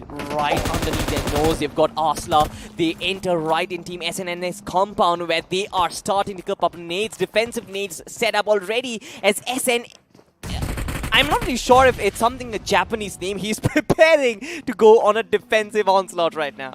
Absolutely, but at the same time, Asla does realize that, it's not going to be easy for him to actually grenade this right into the pockets of Team SNN. But it's important for SNN to actually fall back from this fight rather than taking it up, because it's a 2v4 and it's going to be hard for them to pull them off. But I still don't understand how they want to take this fight. Asla is going to be as strong as ever. We have been speaking about how good it is, but a good grenade has just been tossed in. Doesn't do much of a damage. It certainly is. They're just waiting for that perfect opportunity. But Mysterious X once again coming in from the shadows. This is exactly what they like to do, right? Getting in for those third parties. And this is where they can hurt Team SNN very, very heavily. But of course, Arsla and Team Mysterious X might just willing to go for a tag team party right now and feast upon those finishes. What do you think, Arka? Oh, look at that. It was Arsla who actually stole that finish, and I really love the way they do it. SNN final player inside the shack where it's going to be Kazama trying to put up a nade, but doesn't realize that there's a player right behind him. That's going to be a free finish point coming in for the side of Team SSN before they get erased off. But I do believe that, he has done the job of taking a player with him. It's going to be Shinigami at this point of time. We'll be getting a lot of shots from far away. That's going to be Arsla expecting it to do much more better. It's going to be Arsla Cyan doing the job. It's time for them to actually push in, because they would have seen that, finish feed coming in over there. Probably take another angle and immediately strike against this. Getting an opportunity to take down Mysterious X earlier itself gives an opportunity for the side of Arsla for a winner-winner chicken dinner for themselves. It certainly is. Shinigami, not really usual when the Grim Reaper himself is a victim of the Death Note, but Mysterious X so far, you've talked about them, you know exactly what awaits them, right? They've got to move on to inside the circle. But oh my god, God's OMKB, they come in from the back lines and suddenly it's Arsla who's actually completely in a sandwich position. Of course, God's OMKB, they've got some sort of distance between them, but I love this. They're taking away their escape strategies, destroy their vehicles. They're not going to be able to move, and as soon as they try and walk out of this rocky terrain, just shoot them down. I just hope that gods do realize what they're done over here, because they just gave away another finish point into the hands of Arslan. This is what I said, right? Arslan knows how to build their territory. They know how to make the defense and ultimately take finishes as the defense is going to be infiltrated, and that's been a big advantage for them at this point of time. I don't think so they've lost any of their players. Even if they've done, they've raked up enough number of finish points. That's going to be 3 as of now, but Team Solitude is going to be the team who has done the same kind of job as well. They've held on for a long time, and they've also been awarded for being a little defensive. As the game is going to progress, it's important for you to understand this, that unwanted push and unwanted fight taken by any team is not going to be rewarded by anything but a loss from their side. This territory is not safe. The vehicle breaks apart, it explodes, and probably he's locked himself inside the shack. I'm not sure if he's going to get out of it, but this time around, UP50, what an entry! Because OP, this is one way to enter, my friend, into a compound, confident as hell. His team RIS look to abominate and take the hell out of team UP50, but there's only one player surviving. I think it should be an easy job to kind of clean the floor for them. It's about being like the doll, right? Only 0.1% of the germ is alive, and you've got to be that efficient that you kind of take out the rest as well. I just hope you're the right chemical, because that one gem can actually, be a big disadvantage for the opponent. For sure. So let's see what's going to happen over here, but I really love the way he slammed in and just got off. I just hope there was an enemy standing there and he could just slam right into him, and it would have been a legendary entry. But still, all this is going to be just dreams as we speak about. KSR7 is going to be holding on to his nerve. He's going to be as composed as possible, trying to camouflage himself over there so that nothing can go wrong. But RIS on the other side is going to be farming up with all those crates which are left out over there. Vikas does realize that I do not have the right kind of nades. I'm going to be looting up some and coming back, but the circle at this point of time has shifted somewhere far away, and look at it, ladies and gentlemen, the hard cover, those low ridges is where you want to be at this point of time. But with so many teams coming in from the western side of the map, this is going to be a challenge for the teams gatekeeping them. This is exactly what I want to draw the attention for the viewers, right? Have a look at this team. Autobots right now, they've got the topography for themselves where they've got some ridges and some sort of terrain to give them some sort of cover. Most of the teams coming in from the western side have basically open barren lands. Team P6 once again going on the offense. Just going for a knock, and beautiful stuff as the vehicle explodes once again. We've seen a lot of vehicle explosions at this point, but Team P6, they've got to be very wary, right? If they want that third chicken in for themselves, they can't just give away their finishes. It's very hard entering a circle like this, especially when you've got Deathmate Esports as well as Team Mysterious X in the vicinity. Have a look at this. Shelby and Kid still trying to eliminate Mysterious X first, right? They are going to be their first form of resistance. Had those two players been taken out, they can slowly push forward towards that ridge. But here you've got another duel setting up, right? Zodiac Esports is still going up against Mavericks, and I believe this might just be the end because another player has been taken down from that team. I don't know how to say this, but it's important for all the teams to realize that right now prioritizing the zone is going to be much more important. You spoke about ABZs, that's going to be Autobots having a very good position, but I feel that a lot of teams are going to concentrate on that corner itself. Zodiac doesn't see the proper angle. This is what I said, watch out for your back, otherwise you're going to be paying the price.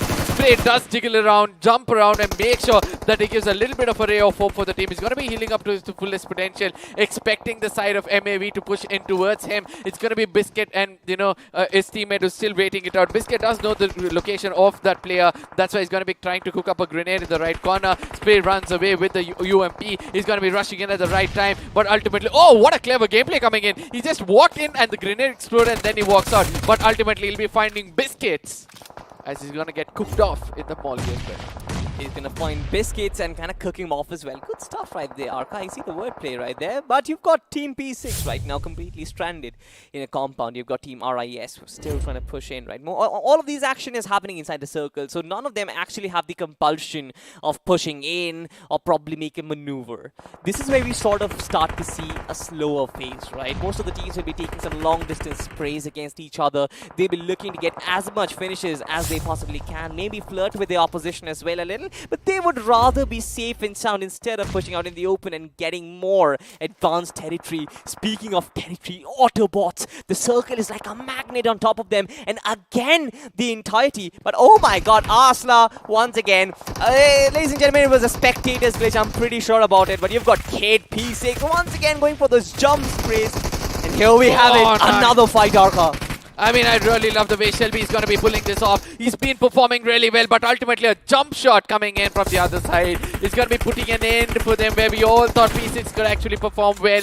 They've just gone down with 2 finish points. Could this be a point where, you know, they need to wake up and get another 10 to 15 or probably a 12 on an average in the next map? That is going to be the question further on. But right now, ABC, as you said, Autobots are having a very, very good spot in the map. But ultimately, they're going to be attracting a lot of chaos towards them. Are they capable of doing it is going to be the question. Wow. A drop shot comes in at the right point, and Jod, it's going to be Karthik Jod being the Jod for the team.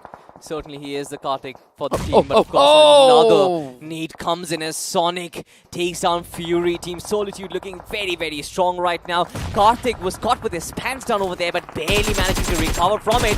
Few finishes to their name. Team Solitude, Sonic is still pressing forward. Just one player survives, but decides to disengage at the worst possible time. Again, majority of the action is happening outside the circle, where Team Autobots are just waiting. Have a look at their numbers, 4 players, but just 3 finishes to their name. I love what Sonic is doing right now, right? He's gathering finishes from left, right, and center. It's also that the fact that they've got 13 finishes to their name. This is just scavenging for them. They're looking for dead players left, right, and center, just naming it to themselves and racking up the points for themselves.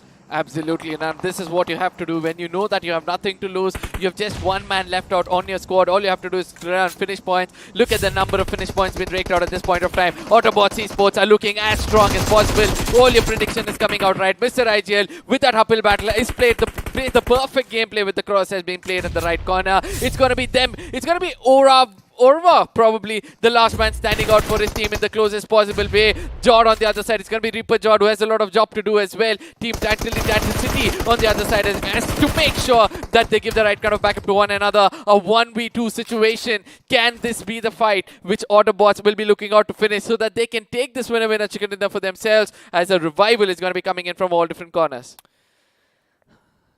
A little bit of time, a breather for most of these teams right now. Autobots, they've got the time to resurrect and restabilize once again.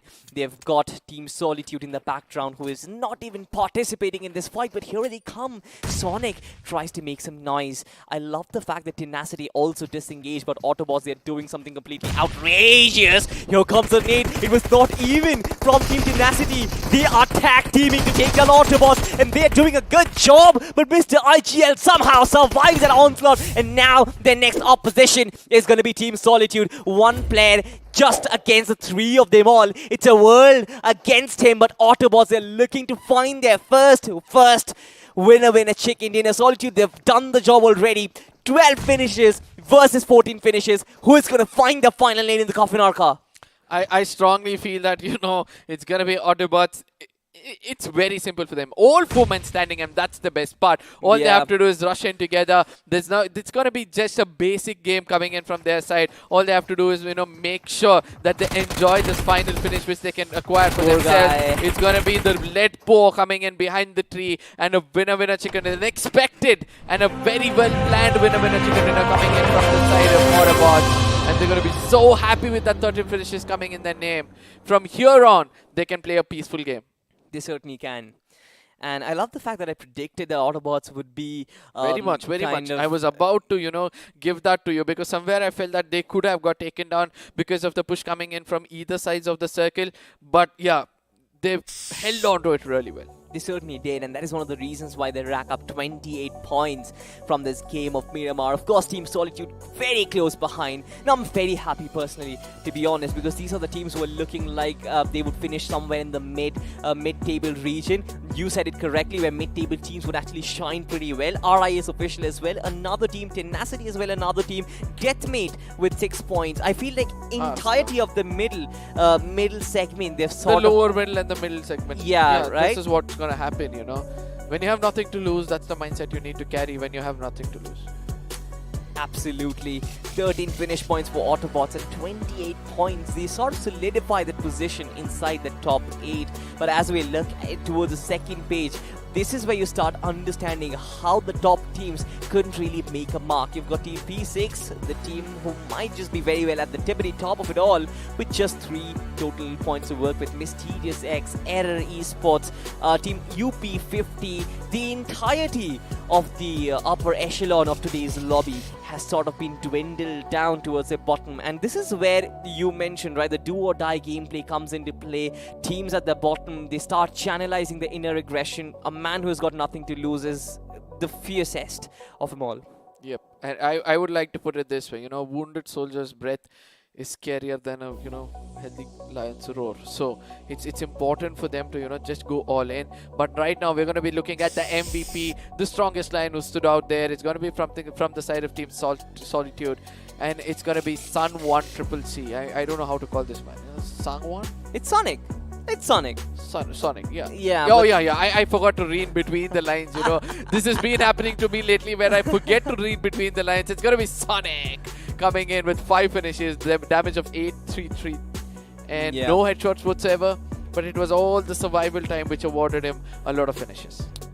Absolutely. He did so well to earn the tag of iQOO MVP. But talking about the top 5 players, of course, Sonic will be right there at the tippity top. You've got Flash OG as well. Team Solitude just played it out to perfection with so many finishes. I believe they had somewhere in the region of 13 to 14. But at the end of it all, I feel like it's Autobots with their teamwork that actually did the dream work out here. Fox as well as Hell, sharing 10 finishes between them. You've got Karthik Jord from RIS as well, who came in with that vehicle. I think it was Vikas OP who actually came in with that vehicle and slammed in to get that nice highlight situation for himself. But that's fine. That's completely fine.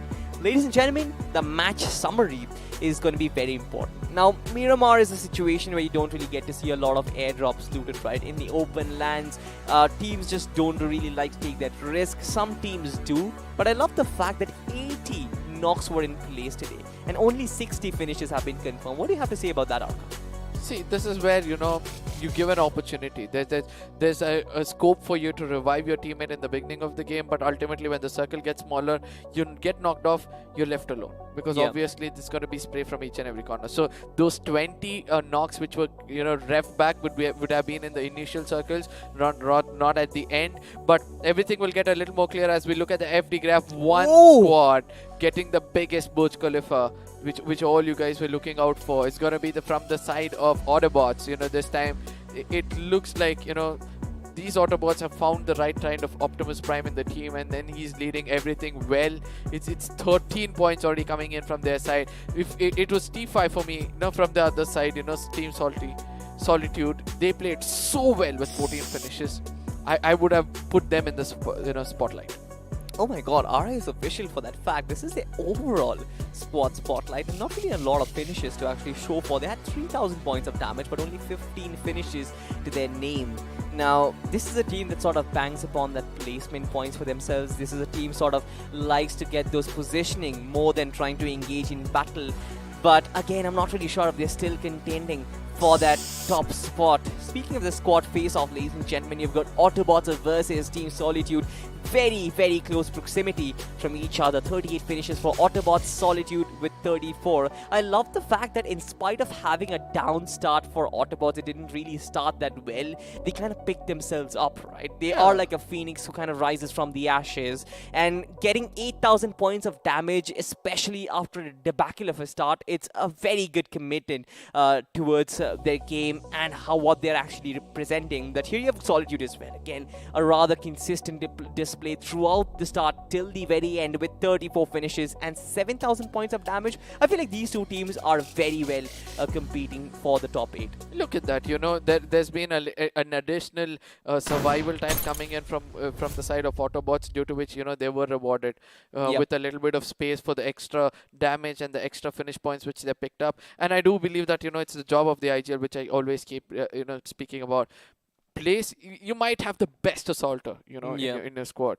You need to place him at the right corner of the map. If you're not going to place him at the right corner where he's going to be getting churn from all different directions, it's of no use, having a very strong team. So I think that IGL was doing the right job to get that survival period. I know most of the IGLs in this tournament have learnt a lot as well, but right now, some bigger pictures for us to see as I speak about one more WoW.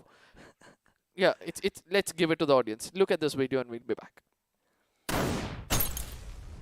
Show me you got soul.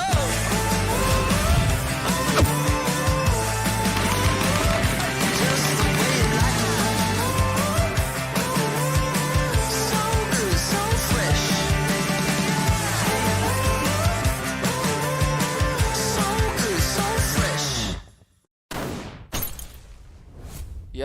One more take my money moment coming up. Yeah. It's Snapdragon Waiting for it. 778G 5G. What does this to you? When you're playing a game, you realize that there's a lot of apps running in the background. You're like, oh, I just wish that, I did not have so much memory. This mobile is going to give you 40% of its GPU and CPU so that you can continue gaming, and then 40% in your control. Where is the question of dropping of frame rates, my friend? I say, for a gamer, this is just the absolute, golden biscuit. Exactly. I mean, if you are sort of, cruising Instagram in between your scrims, if you're someone who is, doing some Bumble and Tinder in between them as well, just like me, then you probably will love this phone because you've got that extra bit of juice as well. I guess you got caught. Did I say something wrong? Oh, was I not supposed to? It's okay. It's okay. It's okay. So we'll be coming back right into the highlights to see how things have gone so far. I just hope that you won't have squads around you putting you down, if you know what I mean. Yeah. But yeah, let's jump right into the highlights and see how it all started off. This early skirmish did pay off for one team, and that's going to be Error, even though there was one person putting up a grenade. Bashop was putting up a grenade in a way. Let's see how it is. All right, then Team Error though, I love this initial approach right from them, right? They kind of went in right at the start of it all. They were very confident that they're going to catch them off guard, and they got those finishes to their name. It's really, really good. Yep, absolutely. Now, this is one team which we really thought that they can take it home. If you look at this gameplay coming in, Kavi, his crosshair was exactly right at that corner, expecting somebody to come in. Every time he rushed in again, the crosshair was at the right corner, trying to put players down as well.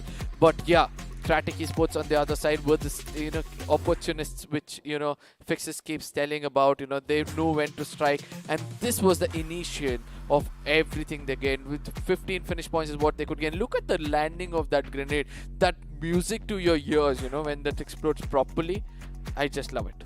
It certainly is not music. If you are the receiving end of it, you just get completely blinded, probably even, shred apart with all the shrapnel that is coming at you at very high speed. But Team Solitude, this was the place where I really have to give them credit because they sort of recovered from that push really well. Error Esports sort of getting ahead of themselves. They thought that they're going to get away with every single 4v4 fight that they participate in. The timing wasn't really right. Team Solitude was there. There was a down phase, right? They could have tried to time it to perfection, but that did not happen. Team SNN as well, they sort of had their moments, especially after losing their players, right? They could have sort of tried to survive instead of going aggressive. This was one of those Bollywood entries that we get to see. It's sort of like a Rohit Shetty film, cars flying left, right and center, action happening left, right and center.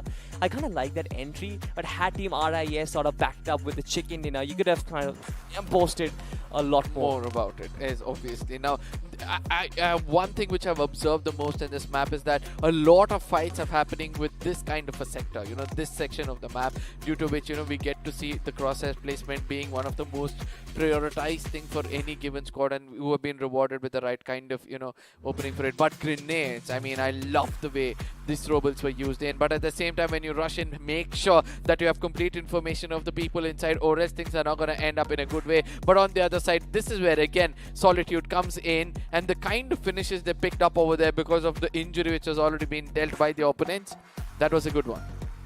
It certainly was a good one, and of course Team RIS, they really shined in this map itself, right? They got probably 10 to 11 finishes to their name, but I kind of am very disappointed in the fact that they have 15 finishes in their overall day itself, right? 12 finishes in one game and then nothing really to back it up.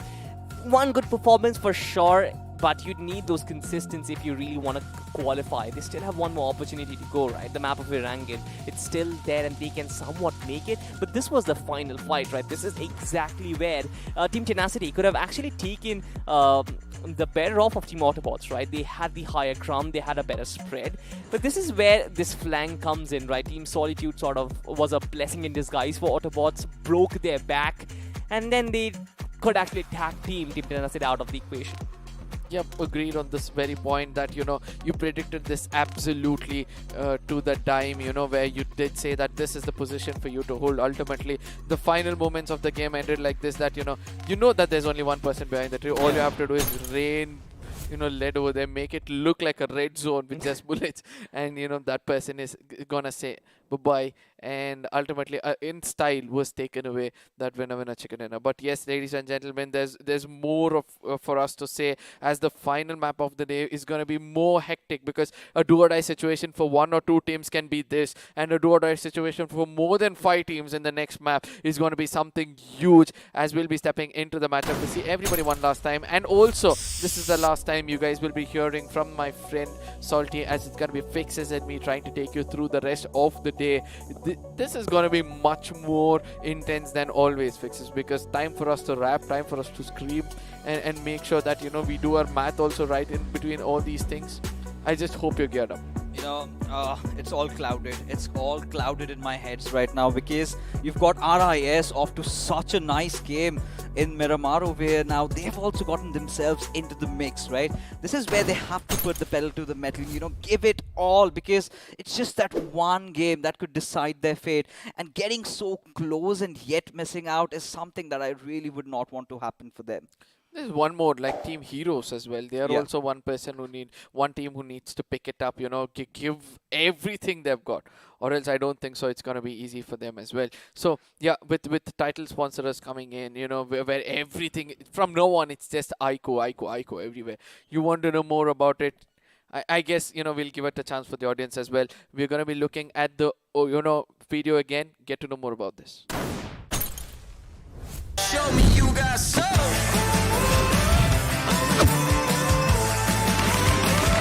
Just the way you like it. So good, so fresh.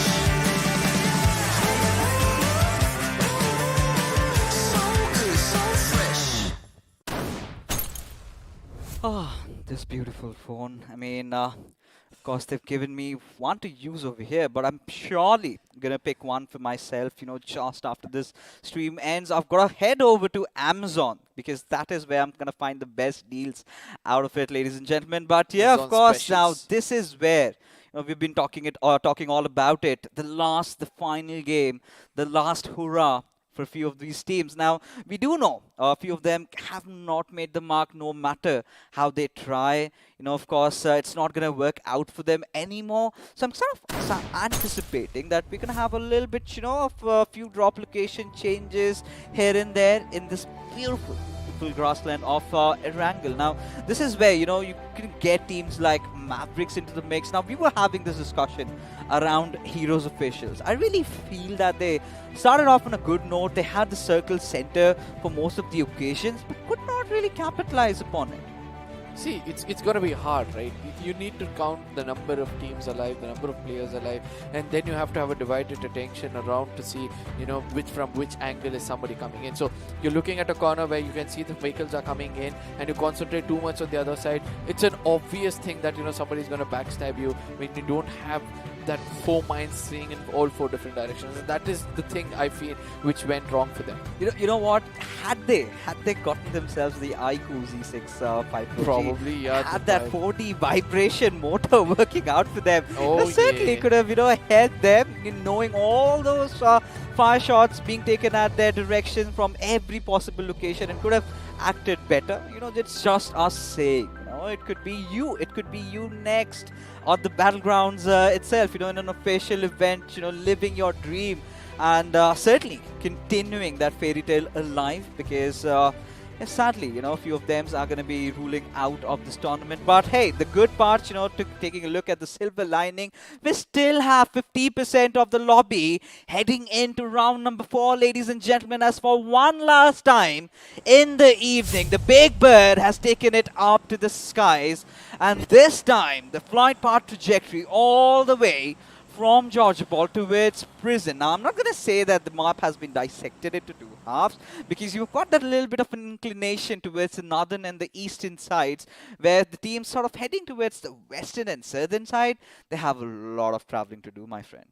I just hope that, some team dares to go towards the side of military base and holds it somewhere. I feel this zone is going to be going so far away from the flight path that everybody will have to fight for themselves. Now, let's talk about the teams who need to work hard over here. I think Kratic is going to be coming in over there. Arsla is going to be coming in. RSI, Zodiac. We have the guards who need to perform. UP50, Error Esports. All of these teams are played well. And let's not forget that Team TT as well. So what do you have to say about to these teams? If you were the IGL or if you were somebody as a coach to them, what would you suggest them to do in the final map?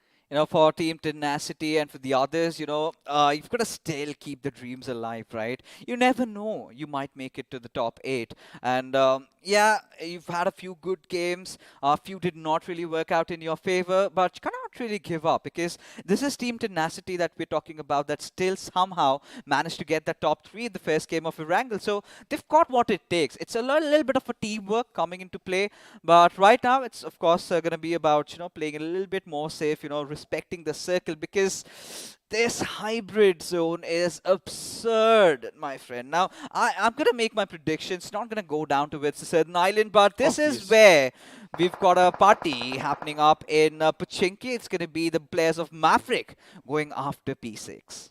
Now we have to see whether P6 will be able to dominate this because P6 have been really strong in welcoming a lot of players as they walk into the crosshairs with the right kind of, trigger discipline. At this point of time, we're able to see that Kid is just waiting it out. Oh, misses it by the, bell. And I think that it's important for him to just go away from there or else it's not going to end well for him. But on the other side, it's going to be Pablo throwing it in the wrong direction, not watching out for his back due to it.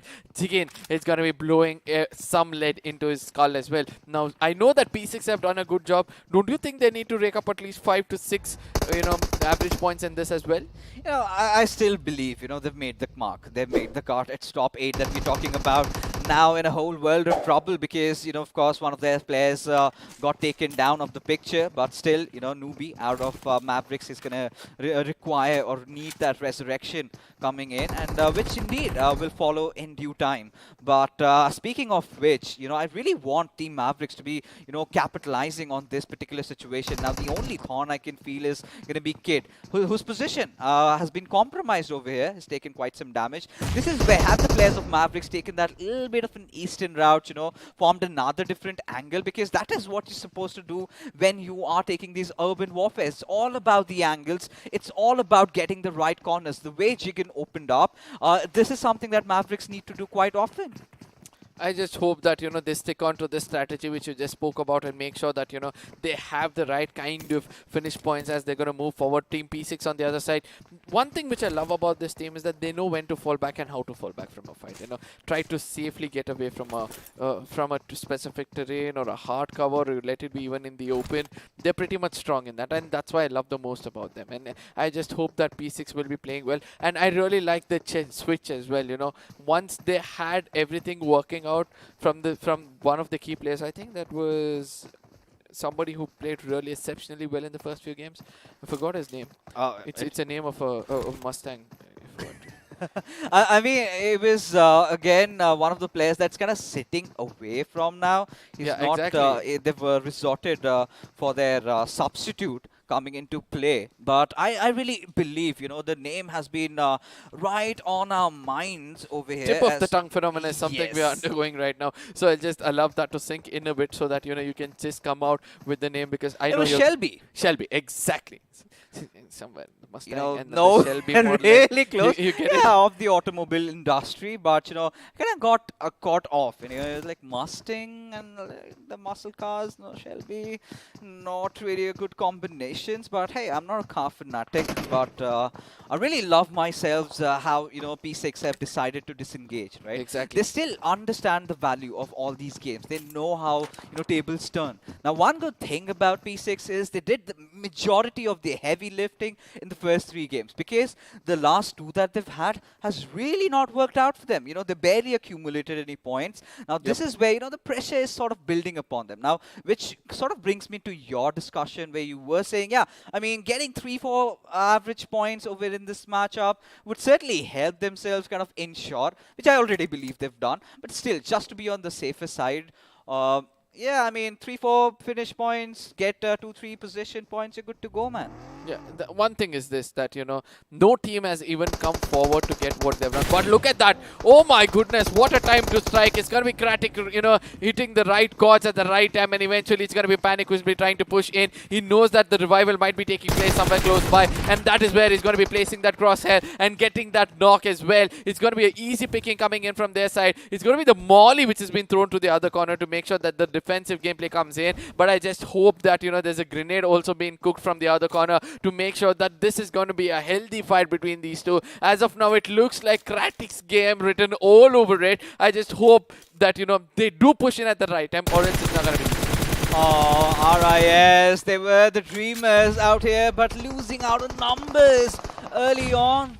2 finishes already in short for Kratik Esports. Now they know that they've got to make this matchup count. They've got a few good finish games, but yes, getting even better is sort of going to ensure or cement their positions in the top 8 as Karthik Shot showing his back to the enemy. Gets punished, absolutely, as it's going to be Chas Noob OP, the final survivor of RIS. And when I was really feeling that, RIS has got what it takes to, come out on the top 8, this is where the dreams shatter.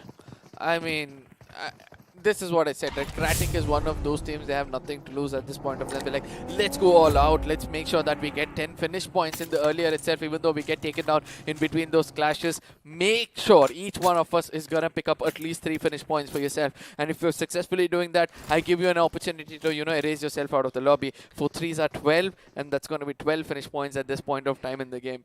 Just imagine that math, kicking in inside the squad, and it works out as like a charm. At this point, being there as a player, of course, mathematics would be the last concern, because right now, the early intention of the IGLs or the team is to find a good position, right? And finding yourselves amidst encounters early on is certainly not a good sign.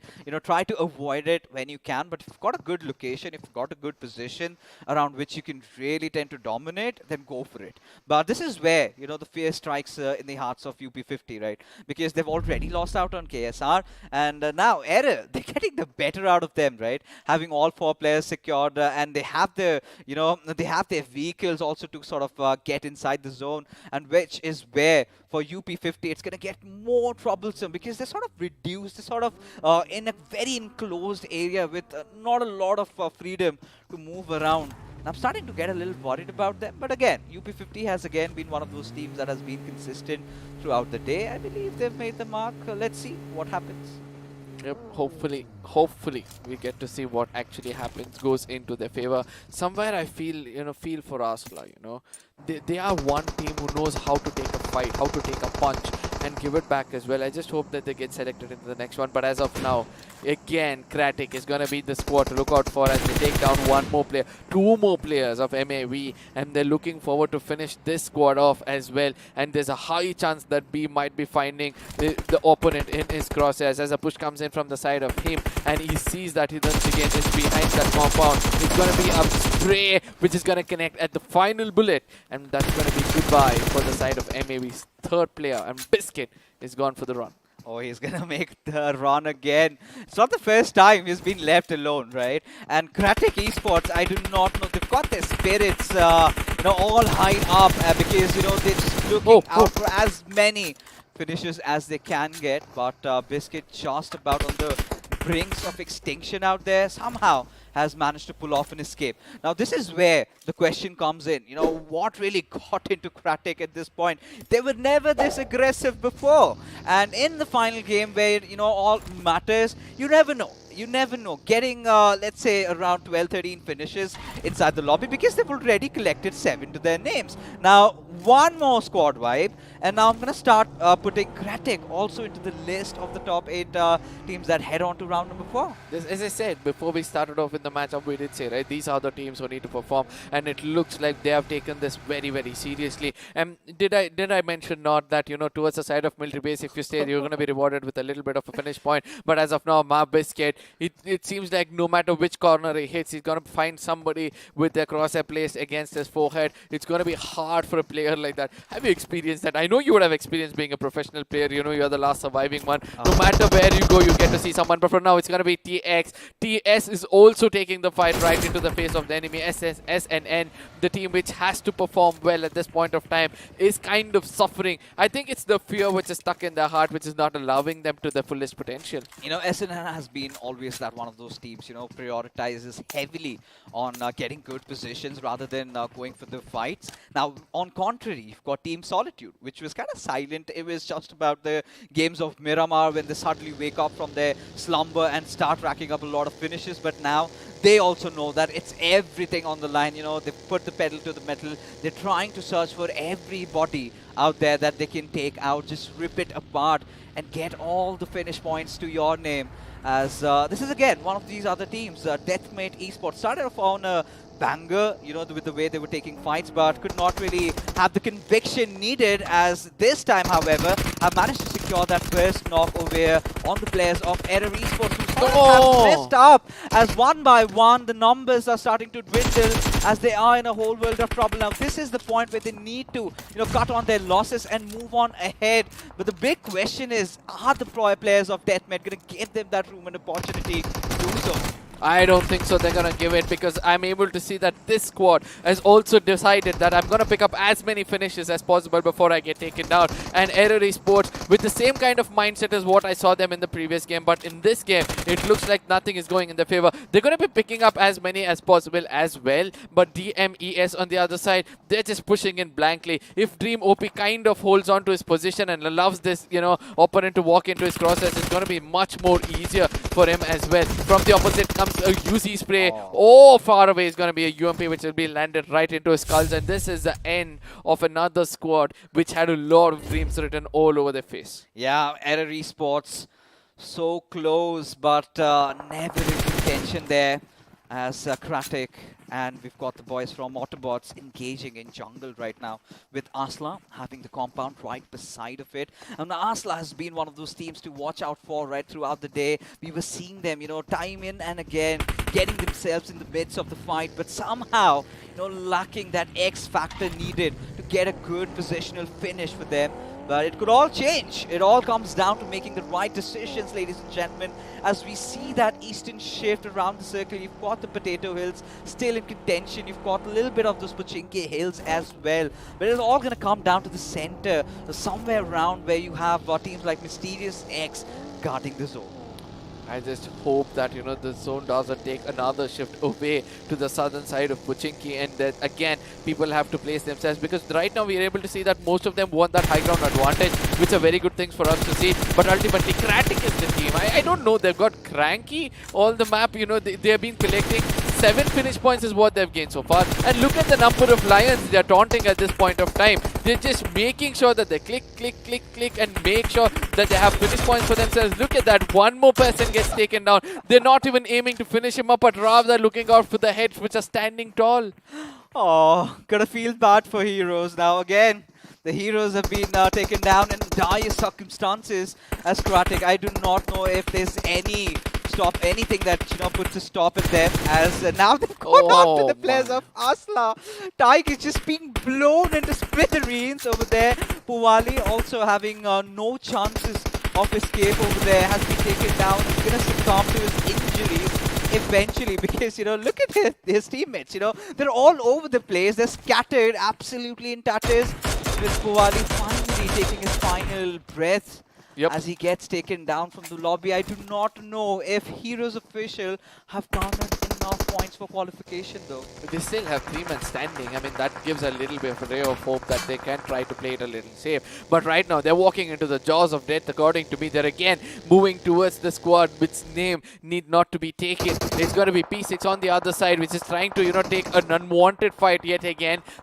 It's going to be hard for you to take a fight against a team inside a hard cover with 1 or 2 knocks against you. They're going to eventually push in to pick up that finish points, especially in this moment of the day where finish points matter the most. Oh, indeed. It does, at least for a lot of teams over here who are yet to make their mark. And for now, P6, they've had a really good start to the day, but certainly have been taking, or rather tumbling down the hill the Humpty Dumpty story going live for them. And it's been a contrasting game, right? It's either the highs or the lows, nowhere in the mids. And for now, they still have a few of their players alive.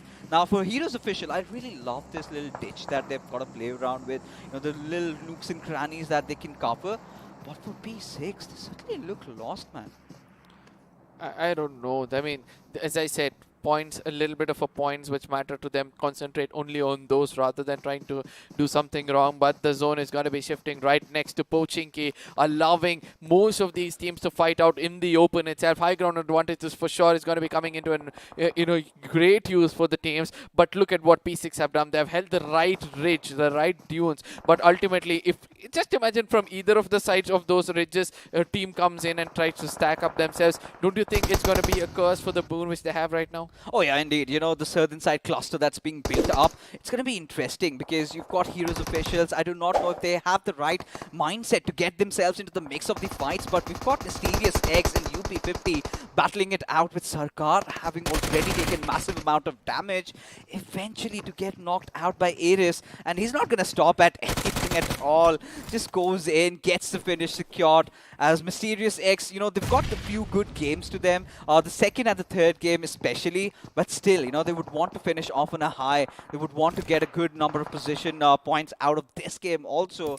But for UP50, I think they've done the job throughout. And this is one of those games that they can really not crib about. I just hope that they do not, because ultimately 1 or 2 points, it's going to be a very neck-to-neck battle. Probably mere 1 or 2 points is what's going to happen. But right now, it's going to be the... Don't talk about this squad. Better not speak about them, as Heroes is going to be the next squad. Oh my god! With grenades, with lead, with vehicles, whatnot. I think next they're going to use the land itself to, take down players in front of them. 13 finishes already. Are you kidding me?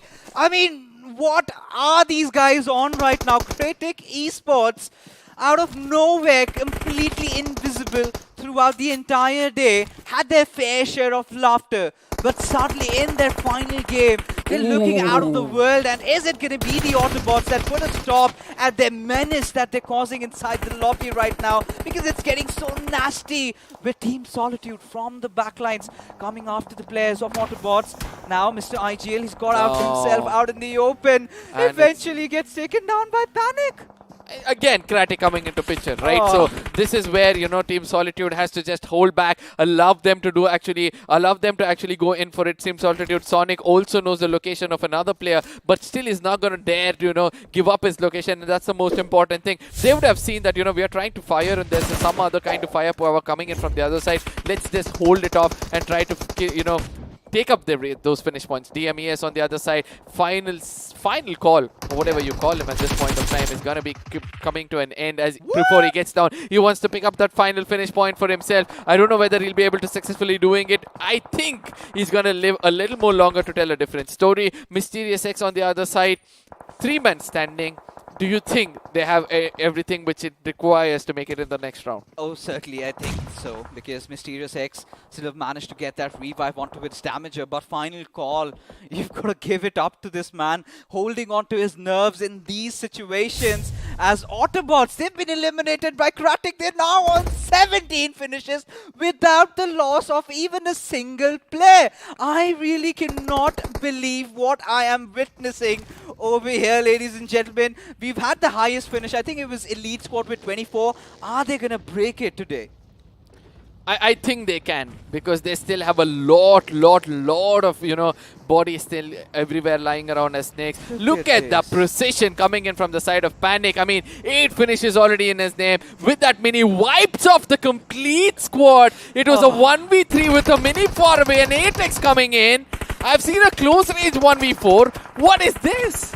This is preposterous at this point, with Max Payne still going after Frag Boy, who in turn just stands up and gets the knockdown. And for Kid, he's going to prone in. He's got one of his players knocked out. He's going to play a little bit defensive as you have Sniper heading out for the flank. Has he spotted the other 2 players right in front of him? One good grenade can do the job. as we arrive at Asla. The little nickname coming in. Cyan, barely with sliver of HP, somehow is still alive, but Shan ensures that he gets a knock on the players of Solitude as Ferocity and Pika are in cold blood, just dying down. Oh. Ganesh coming in from the side of Sonic, actually doing everything right. It's music for the teammates here as they can get more finish points for themselves. Flash OG on the other side is going to be quick enough to pick up as many players as possible who are down on their knees. That's going to be two specifically. Asla on the other side, what have I told? Never enter the territory they're holding, and this is going to be a fate with just, I would like to say, 0.1 HP. He does survive with a drop shot, and he's going to be healing it to his fullest potential. Now, that's the best way for you to heal up, you know, using the complete capability of a health. I do not know from the cusps of death how do Asla still somehow manage to survive as Kratik. Here they come. Who are their next targets going to be? Who do they have in the radar next as the boys from Godsing have to make it inside the circle, but I believe the players of P6 are not going to give them that luxury of getting in, have that little bit of a high ground cover to themselves, and could spot out the players of Team Solitude anytime soon. Absolutely, you know, at the same time, this is like good for us to say that they've cemented themselves, and it's gonna be the gods giving away their lives to the play zone rather than giving it away to a space. And it's gonna be Kid who gets taken down by Sonic from far away, and I think this is gonna be a welcome finish point for them. They're gonna be picking up as many as possible at this point of time. Sonic has gone bonkers as he's gonna be confirming another one in his name. Now SNN on the other side is the safest team with the best kind of hard cover. There's a push coming in towards them from another squad. We can expect us to be the next skirmish to watch out for. Yes, it's going to be Zodiac versus the side of SNN. It's going to be the Zodiac spray. The first person to get taken down. SNN is cooking up another grenade to make sure that it's going to be a defensive one, not allowing anybody to push in towards them. Oh, it bounces back in the right corner, but still runs away at the right time.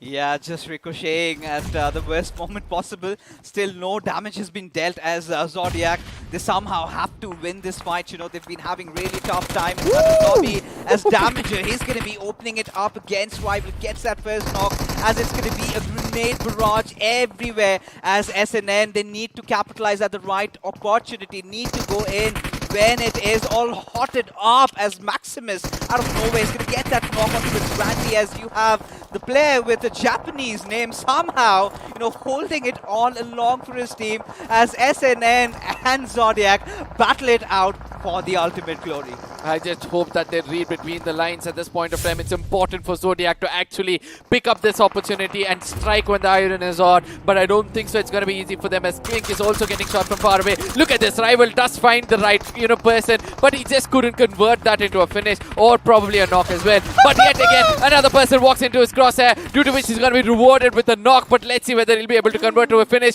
But from far away, somebody's going to steal it away from him, I believe, and that's going to be from the side of Team Solitude, and they're going to be very, very happy for the hard work done from the side of Zodiac. You know, I did not sign in for this. I did not, definitely, for the kind of chaos, for the kind of commotion. It's pandemonium throughout the map, but UP50, you've got to give it to them. How on earth have they survived and still going on? But for Mysterious X, it's going to be such an important game. But look at the players of Kratik. They know exactly where Zero is. All they need to do is put the right Molotovs at the right corners. And just that little bit of an opening, little bit of a breathing space for Zero. That's all he needed to keep himself alive over there. Yep, and the final bullets going into the skulls of Rival. And that's Zodiac getting eliminated, ladies and gentlemen, with 5 finish points for themselves. I mean, in the 7th position, I think they've done a decent job. Just, you know, mere small numbers, they might get selected or not. UP50 on the other side still surviving in these dunes where the zone is still going to favor them. All they have to do is make sure that they do not come out to the horizons and find the crosshairs of Mysterious X or probably the Ruthless CRC would root from far away. Also landing some more against, and this pick up the 18th finish, and they're counting for more as the grenade is going to be tossed in from the side of Hema. I just hope that he gets a knock at least, giving an opportunity for the team. His history going to be remade. His history going to be rewritten. It's going to be the next big question. The circle shift completely favoring a lot of teams on towards that southeastern shore. as Mysterious X. They've got to make it inside the zone with a lot of watchdogs out there. The big question is, do they go for it or do they just focus on UP50? As look at Kratik, they're somehow getting taken down. They are finally starting to bleed as one of their players has fallen down. The other surviving barely with a sliver of HP, and taking the Wizard Tower is never the wisest of decisions, because when you're a 4-man team, you do not seem to have been pummeling out in that situation, which eventually is the case for them, as Solitude somehow are still being battered down with all those bullets. And now the question comes, how do they somehow keep themselves alive? They have the blessings of the circle as Shinigami. Now he's gone after the players of UP50, and it's going to be Aditya who's going to be the last player who's going to make a mad dash for the circle. I don't think so, because the slithering snakes are going to just form up at this point of time. This is the place for you to actually prove with what kind of snake you are. You're going to go in and eat up everybody like an anaconda, or you're just going to strike when the time is right like a cobra. At this point of time, we're able to see UP50 is just getting eliminated in the hands of Mysterious X. There's going to be a very small opportunity for the side of Team TS to actually take this all home, as Hema is going to be the last man standing coming in from the side of CRC. That's a wild pour of lead coming in from the side of Sonic, who's been living up to his name from the get-go of this game itself. He's been landing more finishes from his crosshairs than usual. 8 finishes is what we have seen, amongst which 4 coming in from the side of Sonic himself. In the midst of it all, it's Deathmate Esports still alive and kicking. And from the brinks of extinction, they somehow have 2 of their players still alive. Now Kratik, they might have had an amazing few first circles, but towards the end, it all comes down to him, who I believe is out of first aids. No, he is not, but has been spotted out right in the open, as Final Call is going to be putting a nail into his heads over there, depriving Kratik Esports of that chicken dinner. But 19 finishes, a top 4 finish in this game. Have they dug in deep enough? I think they have, but Solitude on the other side wants the deep digger. This is not the only match they performed so well. This is one of other maps where they're going to cement themselves. In the previously when we started off the game, I asked you whether they can cement themselves. It looks like they've given the answer to me directly at this point of time, as they're going to finishing up in style. It's going to be Team Solitude with the winner chicken dinner for themselves. It's TMS who survived a bit more longer with around 9 finishes for themselves. Deathmate Esports, I believe, is also making it into the next round. Oh, that's the belief, that's the ifs and buts. Anything could possibly happen, because Deathmate Esports gotten themselves into the mix in the final game of it all. Have they garnered enough points for themselves in those earlier games? But for Team Solitude, it was a much needed respite, finally finding that chicken dinner, having 2 really back-to-back good games in Miramar. It was that Erangel game that they needed to work upon, and respecting the circle, making the right choices, did amass a lot of points. But it's going to be Kratik with those 19 finish points to their name, are on the top of the table over here with 27 points. I somewhere feel that, that mini 19 expert is going to be the person to be blamed over there. The kind of finishes he raked up over there. But let's look at the bottom. RIS, Heroes, Mavericks, and then we have TTE, Gods, Autobots. I know Autobots would have done an amazing job. So for Errors, SNN, these are the teams under the radar of concern. Let's see whether they'll be able to make it into the next round. It's all comes to one single point. I do understand that, you get to undergo the pain of not getting selected to the next round with just 1 point taken away from you. But I do understand the kind of maturity it gives you and the importance of placement points when it comes to the overall game. This time the lobby was so equally divided, right? Every single game you had some of the team really popping off, but at the same time the consistency was just visible from a couple of them. In fact, a handful of them were going to find themselves in the top 4. But for now, ladies and gentlemen, let's take a look at the iQOO MVP for the evening. We do have Panic, 11 finishes to this lad's name, 69 points of damage, and the survival time 24 minutes. Oh, this is absolutely ludicrous numbers being brought up, and we were starting to wonder if the elite squad record of 24 finishes, is it going to be broken today? But certainly has to be waiting for a couple of days more as we charter into the top 5 players. And Final Call, he's been making a lot of noise. Definitely one of the players to watch out for if Deathmate sort of qualify to round number 4. I just want to know whether it's final sell or final call, but yet he's done an amazing Final job. call, I Seven, and then we have been getting 5. Then we have Sonic.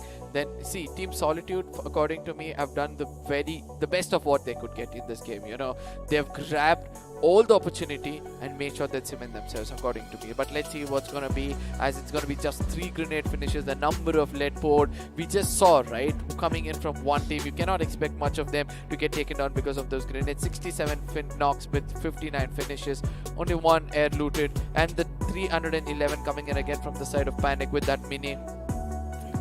Nothing to say. Certainly that 8 times really helping him get all that vision out there, and look at that shot. Oh my goodness. Absolutely. At a certain point, I really felt, even it has been toppled over. Look at the right inside. It's 3,200 plus damage. That's the highest threshold that we have, and they've crossed it. The highest damage numbers being put up in BMOC, ladies and gentlemen, for you guys. And it had been a handful number of teams that really popped up, right? It had to be Team Solitude, who eventually walked off with that chicken. Deathmate also, considering the kind of situation that they were in, because at a certain point, I really felt that, Mysterious X, they've gotten the better out of them, but still managing to survive till the very end, commends to them. Yeah, there are many teams who did perform like that, Somewhere I feel, if not in this map, there was a map where Zodiacs performed really well, tried to survive until the end. I think Zodiacs have been there in the top 8 no matter what in all the games. So they are also getting some good points. Arsla on the other side is going to be one team which has always been that, I have a soft corner for the team, as I told before, because they have also performed so well. It's very hard for you to wake up every time you get taken down, and they've got up so many times. A lot of underdogs, a lot of beautiful stories being built up, and to power it all, we've got Loco coming in, India's biggest gaming and streaming platform. For all you esports enthusiasts, your favorite streamers are streaming over there. Might want to head out and check them. If you have not downloaded already, it's your mistake, because you get to get all those nitsy call-outs as well, and you sometimes can also become a streamer. But that being said, to stream on Loco, you need to have a really good device such as this, the iQOO Z6 G Pro for you guys, and they've got a message for you just about now.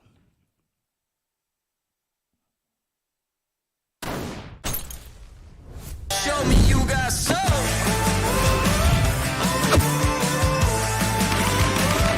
Just the way you like it. So good, so fresh. So good, so fresh. Where can you find this beauty? It's on Amazon special. And one other wow factor about this is the kind of price range they're putting it inside in 25k. Everybody wants to start off in a very good note, right? So back then, when we were trying to play this game, we did not have the right kind of mobile, and then we were looking out for the person who could actually give us, if you're a person like that, if you have an average amount, this is the right kind of mobile for you. It can take you to tier 1 very easily. Yeah, I mean, just what our Indian audience needs, right? And the men from iQOO have catered it specially for us, be it streaming, be it trying to get into esports. This is exactly what you need, right? You certainly, at times when you sort of start streaming, your phone starts to get heated up, and you've been talking about, managing a lot of applications running in the background as well. So, in order to ensure that you've got that seamless performance going in for yourself, this is where iQOO Z6, I have to urge you guys to check this one out. But now, getting back into the teams and what has been happening all along, a squad spotlight for Team Solitude, who have apparently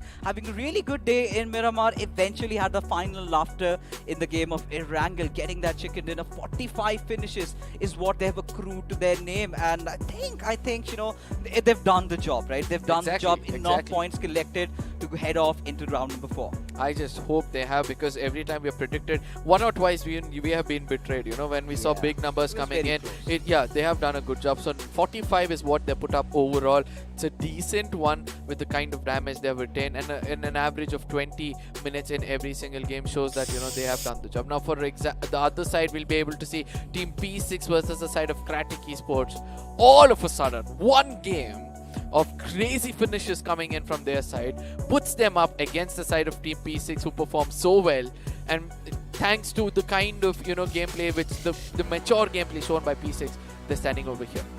I mean, I'm kind of baffled by what Cratic Esports just did in that final game because, talk about the first four, they've hardly had 14 or 15 finishes to their name. And in just that one game that they had to play, where they had to go all out, all guns blazing, I mean, 32 to their name. Now, P6 has again been one of the more consistent teams, getting those back-to-back 2 chickens, then getting that, second position finish in the first 3 games, and that's just about it, right? That's just about it. That's where they kind of went a little downhill. That being said, ladies and gentlemen, we're finally done with all our games for the evening right now. This was, of course, iQOO Battlegrounds Mobile India Open Challenge powered by Loco. It's, of course, me Fixes along with Arca and Salty in the midst, of course, signing it out and calling it a night. Till then, you guys take care and peace out.